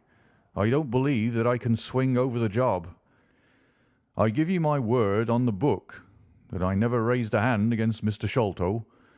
It was that little hellhound Tonga who shot one of his cursed darts into him. I had no part in it, sir. I was as grieved as if it had been my blood relation. I welted the little devil with the slack end of the rope for it, but it was done, and I could not undo it again." "Have a cigar," said Holmes, "and you had best take a pull out of my flask, for you're very wet. How could you expect so small and weak a man as this black fellow to overpower Mr. Sholto and hold him while you were climbing the rope?" "You seem to know as much about it as if you were there, sir. The truth is I had hoped to find the room clear. I knew the habits of the house pretty well, and it was the time when Mr. Sholto usually went down to his supper.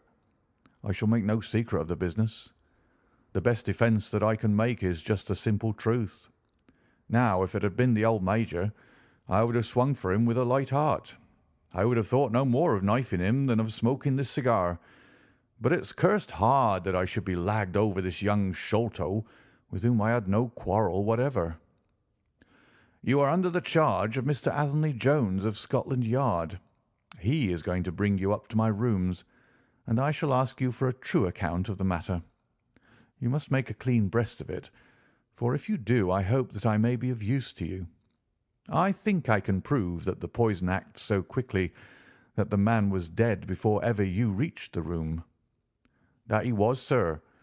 I never got such a turn in my life as when I saw him grinning at me with his head on his shoulder as I climbed through the window. It fairly shook me, sir. I'd have half killed Tonga for it if he had not scrambled off. That was how he came to leave his club, and some of his darts too, as he tells me, which I dare say helped to put you on our track, though how you kept on it is more than I could tell.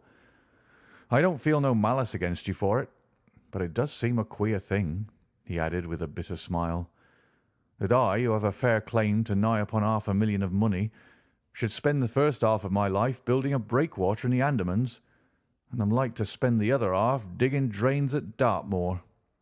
It was an evil day for me when I first clapped eyes upon the merchant Achmet and had to do with the Agra treasure, which never brought anything but a curse yet upon the man who owned it. To him it brought murder. To Major Sholto it brought fear and guilt. To me it has meant slavery for life." At this moment Athelney Jones thrust his broad face and heavy shoulders into the tiny cabin. "Quite a familiar party," he remarked. "I think I shall have a pull at that flask, Holmes. Well, I think we may all congratulate each other. Pity we didn't take the other alive, but there was no choice. I say, Holmes, you must confess that you cut it rather fine. It was all we could do to overhaul her." "All is well that ends well," said Holmes, "but I certainly did not know that the Aurora was such a clipper." "Smith says she's one of the fastest launches on the river, and that if he had another man to help him with the engines, we should never have caught her. He swears he knew nothing of this Norwood business." "Neither did he," cried our prisoner. "Not a word. I chose his launch because I heard that she was a flyer. We told him nothing, but we paid him well, and he was to get something handsome if we reached our vessel, the Esmeralda, at Gravesend, outward bound for the Brazils." "Well, if he's done no wrong, we shall see that no wrong comes to him.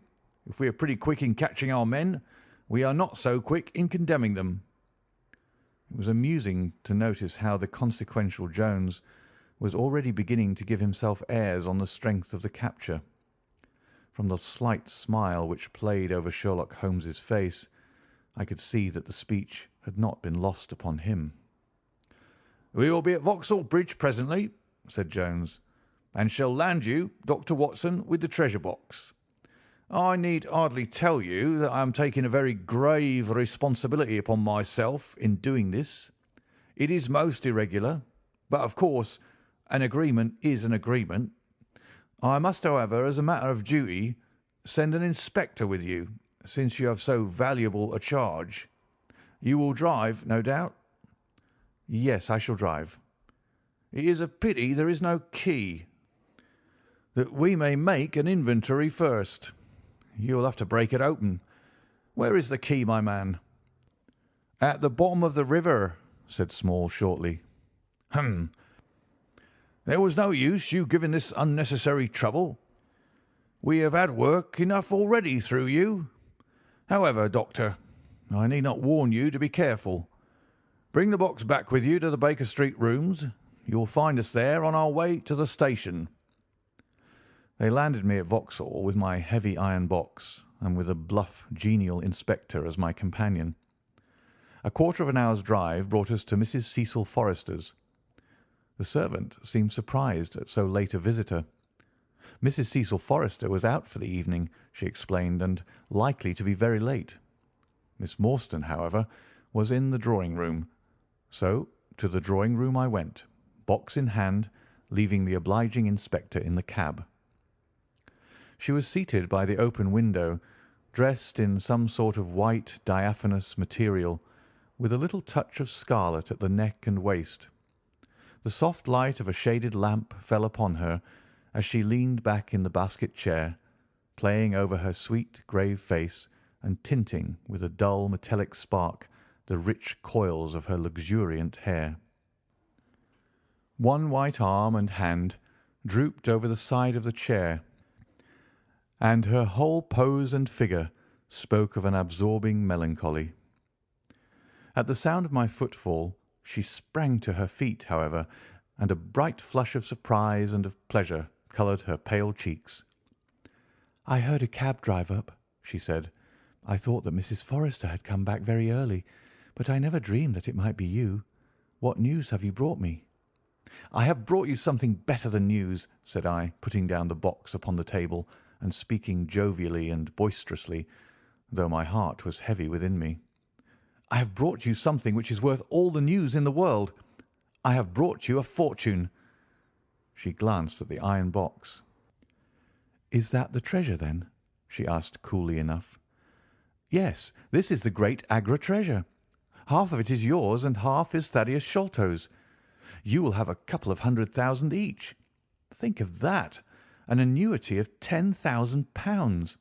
There will be few richer young ladies in England. Is it not glorious?" I think that I must have been rather overacting my delight, and that she detected a hollow ring in my congratulations, for I saw her eyebrows rise a little, and she glanced at me curiously. "If I have it," she said, "I owe it to you." "No, no," I answered, "not to me, but to my friend Sherlock Holmes. With all the will in the world I could never have followed up a clue which has taxed even his analytical genius. As it was, we very nearly lost it at the last moment." "Pray sit down and tell me all about it, Dr. Watson," said she. I narrated briefly what had occurred since I had seen her last. Holmes's new method of search, the discovery of the Aurora, the appearance of Athelney Jones, our expedition in the evening, and the wild chase down the Thames. She listened with parted lips and shining eyes to my recital of our adventures. When I spoke of the dart which had so narrowly missed us, she turned so white that I feared that she was about to faint. "It is nothing," she said, as I hastened to pour her out some water. "I am all right again. It was a shock to me to hear that I had placed my friends in such horrible peril." "That is all over," I answered. "It was nothing. I will tell you no more gloomy details. Let us turn to something brighter. There is the treasure. What could be brighter than that? I got leave to bring it with me, thinking that it would interest you to be the first to see it." "It would be of the greatest interest to me," she said.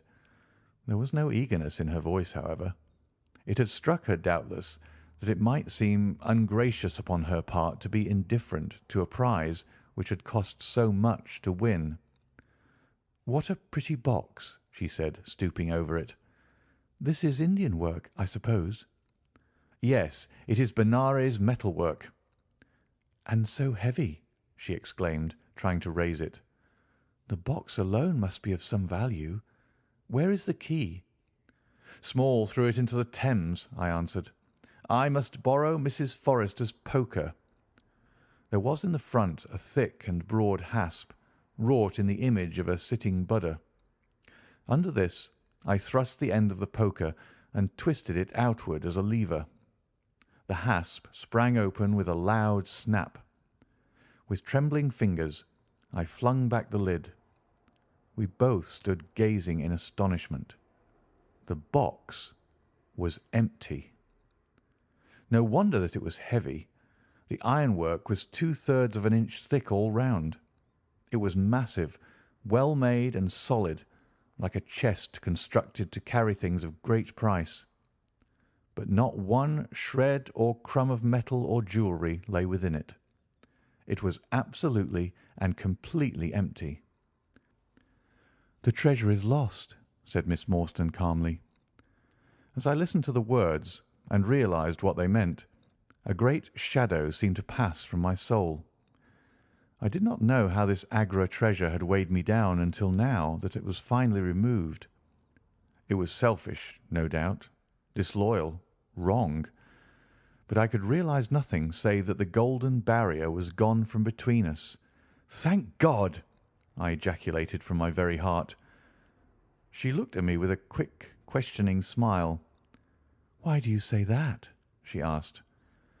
"Because you are within my reach again," I said, taking her hand. She did not withdraw it. "Because I love you, Mary, as truly as ever a man loved a woman. Because this treasure, these riches, sealed my lips. Now that they are gone, I can tell you how I love you. That is why I said, 'Thank God.'" "Then I say, 'Thank God,' too," she whispered, as I drew her to my side. Whoever had lost a treasure, I knew that night that I had gained one. End of chapter 11.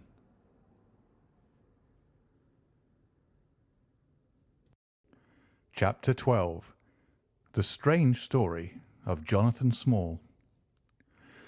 A very patient man was that inspector in the cab, for it was a weary time before I rejoined him. His face clouded over when I showed him the empty box. "There goes the reward," said he gloomily. "Where there's no money there's no pay. This night's work would have been worth a tenner each to Sam Brown and me if the treasure had been there." "Mr. Thaddeus Sholto is a rich man," I said. "He'll see that you're rewarded, treasure or no." The inspector shook his head despondently, however. "It's a bad job," he repeated, "and so Mr. Anthony Jones will think." His forecast proved to be correct, for the detective looked blank enough when I got to Baker Street and showed him the empty box. They had only just arrived, Holmes, the prisoner, and he, for they had changed their plans so far as to report themselves at a station upon the way. My companion lounged in his armchair with his usual listless expression, while Small sat stolidly opposite to him with his wooden leg cocked over his sound one. As I exhibited the empty box, he leaned back in his chair and laughed aloud. "This is your doing, Small," said Athelney Jones angrily. "Yes, I've put it away where you shall never lay hand upon it," he cried exultantly. "It is my treasure, and if I can't have the loot, I'll take darn good care that no one else does. I tell you that no living man has any right to it, unless it is 3 men who are in the Andaman convict barracks and myself. I know now that I cannot have the use of it, and I know that they cannot. I have acted all through for them as much as for myself. It's been the sign of 4 with us always. Well, I know now that they would have had me do just what I've done, and throw the treasure into the Thames, rather than let it go to kith or kin of Sholto or of Morstan. It was not to make them rich that we did for Achmet. You'll find the treasure where the key is, and where little Tonga is. When I saw that your launch must catch us, I put the loot away in a safe place. There are no rupees for you this journey." "You are deceiving us, Small," said Athelney Jones sternly. "If you had wished to throw the treasure into the Thames, it would have been easier for you to have thrown box and all." "Easier for me to throw, and easier for you to recover," he answered, with a shrewd, sidelong look. "The man that was clever enough to hunt me down is clever enough to pick an iron box from the bottom of a river. Now that they are scattered over 5 miles or so, it may be a harder job. It went to my heart to do it, though. I was half mad when you came up with us. However, there's no good grieving over it. I've had ups in my life and I've had downs, but I've learned not to cry over spilled milk." "This is a very serious matter, Small," said the detective. "If you had helped justice instead of thwarting it in this way, you'd have had a better chance at your trial." "Justice!" snarled the ex-convict. "A pretty justice! Whose loot is this, if it is not ours? Where is the justice that I should give it up to those who have never earned it? Look how I have earned it. 20 long years in that fever-ridden swamp, all day at work under the mangrove tree, all night chained up in the filthy convict huts, bitten by mosquitoes, racked with ague, bullied by every cursed black-faced policeman who loved to take it out of a white man. That was how I earned the Agra treasure. And you talk to me of justice, because I cannot bear to feel that I have paid this price, only that another may enjoy it. I would rather swing a score of times, or have one of the Tonga's darts in my hide, than live in a convict cell and feel that another man is at his ease in a palace with the money that should be mine." Small had dropped his mask of stoicism, and all this came out in a wild whirl of words, while his eyes blazed and the handcuffs clanked together with the impassioned movement of his hands. I could understand, as I saw the fury and the passion of the man, that it was no groundless or unnatural terror which had possessed Major Sholto when he first learned that the injured convict was upon his track. "You forget that we know nothing of all this," said Holmes quietly. "We have not heard your story, and we cannot tell how far justice may originally have been on your side." "Well, sir, you've been very fair spoken to me, though I can see that I have you to thank that I have these bracelets upon my wrists. Still, I bear no grudge for that. It is all fair and above board. If you want to hear my story, I have no wish to hold it back. What I say to you is God's truth, every word of it. Thank you. You can put the glass beside me here, and I'll put my lips to it if I'm dry. I am a Worcestershire man myself, born near Pershore. I dare say you would find a heap of Smalls living there now if you were to look. I have often thought of taking a look around there, but the truth is that I was never much of a credit to the family, and I doubt if they would be so very glad to see me. They were all steady, chapel-going folk, small farmers, well known and respected over the countryside, while I was always a bit of a rover. At last, however, when I was about 18, I gave them no more trouble, for I got into a mess over a girl, and could only get out of it again by taking the Queen's shilling and joining the 3D Buffs, which was just starting for India. I wasn't destined to do much soldiering, however. I just got past the goose step and learned to handle my musket when I was fool enough to go swimming in the Ganges. Luckily for me, my company sergeant, John Alder, was in the water at the same time, and he was one of the finest swimmers in the service. A crocodile took me, just as I was halfway across, and nipped off my right leg as clean as a surgeon would have done, just above the knee. What with the shock and the loss of blood, I fainted, and should have drowned if Holder had not caught hold of me and paddled for the bank. I was 5 months in hospital over it, and when at last I was able to limp out of it with this timber toe strapped to my stump, I found myself invalided out of the army and unfitted for any active occupation. I was, as you can imagine, pretty down on my luck at this time, for I was a useless cripple, though not yet in my 20th year. However, my misfortune soon proving to be a blessing in disguise, a man named Ablewhite, who had come out there as an indigo planter, wanted an overseer to look after his coolies and keep them up to their work. He'd happened to be a friend of our colonel's, who had taken to an interest in me since the accident. To make a long story short, the colonel recommended me strongly for the post, and as the work was mostly to be done on horseback, my leg was no great obstacle, for I had enough knee left to keep good grip on the saddle. What I had to do was to ride over the plantation, to keep an eye on the men as they worked, and to report the idlers. The pay was fair, I had comfortable quarters, and altogether I was content to spend the remainder of my life in indigo planting. Mr. Ablewhite was a kind man, and he would often drop into my little shanty and smoke a pipe with me, for white folk out there feel their hearts warm to each other as they never do here at home. Well, I was never in luck's way long. Suddenly, without a note of warning, the Great Mutiny broke upon us. 1 month, India lay as still and peaceful to all appearance as Surrey and Kent. The next, there were 200,000 black devils let loose, and the country was a perfect hell. Of course, you know all about it, gentlemen. A deal more than I do, very like, since reading is not in my line. I only know what I saw with my own eyes. Our plantation was at a place called Muttra, near the border of the northwest provinces. Night after night, the whole sky was alight with the burning bungalows, and day after day we had small companies of Europeans passing through our estate with their wives and children on their way to Agra, where were the nearest troops. Mr. Ablewhite was an obstinate man. He had it in his head that the affair had been exaggerated, and that it would blow over as suddenly as it had sprung up. There he sat on his veranda, drinking whisky pegs and smoking cheroots, while the country was in a blaze about him. Of course, we stuck by him, I and Dawson, who with his wife used to do the bookwork and the managing. Well, one fine day the crash came. I'd been away on a distant plantation, and was riding slowly home in the evening, when my eye fell upon something all huddled together at the bottom of a steep nullah. I rode down to see what it was, and the cold struck through my heart when I found it was Dawson's wife, all cut into ribbons and half eaten by jackals and native dogs. A little further up the road, Dawson himself was lying on his face, quite dead, with an empty revolver in his hand and 4 sepoys lying across each other in front of him. I reined up my horse, wondering which way I should turn, but at that moment I saw thick smoke curling up from Ablewhite's bungalow, and the flames beginning to burst through the roof. I knew then that I could do my employer no good, but would only throw my own life away if I meddled in the matter.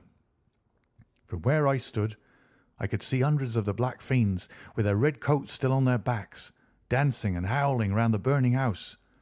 Some of them pointed at me, and a couple of bullets sang past my head. So I broke away across the paddy fields and found myself late at night safe within the walls at Agra. As it proved, however, there was no great safety there either, The whole country was up like a swarm of bees. Wherever the English could collect in little bands, they held just the ground that their guns commanded. Everywhere else they were helpless fugitives.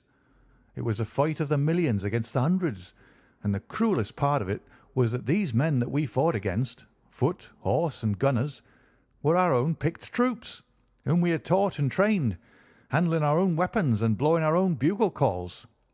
At Agra there were the 3D Bengal Fusiliers, some Sikhs, 2 troops of horse, and a battery of artillery.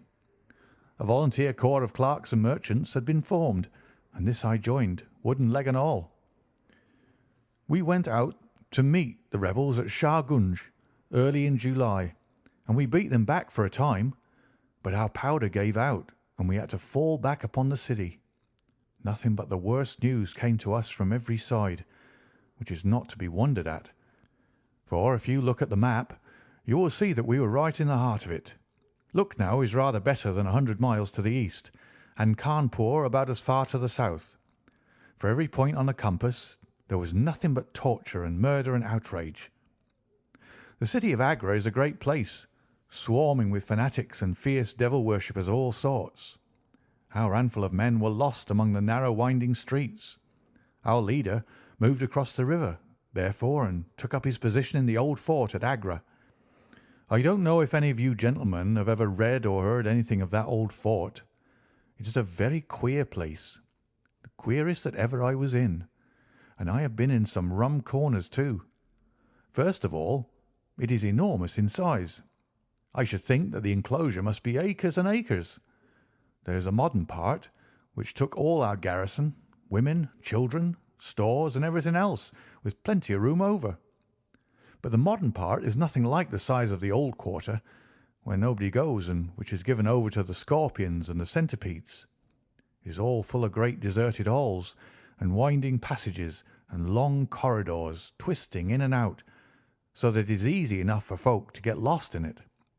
For this reason, it was seldom that anyone went into it, though now and again a party with torches might go exploring. The river washes along the front of the old fort, and so protects it. But on the sides and behind there are many doors, and these had to be guarded, of course, in the old quarter as well as in that which was actually held by our troops. We were short-handed, with hardly men enough to man the angles of the building, and to serve the guns. It was impossible for us, therefore, to station a strong guard at every one of the innumerable gates. What we did was to organize a central guardhouse in the middle of the fort, and to leave each gate under the charge of one white man and 2 or 3 natives. I was selected to take charge during certain hours of the night of a small isolated door upon the southwest side of the building. 2 Sikh troopers were placed under my command, and I was instructed if anything went wrong to fire my musket, when I might rely upon help coming at once from the central guard. As the guard was a good 200 paces away, however, and as the space between was cut up into a labyrinth of passages and corridors, I had great doubts as to whether they could arrive in time to be of any use in case of an actual attack. Well, I was pretty proud at having a small command given me, since I was a raw recruit, and a game-legged one at that. For 2 nights I kept the watch with my Punjabis. They were tall, fierce-looking chaps, Mahomet Singh and Abdullah Khan by name, both old fighting men, who had borne arms against us at Chilianwalla. They could talk English pretty well, but I could get little out of them. They preferred to stand together and jabber all night in their queer Sikh lingo. For myself, I used to stand outside the gateway, looking down on the broad winding river and on the twinkling lights of the great city. The beating of the drums, the rattle of the tom-toms, and the yells and howls of the rebels, drunk with opium and with bang, were enough to remind us all night of our dangerous neighbours across the stream. Every 2 hours the officer of the night used to come round to all the posts to make sure that all was well. The 3rd night of my watch was dark and dirty, with a small driving rain. It was dreary work standing in the gateway, hour after hour, in such weather. I tried again and again to make my Sikhs talk, but without much success. At 2 in the morning the rounds passed, and broke for a moment the weariness of the night. Finding that my companions would not be led into conversation, I took out my pipe and laid down my musket to strike the match. In an instant the two Sikhs were upon me. One of them snatched my firelock up and levelled it at my head, while the other held a great knife to my throat and swore between his teeth that he would plunge it into me if I moved a step. My first thought was that these fellows were in league with the rebels, and that this was the beginning of an assault. If our door were in the hands of the sepoys, the place must fall, and the women and children be treated as they were in Cawnpore. Maybe you gentlemen think that I am just making out a case for myself, but I give you my word that when I thought of that, though I felt the point of the knife at my throat, I opened my mouth with the intention of giving a scream, if it was my last one, which might alarm the main guard. The man who held me seemed to know my thoughts, for even as I braced myself to do it, he whispered, "Don't make a noise. The fort is safe enough. There are no rebel dogs on this side of the river." There was the ring of truth in what he said, and I knew that if I raised my voice I was a dead man. I could read it in the fellow's brown eyes. I waited, therefore, in silence to see what it was that he wanted from me. "Listen to me, Sahib," said the taller and fiercer of the pair, the one whom they called Abdullah Khan. "You must either be with us now, or you must be silenced for ever. The thing is too great a one for us to hesitate. Either you are heart and soul with us on your oath on the cross of the Christians, or your body this night shall be thrown into the ditch, and we shall pass over to our brothers in the rebel army. There is no middle way. Which is it to be, death or life? We can only give you 3 minutes to decide, for the time is passing, and all must be done before the rounds come again." "How can I decide?" said I. "You have not told me what you want of me. But I tell you now that if it is anything against the safety of the fort, I'll have no truck with it, so you can drive home your knife and welcome." "It is nothing against the fort," said he. "We only ask you to do that which your countrymen come to this land for. We ask you to be rich. If you will be one of us this night, we will swear to you upon the naked knife and by the threefold oath, which no Sikh was ever known to break, that you shall have your fair share of the loot. A quarter of the treasure shall be yours. We can say no fairer." "But what is the treasure, then?" I asked. "I am as ready to be rich as you can be, if you will but show me how it can be done." "You will swear, then," said he, "by the bones of your father, by the honour of your mother, by the cross of your faith, to raise no hand and speak no word against us, either now or afterwards." "I will swear it," I answered, "provided that the fort is not endangered." "Then my comrade and I will swear that you shall have a quarter of the treasure, which shall be equally divided among the 4 of us." "There are but 3," said I. "No, Dost Akbar must have his share."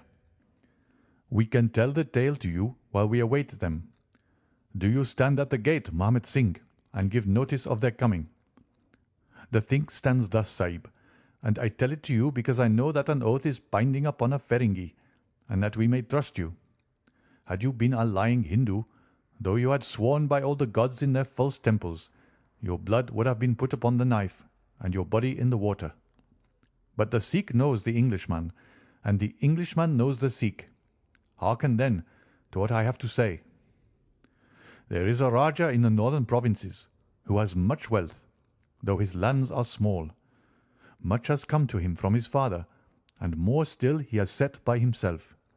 For he is of a low nature, and hoards his gold rather than spend it. When the troubles broke out, he would be friends both with the lion and the tiger, with the sepoy and with the company's Raj. Soon, however, it seemed to him that the white men's day was come, for through all the land he could hear of nothing but their death and their overthrow. Yet being a careful man, he made such plans that, come what may, half at least of his treasure should be left to him. That which was in gold and silver he kept by him in the vaults of his palace. But the most precious stones and the choicest pearls that he had he put in an iron box, and sent it by a trusty servant who, under the guise of a merchant, should take it to the fort at Agra, there to lie until the land is at peace. Thus, if the rebels won, he would have his money, but if the company conquered, his jewels would be saved to him. Having thus divided his hoard, he threw himself into the cause of the sepoys, since they were strong upon his borders. By doing this, mark you, Sahib, his property becomes the due of those who have been true to their salt. This pretended merchant, who travels under the name of Ahmed, is now in the city of Agra, and desires to gain his way into the fort. He has with him as travelling companion my foster brother Dost Akbar, who knows his secret. Dost Akbar has promised this night to lead him to a side postern of the fort, and has chosen this one for his purpose. Here he will come presently, and here he will find Mahmud Singh and myself awaiting him. The place is lonely, and none shall know of his coming. The world shall know of the merchant Ahmed no more, but the great treasure of the Rajah shall be divided among us. What say you to it, Sahib?" In Worcestershire the life of a man seems a great and a sacred thing. But it is very different when there is fire and blood all round you, and you have been used to meeting death at every turn. Whether Ahmed the merchant lived or died was a thing as light as air to me, but at the talk about the treasure my heart turned to it, and I thought of what I might do in the old country with it, and how my folk would stare when they saw their ne'er-do-well coming back with his pockets full of gold moidores. I had therefore already made up my mind. Abdullah Khan, however, thinking that I hesitated, pressed the matter more closely. "Consider, Sahib," said he, "that if this man is taken by the commandant, he will be hung or shot, and his jewels taken by the government, so that no man will be a rupee the better for them. Now, since we do the taking of him, why should we not do the rest as well? The jewels will be as well with us as in the company's coffers. There will be enough to make every one of us rich men and great chiefs. No one can know about the matter, for here we are, cut off from all men. What could be better for the purpose? Say again then, Sahib, whether you are with us, or if we must look upon you as an enemy." "I am with you heart and soul," said I. "It is well," he answered, handing me back my firelock. "You see that we trust you, for your word, like ours, is not to be broken. We have now only to wait for my brother and the merchant." "Does your brother know, then, of what you will do?" I asked. "The plan is this. He has devised it. We will go to the gate and share the watch with Mahmud Singh." The rain was still falling steadily, for it was just the beginning of the wet season. Brown, heavy clouds were drifting across the sky, and it was hard to see more than a stone cast. A deep moat lay in front of our door, but the water was in places nearly dried up, and it could easily be crossed. It was strange to me to be standing there with these two wild Punjabis waiting for the man who was coming to his death. Suddenly my eye caught the glint of a shaded lantern at the other side of the moat. It vanished among the mound heaps, and then appeared again, coming slowly in our direction. "Here they are!" I exclaimed. "You will challenge him, Sahib, as usual," whispered Abdullah. "Give him no cause for fear. Send us in with him, and we shall do the rest while you stay here on guard. Have the lantern ready to uncover, that we may be sure that it is indeed the man." The light had flickered onwards, now stopping and now advancing, until I could see two dark figures upon the other side of the moat. I let them scramble down the sloping bank, splash through the mire, and climb halfway up to the gate before I challenged them. "Who goes there?" said I in a subdued voice. "Friends," came the answer. I uncovered my lantern and threw a flood of light upon them. The first was an enormous Sikh with a black beard which swept nearly down to his cummerbund. Outside of a show I had never seen so tall a man. The other was a little fat round fellow with a great yellow turban and a bundle in his hand, done up in a shawl. He seemed to be all in a quiver with fear, for his hands twitched as if he had the ague, and his head kept turning to the left and right with two bright little twinkling eyes like a mouse when he ventures out from his hole. It gave me the chills to think of killing him, but I thought of the treasure, and my heart set as hard as a flint within me. When he saw my white face he gave a little chirrup of joy and came running up towards me. "Your protection, Sahib," he panted. "Your protection for the unhappy merchant Ahmed. I have travelled across Rajputana that I might seek the shelter of the fort at Agra. I have been robbed and beaten and abused because I have been the friend of the company. It is a blessed night this when I am once more in safety, I and my poor possessions." "What have you in the bundle?" I asked. "An iron box," he answered, "which contains one or two little family matters which are of no value to others, but which I should be sorry to lose. Yet I am not a beggar, and I shall reward you, young Sahib, and your governor also, if you would give me the shelter I ask." I could not trust myself to speak longer with the man. The more I looked at his fat, frightened face, the harder did it seem that we should slay him in cold blood. It was best to get it over. "Take him to the main guard," said I. The two Sikhs closed in upon him on each side, and the giant walked behind, while they marched in through the dark gateway. Never was a man so compassed round with death. I remained at the gateway with the lantern. I could hear the measured tramp of the footsteps sounding through the lonely corridors. Suddenly it ceased, and I heard voices and a scuffle with the sound of blows. A moment later there came, to my horror, a rush of footsteps coming in my direction, with the loud breathing of a running man. I turned my lantern down the long straight passage, and there was the fat man, running like the wind, with a smear of blood across his face, and close at his heels, bounding like a tiger, the great black-bearded Sikh, with a knife flashing in his hand. I have never seen a man run so fast as that little merchant. He was gaining on the Sikh, and I could see that if he once passed me and got to the open air he would save himself yet. My heart softened to him, but again the thought of his treasure turned me hard and bitter.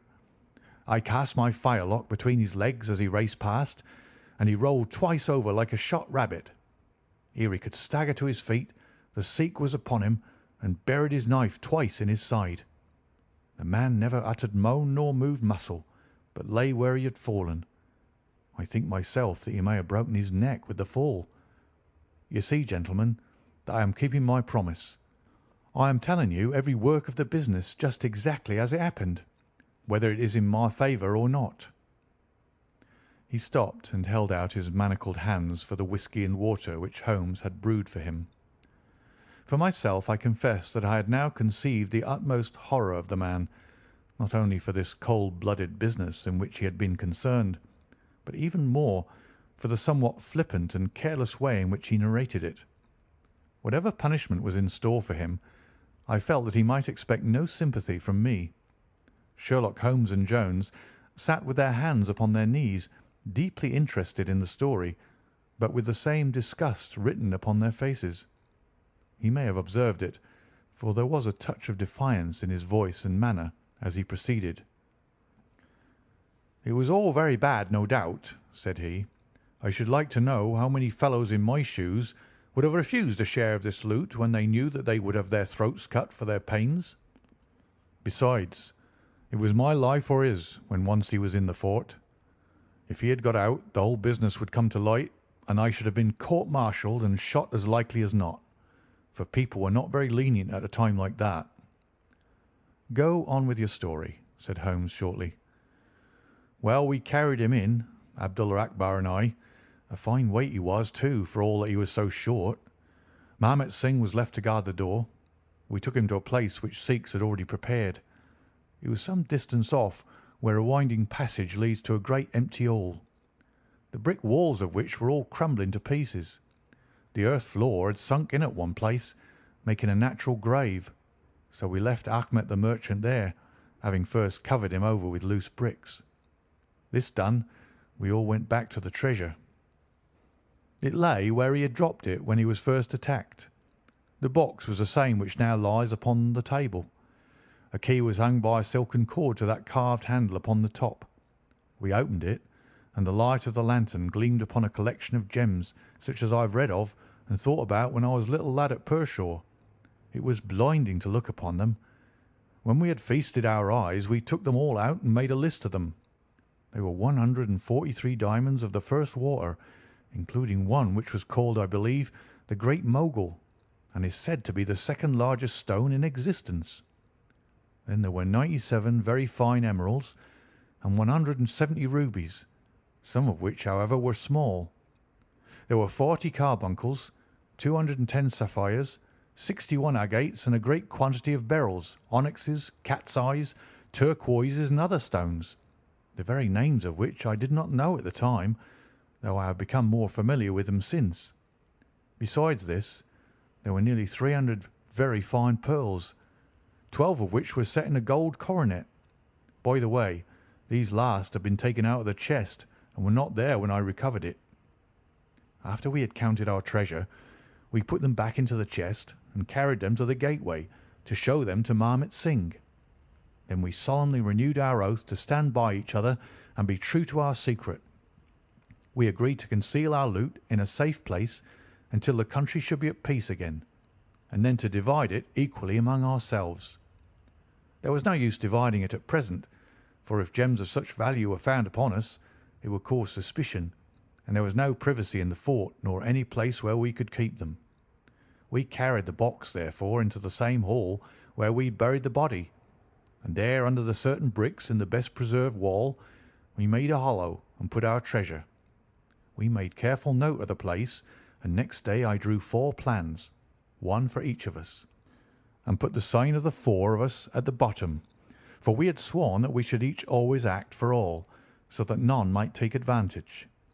That is an oath that I can put my hand to my heart and swear that I have never broken. Well, there's no use my telling you gentlemen what came of the Indian mutiny.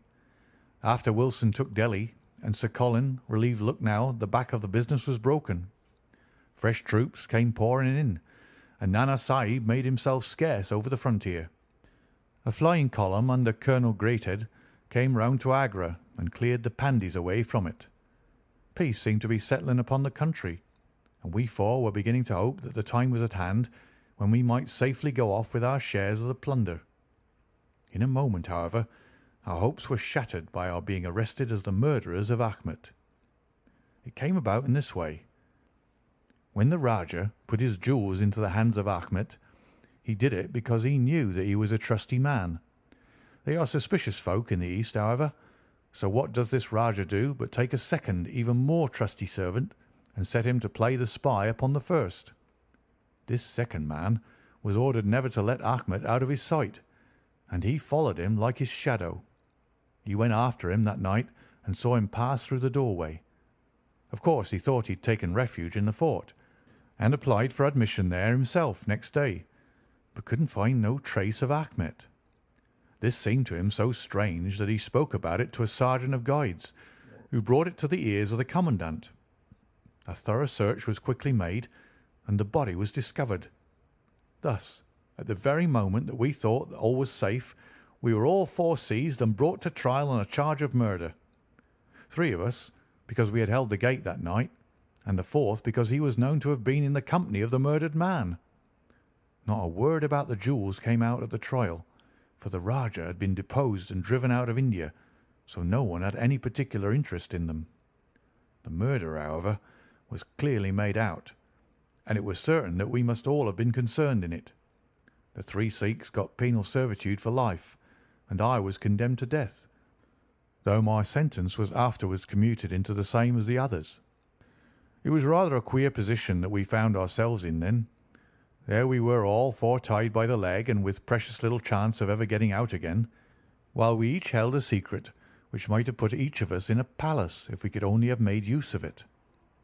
It was enough to make a man eat his heart out to have to stand the kick and the cuff of every petty jack in office, to have rice to eat and water to drink, when that gorgeous fortune was ready for him outside, just waiting to be picked up. It might have driven me mad, but I was always a pretty stubborn one, so I just held on and bided my time. At last it seemed to me to have come. I was changed from Agra to Madras, and from there to Blair Island in the Andamans. There are very few white convicts at this settlement, and as I had behaved well from the first, I soon found myself a sort of privileged person. I was given a hut in Hopetown, which is a small place on the slopes of Mount Harriet, and I was left pretty much to myself. 'Tis a dreary, fever-stricken place, and all behind our little clearings was infested with wild, cannibal natives, who were ready enough to blow a poisoned dart at us if they saw a chance. There was digging and ditching and yam planting, and a dozen other things to be done. So we were busy enough all day, though in the evening we had a little time to ourselves. Among other things, I learned to dispense drugs for the surgeon, and picked up a smattering of his knowledge. All the time I was on the lookout for a chance of escape, but it's hundreds of miles from any other land, and there's a little or no wind in those seas, so it was a terribly difficult job to get away. The surgeon, Dr. Somerton, was a fast, sporting young chap, and the other young officers would meet in his rooms of an evening and play cards. The surgery, where I used to make up my drugs, was next to his sitting room, with a small window between us.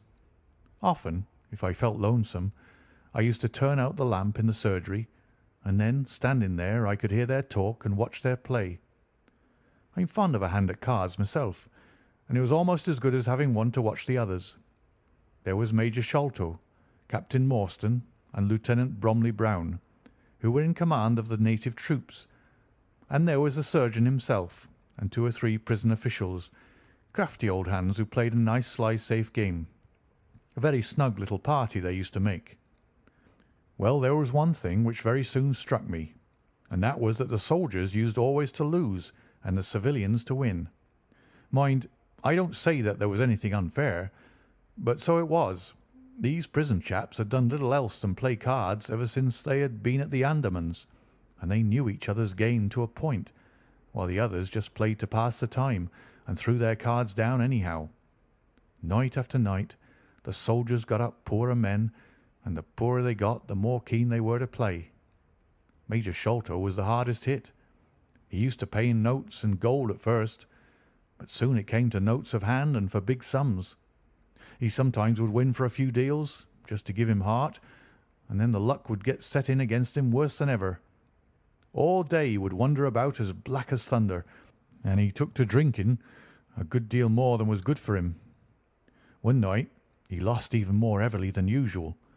I was sitting in my hut when he and Captain Morstan came stumbling along on the way to their quarters. They were bosom friends, those two, and never far apart. The Major was raving about his losses. "It's all up, Morstan," he was saying, as they passed my hut. "I shall have to send in my papers. I am a ruined man." "Nonsense, old chap," said the other, slapping him upon the shoulder. "I've had a nasty facer myself, but—" That was all I could hear, but it was enough to set me thinking. A couple of days later, Major Sholto was strolling on the beach, so I took the chance of speaking to him.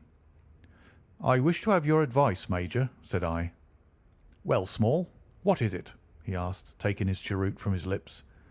"I wanted to ask you, sir," said I, "who is the proper person to whom hidden treasure should be handed over? I know where £500,000 worth lies, and as I cannot use it myself, I thought perhaps the best thing I could do would be to hand it over to the proper authorities, and then perhaps they would get my sentence shortened for me." "£500,000, Small!" he gasped, looking hard at me to see if I was in earnest. "Quite that, sir, in jewels and pearls. It lies there ready for anyone, and the queer thing about it is that the real owner is outlawed and cannot hold property, so that it belongs to the first comer."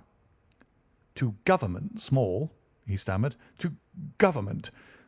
But he said it in a halting fashion, and I knew in my heart that I had got to him. "You think then, sir, that I should give the information to the Governor-General?" said I quietly. Well, you must not do anything rash, or that you might repent. Let me hear all about it, Small. Give me the facts." I told him the old story, with small changes so that he could not identify the places. When I had finished, he stood stock still and full of thought. I could see by the twitch of his lip that there was a struggle going on within him.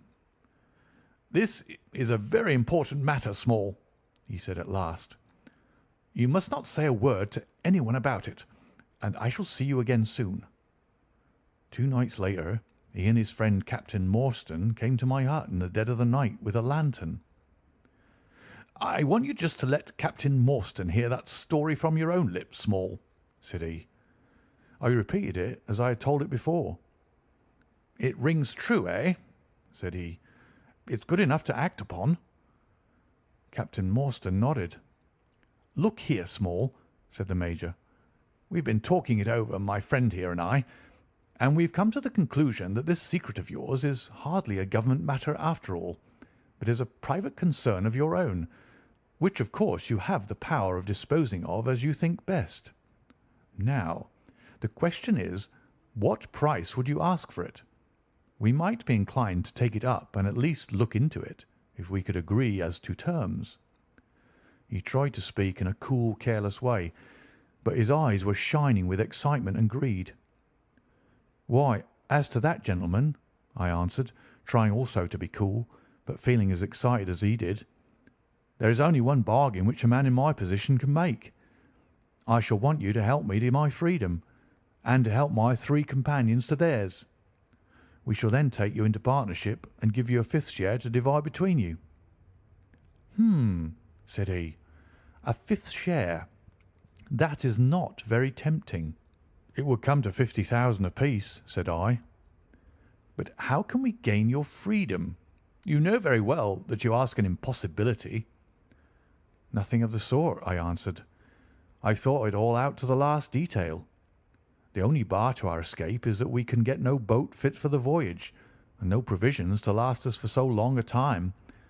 There are plenty of little yachts and yawls at Calcutta or Madras which would serve our turn well. Do you bring one over? We shall engage to get aboard her by night, and if you will drop us on any part of the Indian coast, you'll have done your part of the bargain." "If there were only one," he said. "None or all," I answered. "We have sworn it. The 4 of us must always act together." "You see, Morstan," said he, "Small is a man of his word. He does not flinch from his friend. I think we may very well trust him." "It's a dirty business," the other answered. "Yet, as you say, the money would save our commissions handsomely." "Well, Small," said the Major, "we must, I suppose, try and meet you. We must first, of course, test the truth of your story. Tell me where the box is hid, and I shall get leave of absence and go back to India in the monthly relief boat to inquire into the affair."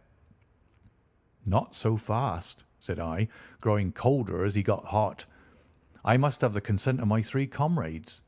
I tell you that it is 4 or none with us." "Nonsense!" he broke in. "What have 3 black fellows to do with our agreement?" "Black or blue," said I, "they are in with me, and we are all together." Well, the matter ended by a second meeting at which Mahomet Singh, Abdullah Khan, and Dost Akbar were all present. We talked the matter over again, and at last we came to an arrangement. We were to provide both the officers with charts of the part of the Agra fort and mark the place in the wall where the treasure was hid. Major Sholto was to go to India to test our story. If he found the box, he was to leave it there, to send out a small yacht provisioned for a voyage which was to lie off Rutland Island, and to which we were to make our way, and finally to return to his duties. Captain Morstan was then to apply for leave of absence, to meet us at Agra, and there we were to have a final division of the treasure, he taking the major's share as well as his own. All this we sealed by the most solemn oaths that the mind could think or the lips utter. I sat up all night with paper and ink, and by the morning I had the 2 charts all ready, signed with the sign of 4. That is, of Abdullah, Akbar, Mahomet, and myself. Well, gentlemen, I weary you with my long story, and I know that my friend Mr. Jones is impatient to get me safely stowed in chokey. I'll make it as short as I can. The villain Sholto went off to India, but he never came back again. Captain Morstan showed me his name among a list of passengers in one of the mail boats very shortly afterwards. His uncle had died, leaving him a fortune, and he had left the army. Yet he could stoop to treat 5 men as he had treated us. Morstan went over to Agra shortly afterwards, and found, as we expected, that the treasure was indeed gone. The scoundrel had stolen it, without carrying out one of the conditions on which we had sold him the secret. From that day I lived only for vengeance. I thought of it by day, and I nursed it by night. It became an overpowering, absorbing passion with me. I cared nothing for the law, nothing for the gallows. To escape, to track down Sholto, to have my hand upon his throat, that was my one thought. Even the Agra treasure had come to be a smaller thing in my mind than the slaying of Sholto. Well, I have set my mind on many things in this life, and never one which I did not carry out. But it was weary years before my time came. I have told you that I had picked up something of medicine. One day, when Dr. Somerton was down with a fever, a little Andaman islander was picked up by a convict gang in the woods. He was sick to death, and had gone to a lonely place to die. I took him in hand, though he was as venomous as a young snake, and after a couple of months I got him all right and able to walk. He took a kind of fancy to me then, and would hardly go back to his woods, but was always hanging about my hut. I learned a little of his lingo from him, and this made him all the fonder of me. Tonga, for that was his name, was a fine boatman, and owned a big, roomy canoe of his own. When I found out that he was devoted to me, and would do anything to serve me, I saw my chance of escape. I talked it over with him. He was to bring his boat round on a certain night to an old wharf which was never guarded, and there he was to pick me up. I gave him directions to have several gourds of water and a lot of yams, cocoa nuts, and sweet potatoes. He was stanch and true, was little Tonga. No man ever had a more faithful mate. At the night named he had his boat at the wharf. As it chanced, however, there was one of the convict guard down there, a vile Pathan, who had never missed a chance of insulting and injuring me. I had always vowed vengeance, and now I had my chance. It was as if fate had placed him in my way that I might pay my debt before I left the island. He stood on the bank with his back to me and his carbine on his shoulder. I looked about for a stone to beat out his brains with, but none could I see. Then a queer thought came into my head and showed me where I could lay my hand on a weapon. I sat down in the darkness and unstrapped my wooden leg. With 3 long hops I was on him. He put his carbine to his shoulder, and I struck him full and knocked the whole front of his skull in. You can see the split in the wood now where I hit him. We both went down together, for I could not keep my balance. But when I got up, I found him still lying quiet enough. I made for the boat, and in an hour we were well out at sea.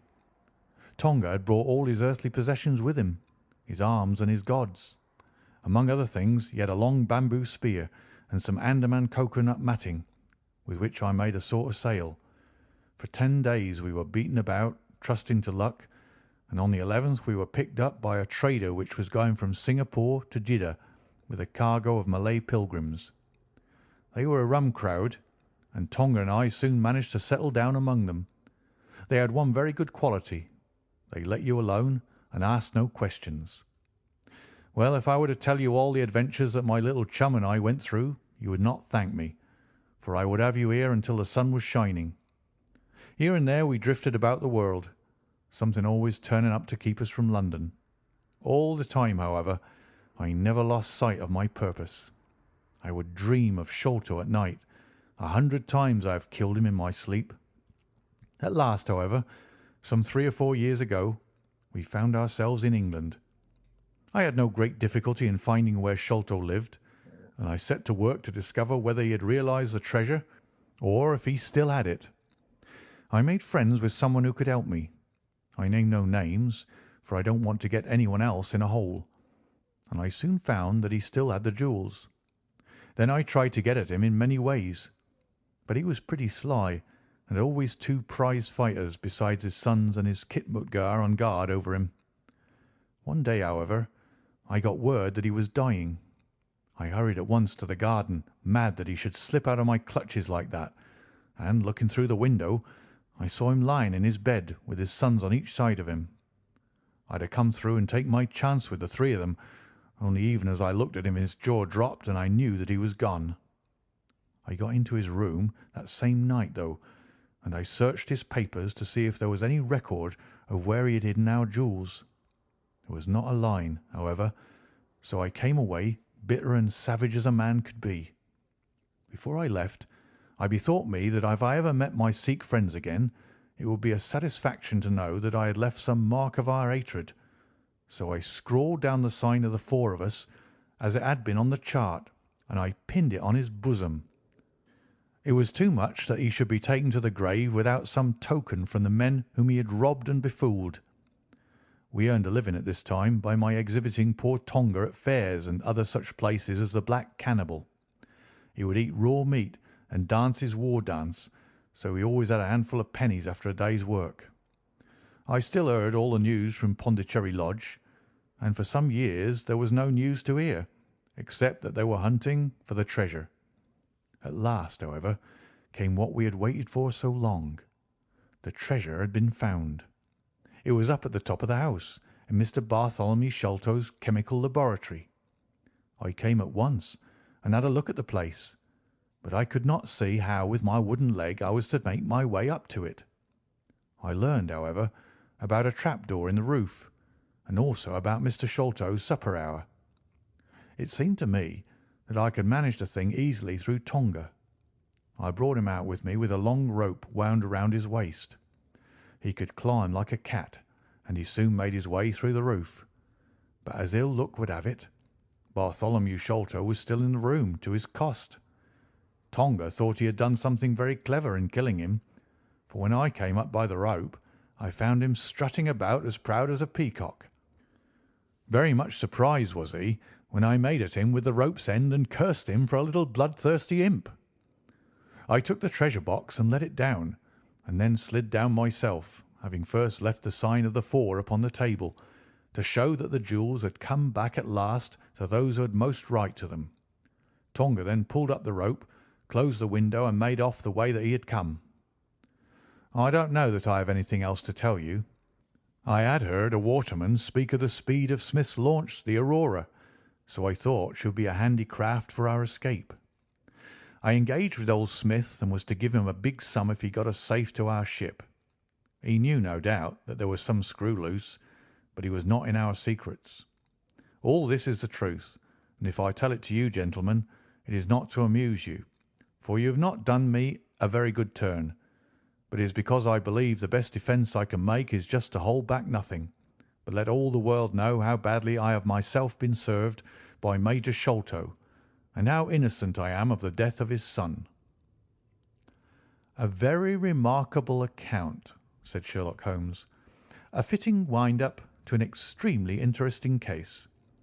There is nothing at all new to me in the latter part of your narrative, except that you brought your own rope.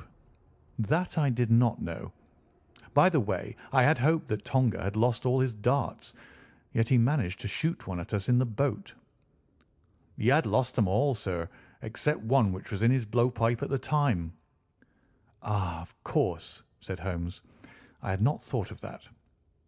"Is there any other point which you would like to ask about?" asked the convict affably. "I think not, thank you," my companion answered. "Well, Holmes," said Athelney Jones, "you are a man to be humoured, and we all know that you are a connoisseur of crime. But duty is duty, and I have gone rather far in doing what you and your friend asked me. I shall feel more at ease when we have our story-teller here safe under lock and key. The cab still waits, and there are 2 inspectors downstairs. I am much obliged to you both for your assistance. Of course, you will be wanted at the trial. Good night to you." "Good night, gentlemen both," said Jonathan Small. "You first, Small," remarked the wary Jones as they left the room. "I'll take particular care that you don't club me with your wooden leg, whatever you may have done to the gentleman at the Andaman Isles." "Well, and there's the end of our little drama," I remarked, after we had sat some time smoking in silence. "I fear that it may be the last investigation in which I shall have the chance of studying your methods. Miss Morstan has done me the honour to accept me as a husband in prospective." He gave me a most dismal groan. "I feared as much," said he. "I really cannot congratulate you." I was a little hurt. "Have you any reason to be dissatisfied with my choice?" I asked. "Not at all. I think she is one of the most charming young ladies I have ever met, and might have been most useful in such work as we have been doing. She had a decided genius that way. Witness the way in which she preserved that Agra plan from all the other papers of her father. But love is an emotional thing, and whatever is emotional is opposed to that true, cold reason which I place above all things. I should never marry myself, lest I bias my judgment." "I trust," said I, laughing, "that my judgment may survive the ordeal. But you look weary." "Yes, the reaction is already upon me. I shall be as limp as a rag for a week." "Strange," said I, "how terms of what in another man I should call laziness alternate with your fits of splendid energy and vigour." "Yes," he answered, "there are in me the makings of a very fine loafer, and also of a pretty spry sort of fellow. I often think of those lines of old Goethe: Schade, dass die Natur nur einen Mensch aus dir schuf, denn zum würdigen Mann war und zum Schelmen der Stoff." By the way, apropos of this Norwood business, you see that they had, as I surmised, a confederate in the house, who could be none other than Lal Rao, the butler. So Jones actually has the undivided honour of having caught one fish in his great haul. "The division seems rather unfair," I remarked. "You have done all the work in this business. I get a wife out of it. Jones gets the credit. Pray, what remains for you?" "For me," said Sherlock Holmes, "there still remains the cocaine bottle." And he stretched his long white hand up for it. End of chapter 12, and end of The Sign of the Four by Sir Arthur Conan Doyle. Narrated by David Clarke.